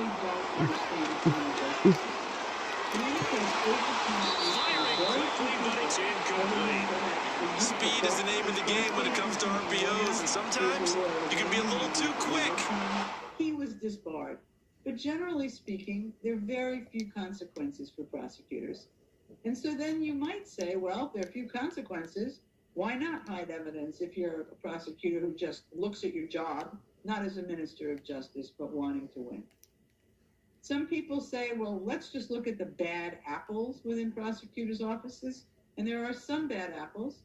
The chief prosecutor tries to weed them out. But oftentimes, it's not just a bad apple problem. It's a systemic problem, which is to say, if you're in a prosecutor's office and the culture of your office says you hold on to that evidence until you're absolutely required to turn it over, you don't have to turn it over 1 minute earlier because we're sure we have the right guy, we want to get that person convicted. If you're in that kind of an office, the culture is going to lead to more error and more misconduct when you fail to turn over information. That's a short overview of how this works within prosecutors' offices and why prosecutorial misconduct, police misconduct, is one of the main causes of error. You might say, well, what can we do about it? Well, one thing that we can do about it is change the system of providing information to the defense. It's called discovery. What information should a prosecutor be required to turn over to the defense? In many jurisdictions, they're moving towards inaccurate, incomplete. What that means is when the prosecution engages in their due diligence and they get all the information from the police, from the medical examiner, all the forensics, they gather all the information. What they must do is they must turn all of that information over to An incomplete pass on that last play, and that means they'll need to come up with something here on 3rd down. Motion man right is Rice. But in jurisdictions where he will not be able to hang on through the contact. It's incomplete. The coverage strong, and now it's 4th down. Not much happening offensively here early on. That's 2 drives. It's 0 first downs. This defense, they've come to play, and they're the better of the 2 units here so far. Mahomes and the offense staying out there. They'll go for it on 4th. Mahomes throwing on 4th. And he's brought down. Can't do anything with a football. It's a sack and a turnover on downs. Boy, a real head scratcher there. And now, boy, the ball's going to go over on downs here inside the 10-yard line. And a failure on 4th down on the other side leads immediately to a 1st and goal. Trying to shake off the interception from the last drive. He'll look to throw. And he takes this one in for a Lions touchdown. Brock Wright from 8 yards out. And the Lions have cut the lead back down to 2.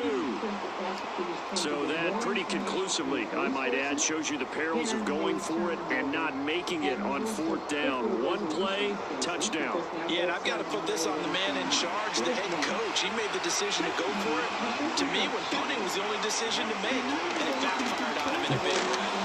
And unable to connect. They don't get the 2-point conversion here. I know it's still just the first half, but we'll see if that 2 points lose large later. I would have kicked it, and I know that they were trying to equal the score, but sometimes you kind of get seduced into that. It's the first half, kick the extra point, and continue to play so you don't have to chase points later. Here are the Lions now as they line up and kick this one away. And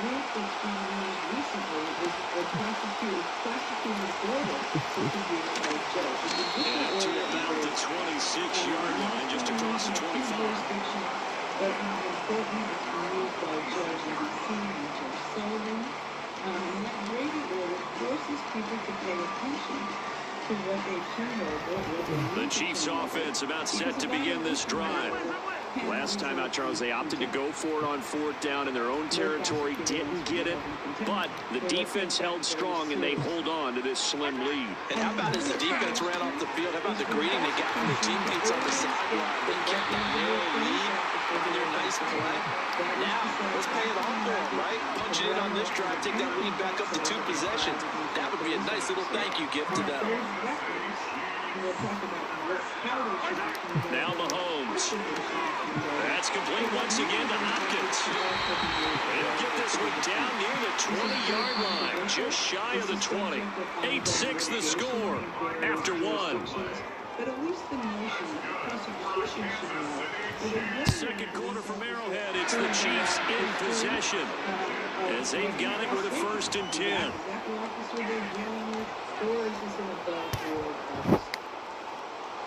Within prosecutors' offices, there are many things that can be done. First of all, when there's a reversal, when there's been a wrongful conviction, it would be very important for that prosecutor's office to sit down. In motion, the tight end, Kelsey.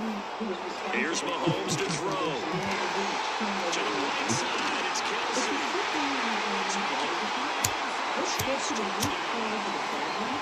Mahomes hitting his favorite target, Travis Kelsey, on the touchdown pass. And they are able to add on to their advantage. Well, we know someone just added to his touchdown passing total, but all he did was get the ball out quickly to his tight end and let him take care of business the rest of the way.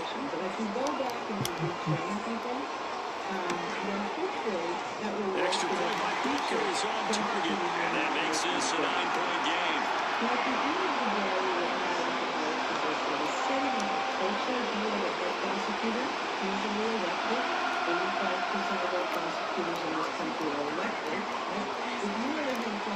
Now after the touchdown, here's Butker on to kick it away.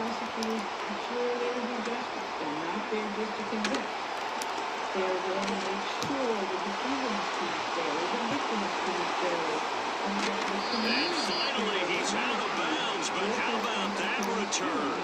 All the way inside the 20 and into the red zone. And that's the type of return that puts a tremendous amount of pressure on the defense now. They've got to go out on the field almost like it's a sudden change, almost like it's a turnover. They're going to go out there and try and stop them. But boy, what a tough spot they're in. And they'll send the tight end in motion left. On 1st and 10, here's Gibbs. Trying to find a lane, but instead he'll get back to the line of scrimmage. And no more. 2nd and 10.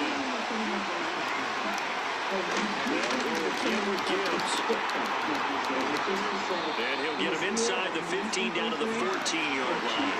They had a great starting position to begin the drive, and now they look up for the 3rd and 5. In motion goes the tight end. On 3rd down, here's Gibbs. And they get to him quickly here as he stopped right around the 13. And no signs of the field goal unit. They're going for it on 4th down. Goff now looks to throw. And it's going to be batted down. The Lions turned away on 4th down. And the Chiefs defense comes up with a stop. Mahomes will lead the Chiefs up 1st and 10 at their own 13.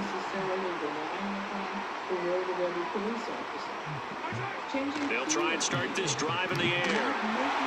And he goes down. It's a sack. They get him back at his own 3-yard line. Buried by multiple defenders on the drive's first play. 2 minutes remaining in this first half of football. So now 20 yards to go on 2nd down after the sack. Work to be done.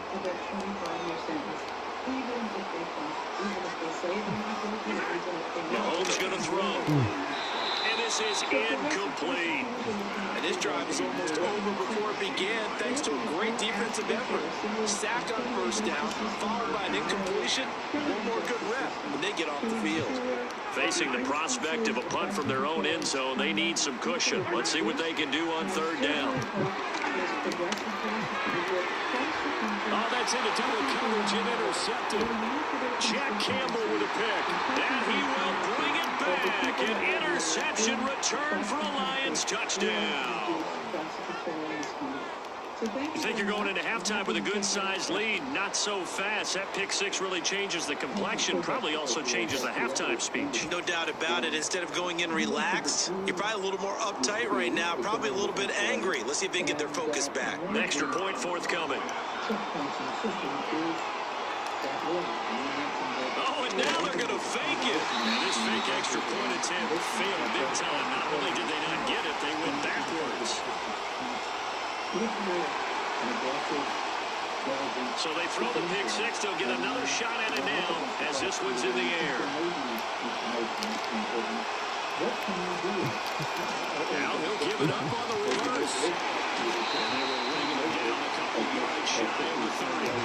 When you don't have an open system in your jurisdiction, what can you do as a defensive to try to protect your opponent in that circumstance? The KC offense out of the huddle, ready for their next drive.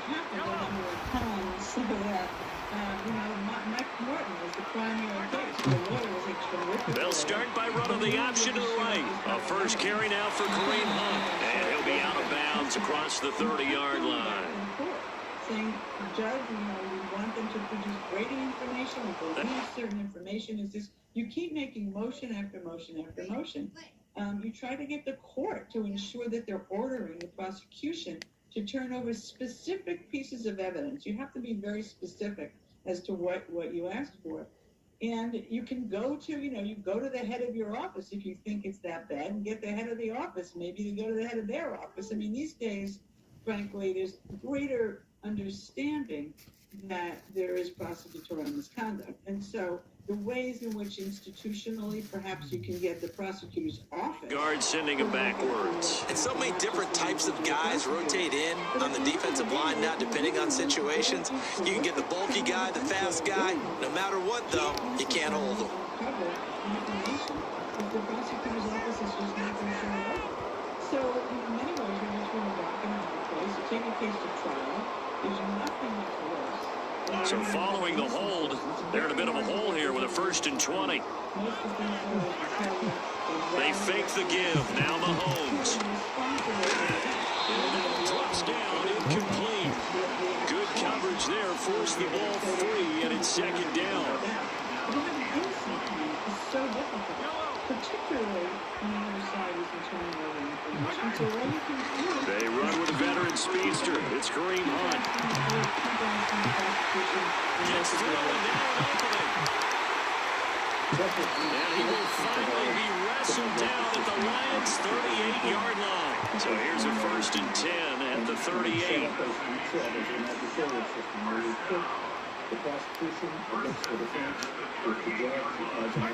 To throw, it's Mahomes. Out on the hit, but they'll say it's incomplete. Well, the incompletion, yes, but maybe here not the worst thing in the world? No, not on 1st and 10. Actually gives them a chance to regroup, relax just a little bit. They huddle up, talk it over, then they get a chance to continue their drive. They do get a couple, but they'll be left staring at a 3rd and 8 coming up. Now here's Mahomes. We call this a criminal justice system. We call it a criminal legal system. Picked off by Kirby Joseph, and the Lions are going to take over once again at their own 37-yard line. And that now 2 interceptions thrown in the 2nd quarter.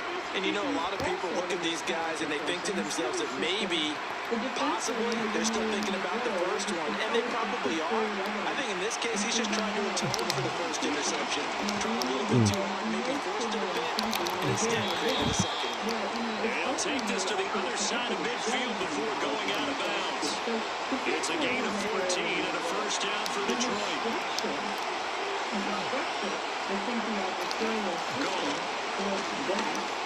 And it is incomplete. So 17 seconds now on the clock here. He was trying to get that one out to his running back out of the backfield, but that one was read and timed perfectly, and they were able to break it up.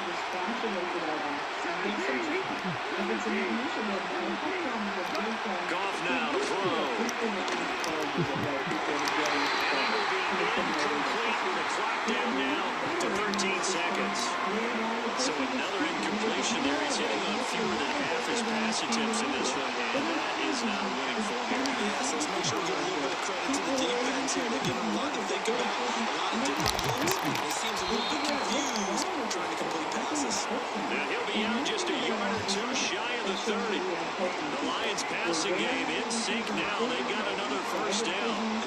nice example of an offensive coordinator scheming his guy open just a little underneath route, just trying to free up some space, and it worked awfully well.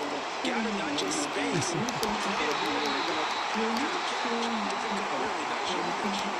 Just 4 seconds left in this first half. A timeout call. Offense was working a little bit, had them back on their heels, but they had a brief pause.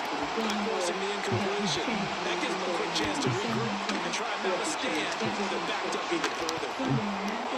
Oh, no way. Jamison Williams, as time expires in the first half, and the Lions have taken the lead on the final play of the first half. And just before the half ends, the prayer is answered defensively. A disaster there. I know often we're surprised when this actually works. I mean, the excitement level goes way up, but maybe we shouldn't be, because I know as a defender, you've got to play the ball in this situation, but you can't interfere with the receiver because, remember, it's a spot foul, and it'd be first and goal if it happens in the end zone, and you don't want to give up that play. That little bit of hesitancy often works really well for offensive guys. Extra point right down the middle, and that will take us to the end of the first half of play. That's it for the first half. 2 more quarters to go. We'll have plenty more to see after the break. Welcome back. Charles and I settled into the booth, ready for quarter number 3.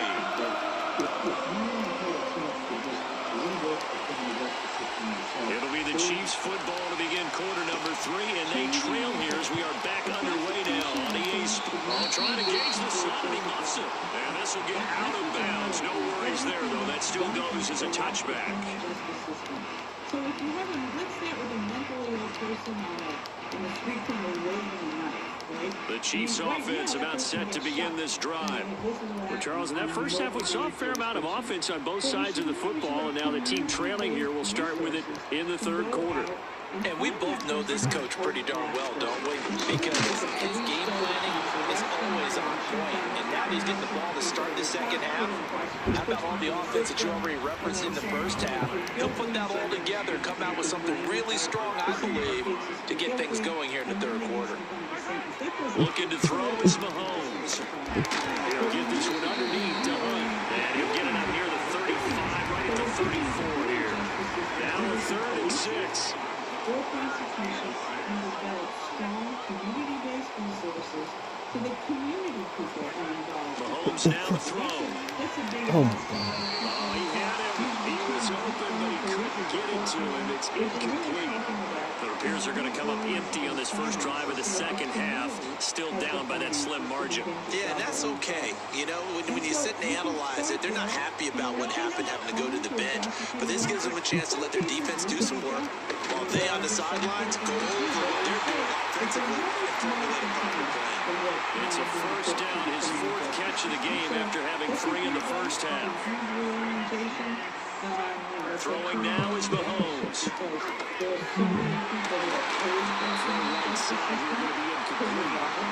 that's one of those plays where it's hard to keep 2 eyes on the football when you know the contact's coming, let alone getting 2 hands around it, hugging it to your body, and absorbing the hit. Even for those big tight ends, who you would think could absorb that contact. And that one's going to be off target and incomplete. Yeah, offenses always try to be smart about when they're trying to dial up a screen to the running back, because they understand you can only go to the well so many times in a game without the defense starting to anticipate the call. Now play number 7 of the drive as they're looking at a 3rd and 10.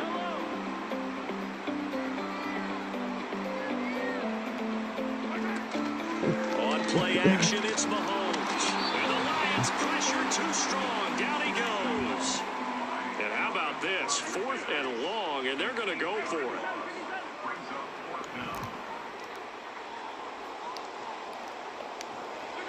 They're indeed going for it as they look to throw.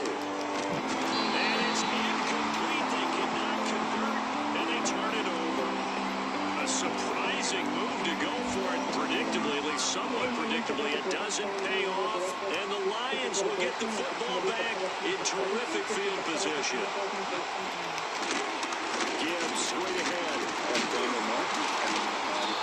They're on the stop with Leo Chanel.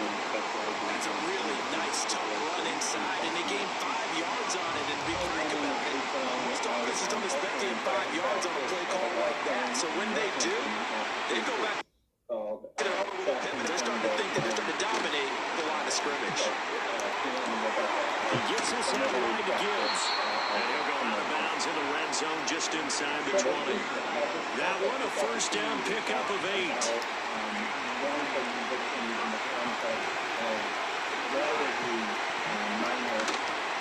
Straight ahead with Gibbs here. And he is out of bounds, but first he gets it inside the 10 to the 7. 55 yards on the ground for him now on 9 carries. Absolutely love the run right there. For decades. This guy's never also for his speed. He's able to get to the second level almost before you blink if you give him any type of blocking. I always talk about slot receivers. They're usually known as quicker than fast.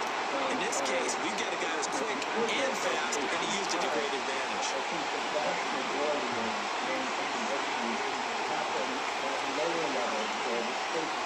Goff now looking to throw. And yet again, Goff is intercepted.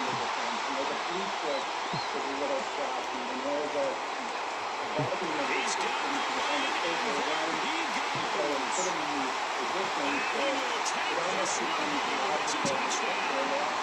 So this whole game gets flipped on its ear right there. The interception returned for a touchdown, and this lead changes hands here in the third quarter. And it certainly felt like this defense had a read on what was going on the offensive side of the ball and said, let's cut down our coverage a little bit. Let's be in a position to make a play on the ball. And, boy, that sure turned out well for them. And they don't get it.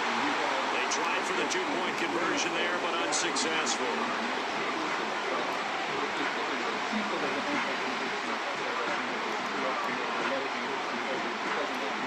So they'll get another shot on offense following that pick 6, and now the kick is away.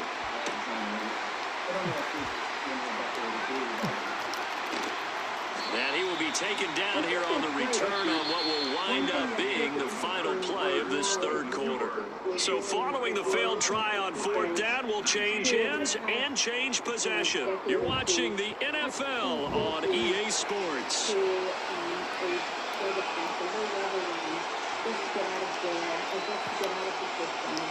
But the testing came back negative.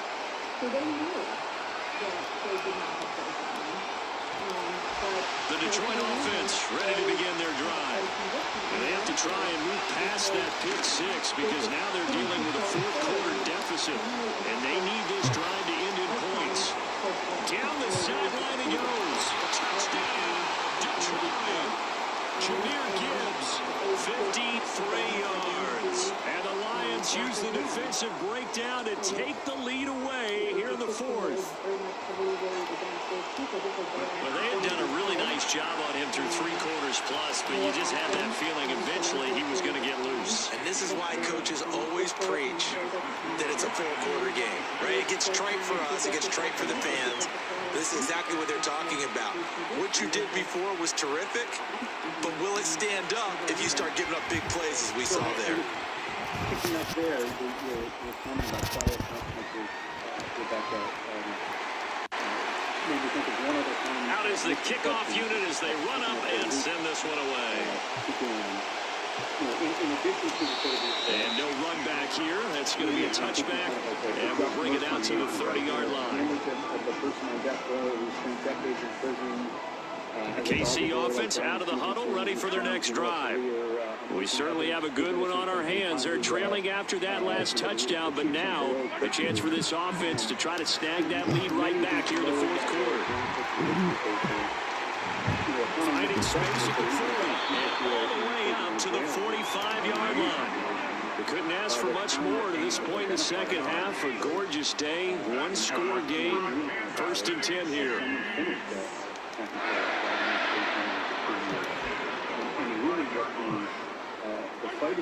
They'll look to throw here. And his throw here is incomplete.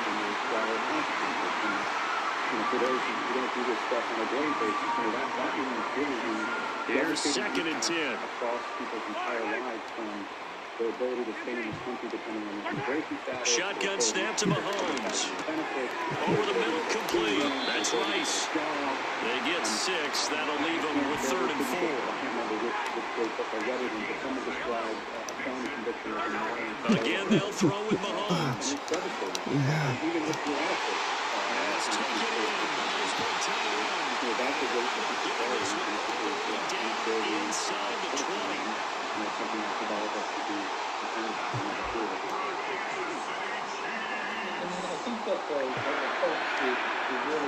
They'll stick with the passing game as he looks to throw. That one caught by Rice. Fourth quarter, down to the final 2 minutes, and we've got a one-score game. So the Chiefs in possession of the ball as we welcome you back. They come up on a second down now in a game that looks like it's going to go down to the wire. 2nd and 6 coming up. Mahomes. Throw left side, completion to Rice. And he takes this into the end zone for a Chiefs touchdown. Rasheed Rice from 13-yard out. And the Chiefs answer back with a touchdown of their own to take a fourth-quarter lead. Back to throw, Mahomes. And he'll get into the end zone. So now field goal with only time as they put their lead to 3.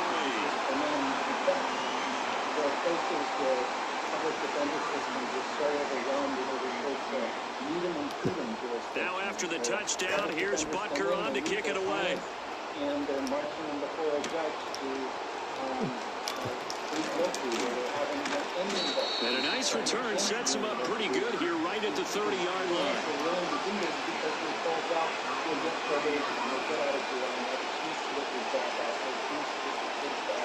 And the truth is that so often we have a system that punishes people after they've actually been punished. And so here's 1st and 10.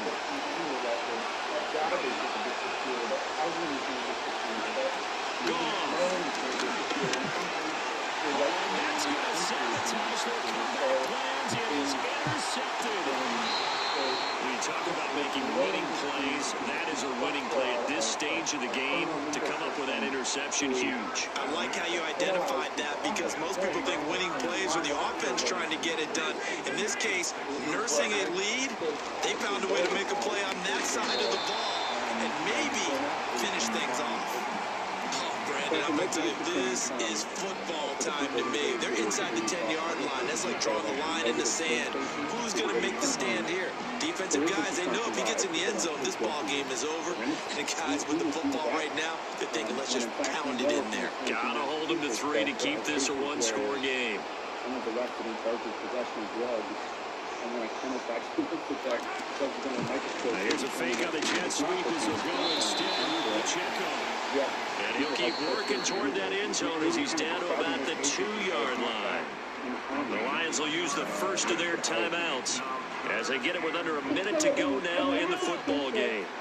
There is a delay between when they take the substance from you and when it's Pacheco. And he'll get blown up behind the line of scrimmage. Back at the 6. The Lions now going to use the second of their timeouts as they get the stoppage with a little over 50 seconds left to go in the game. There's an offer on the table saying this can go away if you admit to being guilty. Or admit that you have enough information to prove you guilty. Or you even have to plead guilty to having guilty. Here we go. A big play in a tight game late. They're going on 4th and goal. Stop having to take days off the field or having to find off the field. That is intercepted. Top by Kirby Joseph. And the Lions are going to get the ball back on the turnover. They hold on 4th and goal. Partner, why were they even putting the ball in the air in that situation? I know they have confidence a lot of the time in their team, and hey, we can call anything. But in this spot, with that lead and that amount of time on the clock, not much, you got to take care of it. I would have figured they'd run the football there. Now their defense has to stand tall. The Lions offense ready to kick off their next drive.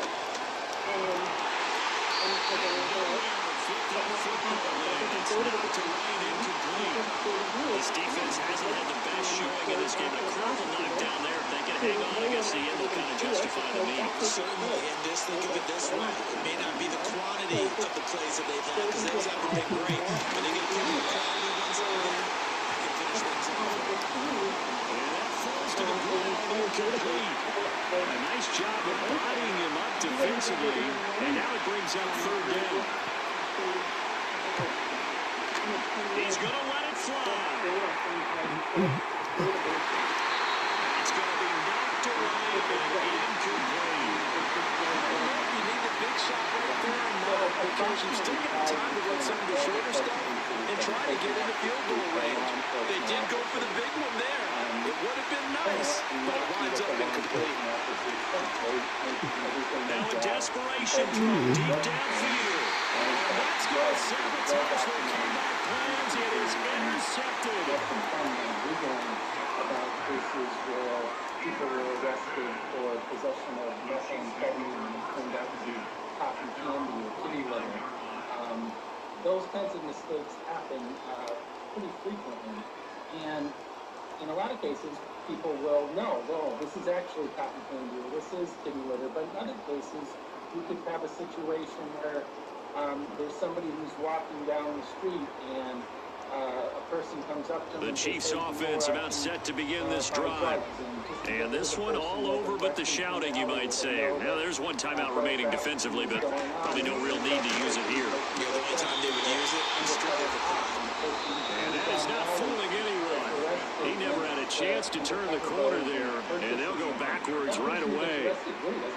Well, I think the hope is, with a touch pass like that, maybe you catch the defense off guard, but they were all over that one. And it is the kind of play that works better against certain defenses. It is clearly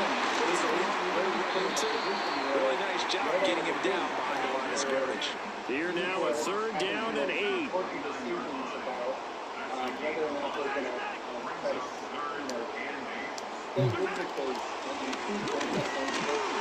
And he'll take this for a short gain on what will prove to be the final play of this ball game. So this one in the win column for Kansas City, and they were really held by their defense, forcing 3 turnovers. I think what we saw in this one, today's defense, which are very familiar, and situations where people make logical, rational choices, in terrible circumstances. There's sort of that reality on the ground. And then at the other end of the spectrum, there's sort of the Supreme Court's vision of the solemn ceremony of the guilty plea, and how it brings, with sincerity and accuracy and credibility, finality to a criminal case. And it marks this sort of critical moment where the defendant has come forward and confessed. When the reality is that that's not what happens, especially in these lower level, smaller cases where, people are under the kinds of pressures you guys are describing, or are facing long prison sentences where there's charge bargaining involved and plea bargaining and aggressive overcharging. And so there's this sort of terrible gap between what the law thinks is happening. Well, you folks at home can see the evidence: snow and supposedly a few inches yet to fall here at Lincoln Financial Field in Philadelphia. It's very hard to take that back, even if it wasn't true, what you said you did. It was trying not to take it to the way to deal with the situation. Yeah, what Dan just said about overcharging something that can't really be stressed enough, a lot of times, besides the chemical composition, there are lots of cases where people will have where,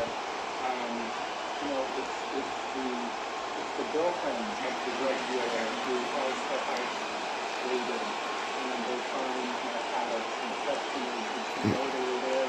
Here's the kicker, Jake Elliott, ready to get this one started. And off we go from Lincoln Financial Field. And they're going to start in a hole as he's brought down at the 11.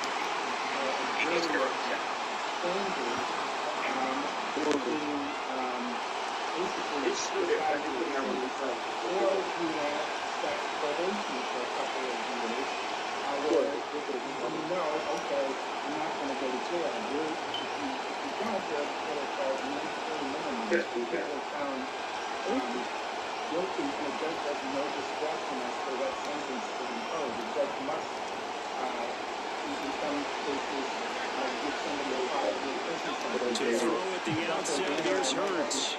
This short throw caught by Goddard. They'll wind up getting 7 on the play, and that will bring up second down. I think defensively you're okay with that. Here in the first quarter, he's going to get some catches, but they rally too quickly. And that's what you count on, and I like what you just said. First quarter, can you do it all game long?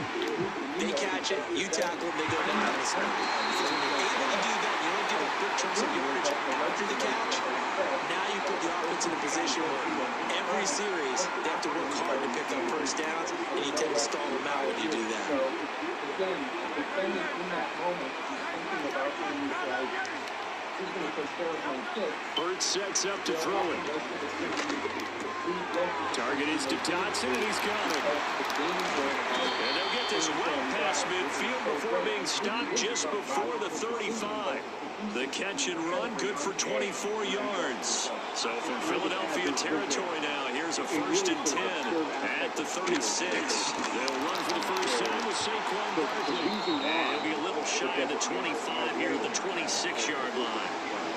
Now that was an excellent run. And when you see that happen, that's when you're saying guys are doing their job, and some people doing a little bit more. Offensive linemen and tight ends, they're expected to block.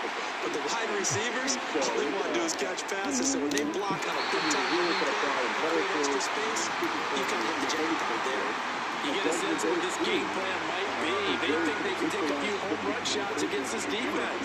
They tried it there on the opening drive, but that ball's incomplete. They'll try to run for it with Barkley. And he will have the first down at about the 21-yard line. The person who's made the rational decision to be guilty of something that they didn't actually do. Here's Hurts to throw.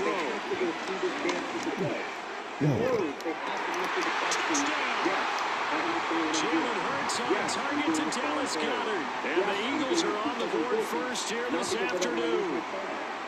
We're still in the first quarter, but it's apparent they're going to have to come up with a different defensive game plan for him because right now he's kind of having his way against that defense and has added a touchdown to the list. How do you slow him down? They're going to have to mix up some coverages, maybe change who's guarding him. This nigga got Saquon playing at safety. The call from Nick Sirianni. Let's go for 2 here, he says. When you came to court, you swore to tell the truth and you said you were doing the time forward. Even though it's clear to everyone they're going to run it with Barkley, and he is not going to make it. They stop him up short, and this will remain a 6-0 ball game. So they went for 2 and failed. They didn't use him on the PAT, but now he boots this one away with a 6-0 lead.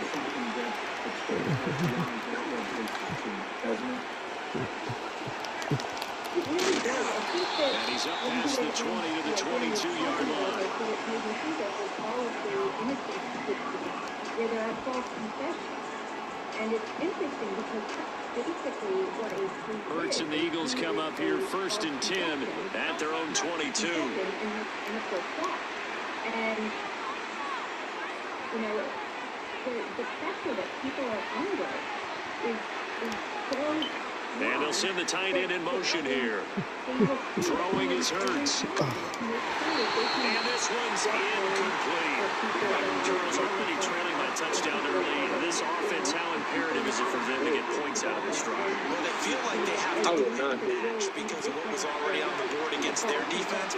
But I think even more so, you just want to avoid 3 and outs. You want to be able to stay on the field for a little while, let your defense catch their breath a little bit, even if you don't score any points. He'll definitely say that that's one he should have held on to. But when you're playing in elements like this, sometimes those bullet passes, those ones with a little bit of pace on them, they can be difficult to hold on to. And the truth of the matter is that the young blackman is defending himself from the racist attack. That young man... Hurts. And that's going to be incomplete. The coverage too good there. The contact popped the ball free, and it's 4th down. I like what they tried to do there. Tried to hit him with something quick, get the ball in his hands, and hope he can make some yards after the catch and pick up a first down. Weren't able to do so on that play. They'll run with Barkley, and he's not even going to come close to picking up the first. They stop him right at the line of scrimmage. Boy, a real head-scratcher there, and it'll be a turnover on downs.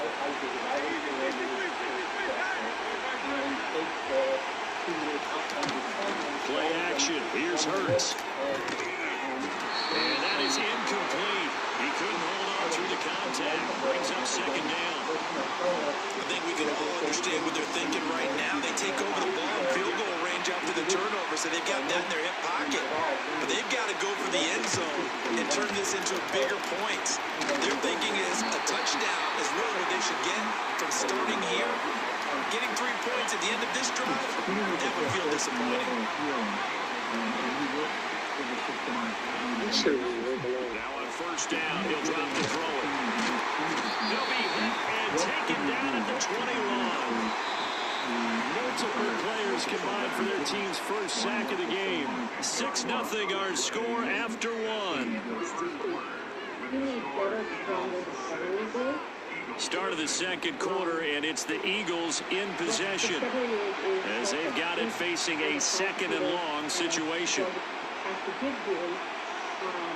As evidence in this case. And for whatever reason, they get to decide what to do. A gift to Barkley out of the gun. And a couple of yards as they move it from the 21 to the 19. Now Hurts changing up the play. That makes or breaks the case and really proves what we're saying, right? You know, now on 3rd and long, they'll look to throw. What? Guilty pleas where my clients are definitely not guilty is when they are charged with generally disorderly conduct. A great play there. A beast in the red zone with his 2nd touchdown of the game. And the Eagles are able to widen their advantage. Eagles offense staying out there. Of course, Hurts always a threat to run. They'll go for 2. And he is into the end zone to bump the lead up 2 more.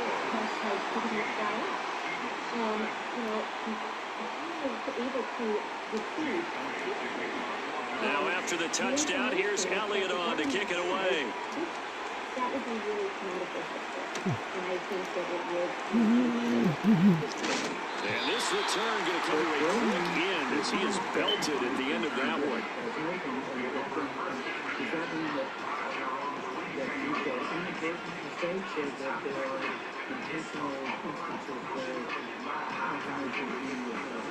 Already at the line, this Philly offense set to go. And this not an easy situation. You're down early, in the elements, you're on the road. How do you get the mojo back? One thing is to remember that as an offensive player, you have a much better idea of what you're trying to accomplish and where you're trying to go than the defender. So in this case, because you know it, you can make your cuts with a little more decisiveness. Maybe a second fake, some double moves, things of that nature to go ahead and try and put some pressure on the defense.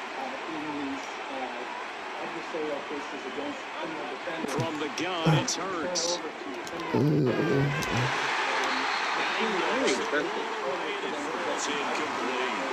Another incompletion there. That's 5 in a row now to start this game.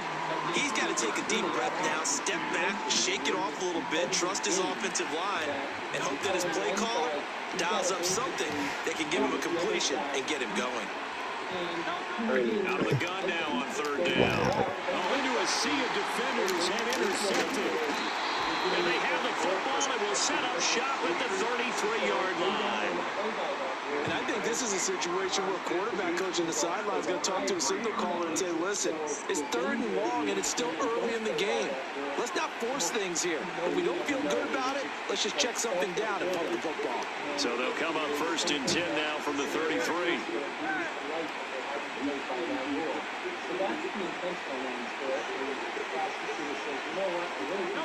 Throwing from the gun, it's Hurts. They fight him, but he can't get away from it. Down he goes. multiple defenders on the drive's first play. Got to give him points for the attempt, but there's just a wave of pressure there. A host of people in the area. Evades a few, but couldn't evade all of them. After the sack, it's 2nd and 19, and the road gets a bit tougher from here.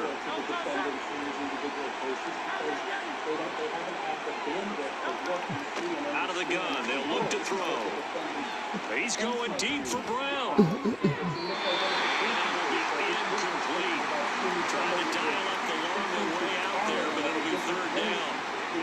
I know conventional wisdom says, hey, don't get it all back in one play, but sometimes you go ahead and try to. They tried to get it all back on that one, weren't able to do so. Now back to throw. Open man, that's Devontae Smith. And no sidestepping that hit. He's going to be brought down hard, and it also sets up 4th down. 2 minutes to play, first half. It's 14-0.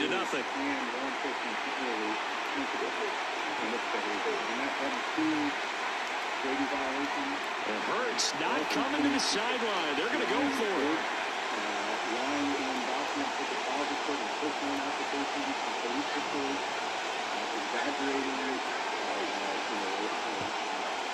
They'll look to throw. The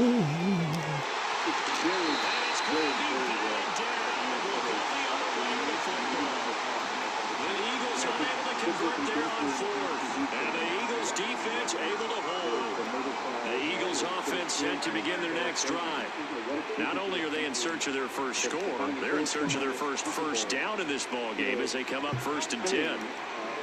Trying to shake off the interception from the last drive. He'll look to throw. First down screen pass, good for 5. 2nd and 5.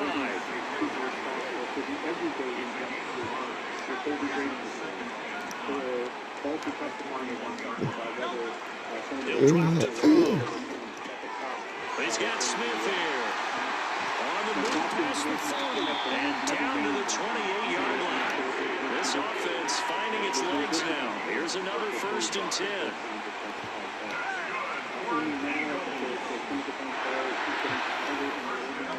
They'll set up a throw. This is it's Brown. And he's brought down, but not before he reaches the 8-yard line. They'll try and run forward. Down at the 2. Going for first contact, but ultimately stopped shy of the goal line. The Eagles going to take the first of their timeouts as they'll stop the clock with 26 seconds to go until halftime.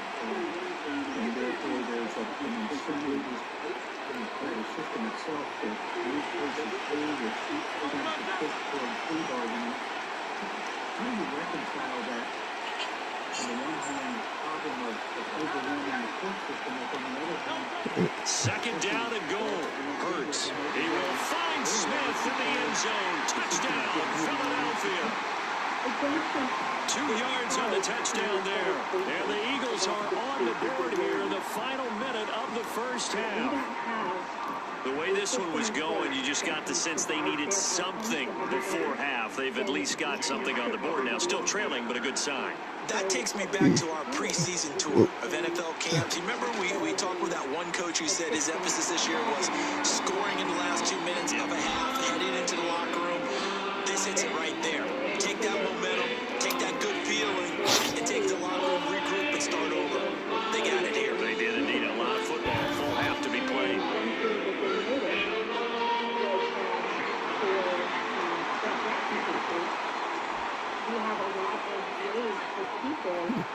Now after the touchdown, here's Elliott on to kick it away.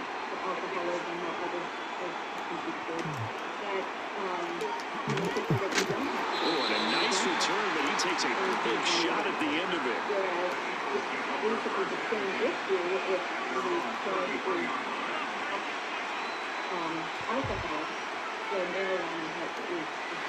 Already at the line, this Philly offense set to go.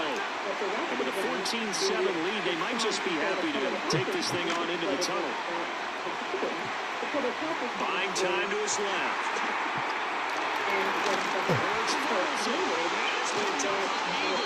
And these guys will set up shop at midfield at the 50-yard line.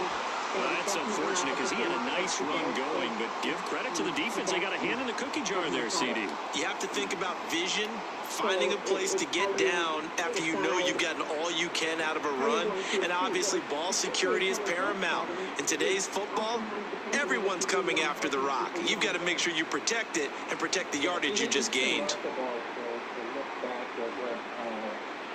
So good starting field position for him here as they come up 1st and 10 right at the 50-yard line. From the midfield stripe, they'll look to throw. Airing it out deep for Smith. And this is Corbin Smith. Touchdown. Devontae Smith in the final seconds of the first half. And the Eagles have a chance to tie the game here in the final seconds of the half. Well, this is exactly where I expect teams to take a shot. Right after a turnover, you count on the defense being a little bit jumbled coming out on the field, maybe catch them back on their heels, and that's exactly what they did there. They threw it downfield and really created a big play. Yeah, you said jumbled. They were the definition of jumbled defensively. One play and into the end zone. Hurts will throw. And it's intercepted at the goal line.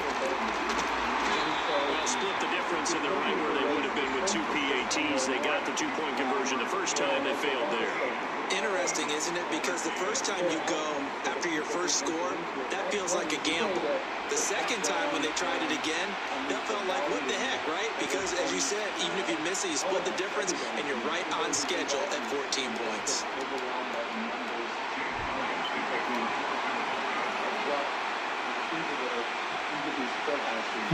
So 6 seconds, all that remains in this first half as the kick is away.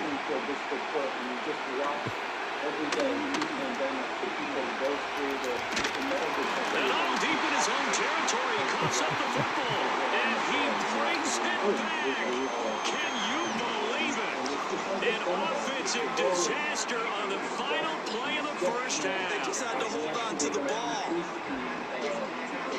Some problems here on special teams, and it results in the scoop and the score. They talk all the time on special teams about keeping your head on a swivel, trying to see the whole field. Hard to do when things are going that fast, bodies all over the place. You're just trying to find the right guy to align yourself with. On that play, wow. So now with a late touchdown, not only will they take the lead to the locker room, but they'll try and add 2 more here. They'll throw now on the final play.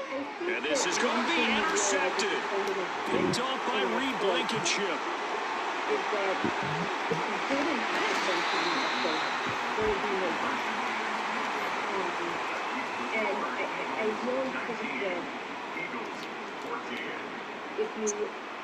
And that'll do it for the end of the second quarter.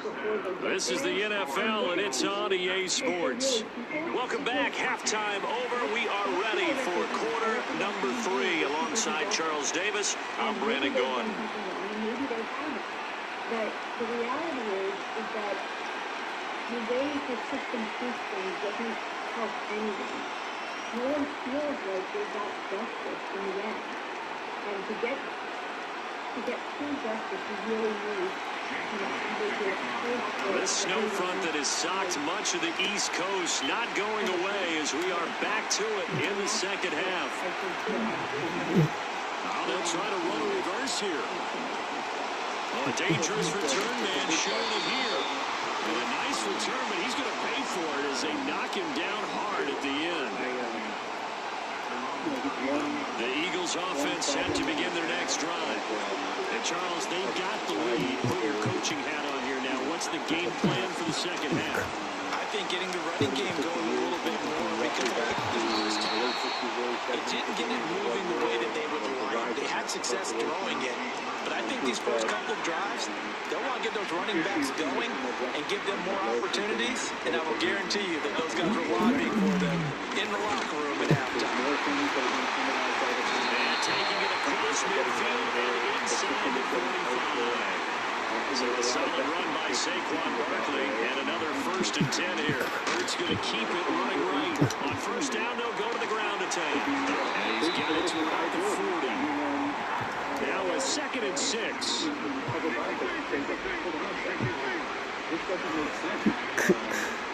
Hurts going to take this himself, and they'll go on the ground. And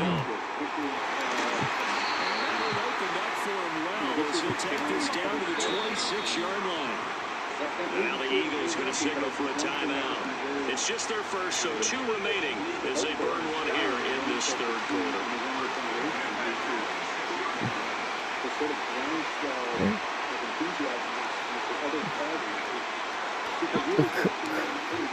Now Hurts going to keep it running left. And he gets it all the way down inside the 10 and mark him at the 5.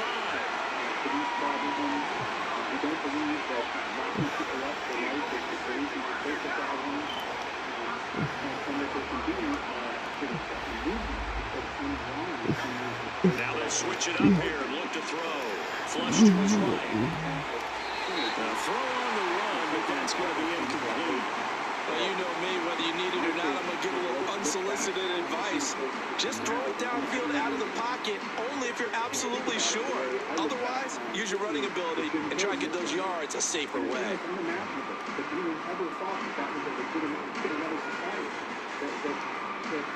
2 of their 3 red zone trips so far, they've come up empty on. They'll look to reverse that trend on 2nd and goal.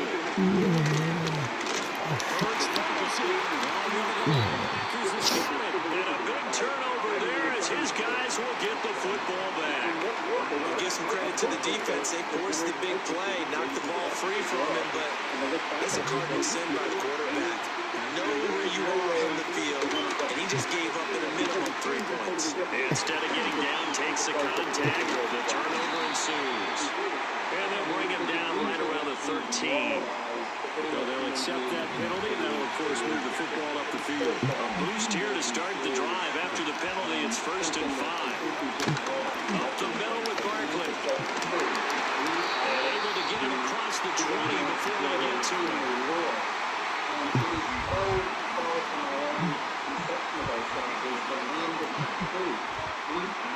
Hurts going to move him around.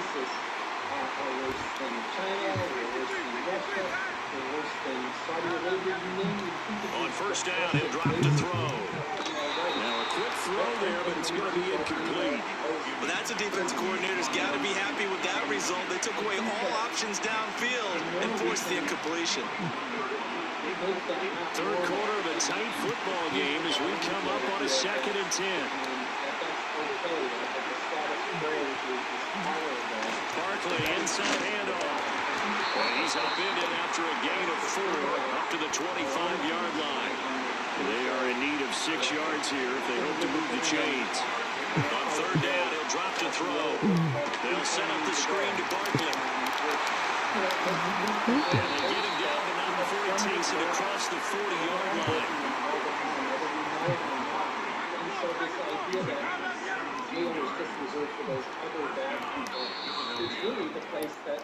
And as they come to the line, they will not be able to get off another play as time has run out on this third quarter. This is the National Football League on EA Sports.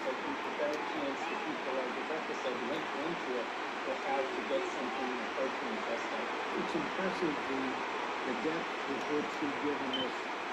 A couple of 1st downs has the football positioned at the 43 as they come up 1st and 10. Here's a give to Barkley. Fights loose. A good burst there gets him 7 up to midfield. Here's 2nd and 3.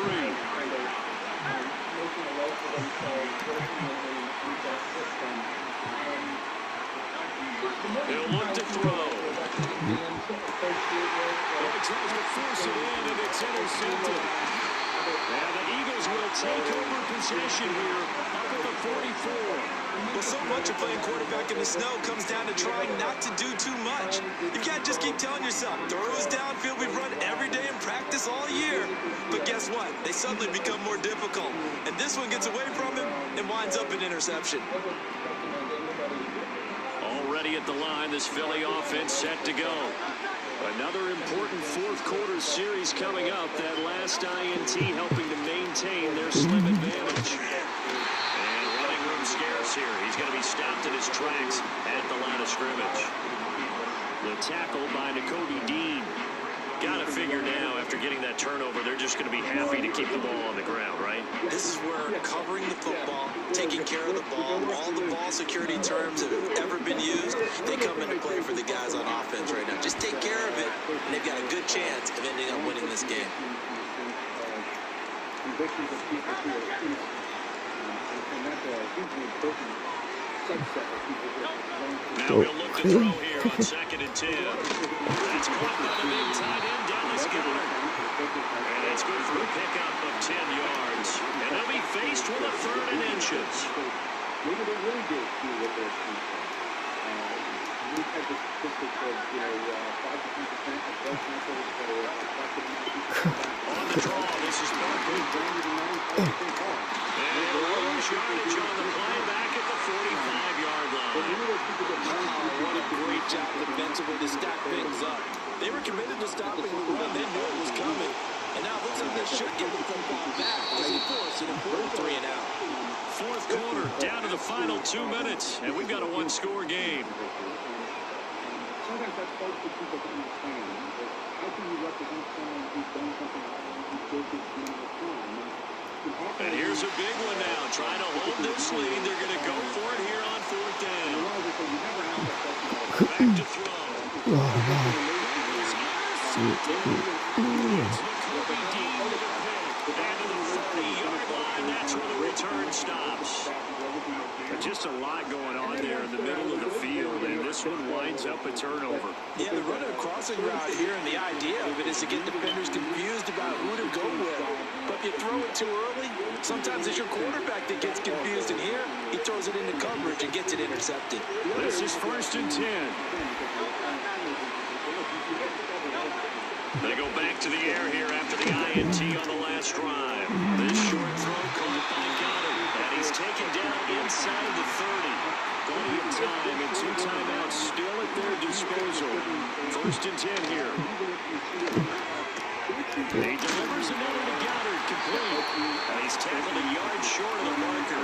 Good gain of 9 on 1st down. That completion helps out in a nice way. Now they can take a little bit more time, but guess what? They got to make sure on their throws that they see it open, not just anticipate it. Here's 2nd down. And that's really what I see our guys doing in making sure that people want to out of the shotgun, they run with Barkley, and he'll be taken down at the 20 after a gain of just 1. This crowd trying to force a false start here. 3rd and inches.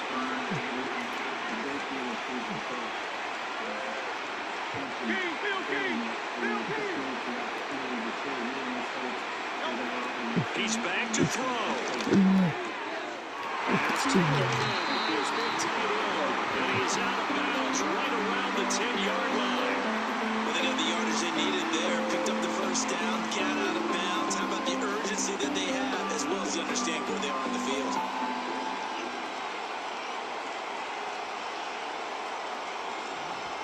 Now 1st and goal.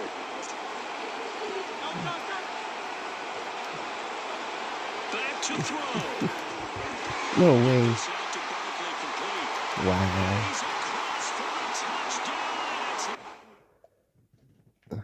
Wow.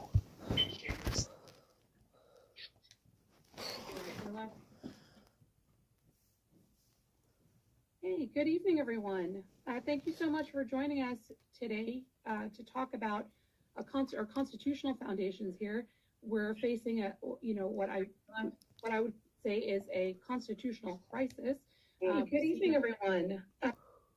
We've seen a number of a rise in executive orders. We see the executive agencies that are being closed, the rise of the use of the pardon power. So we wanted to talk about a number of these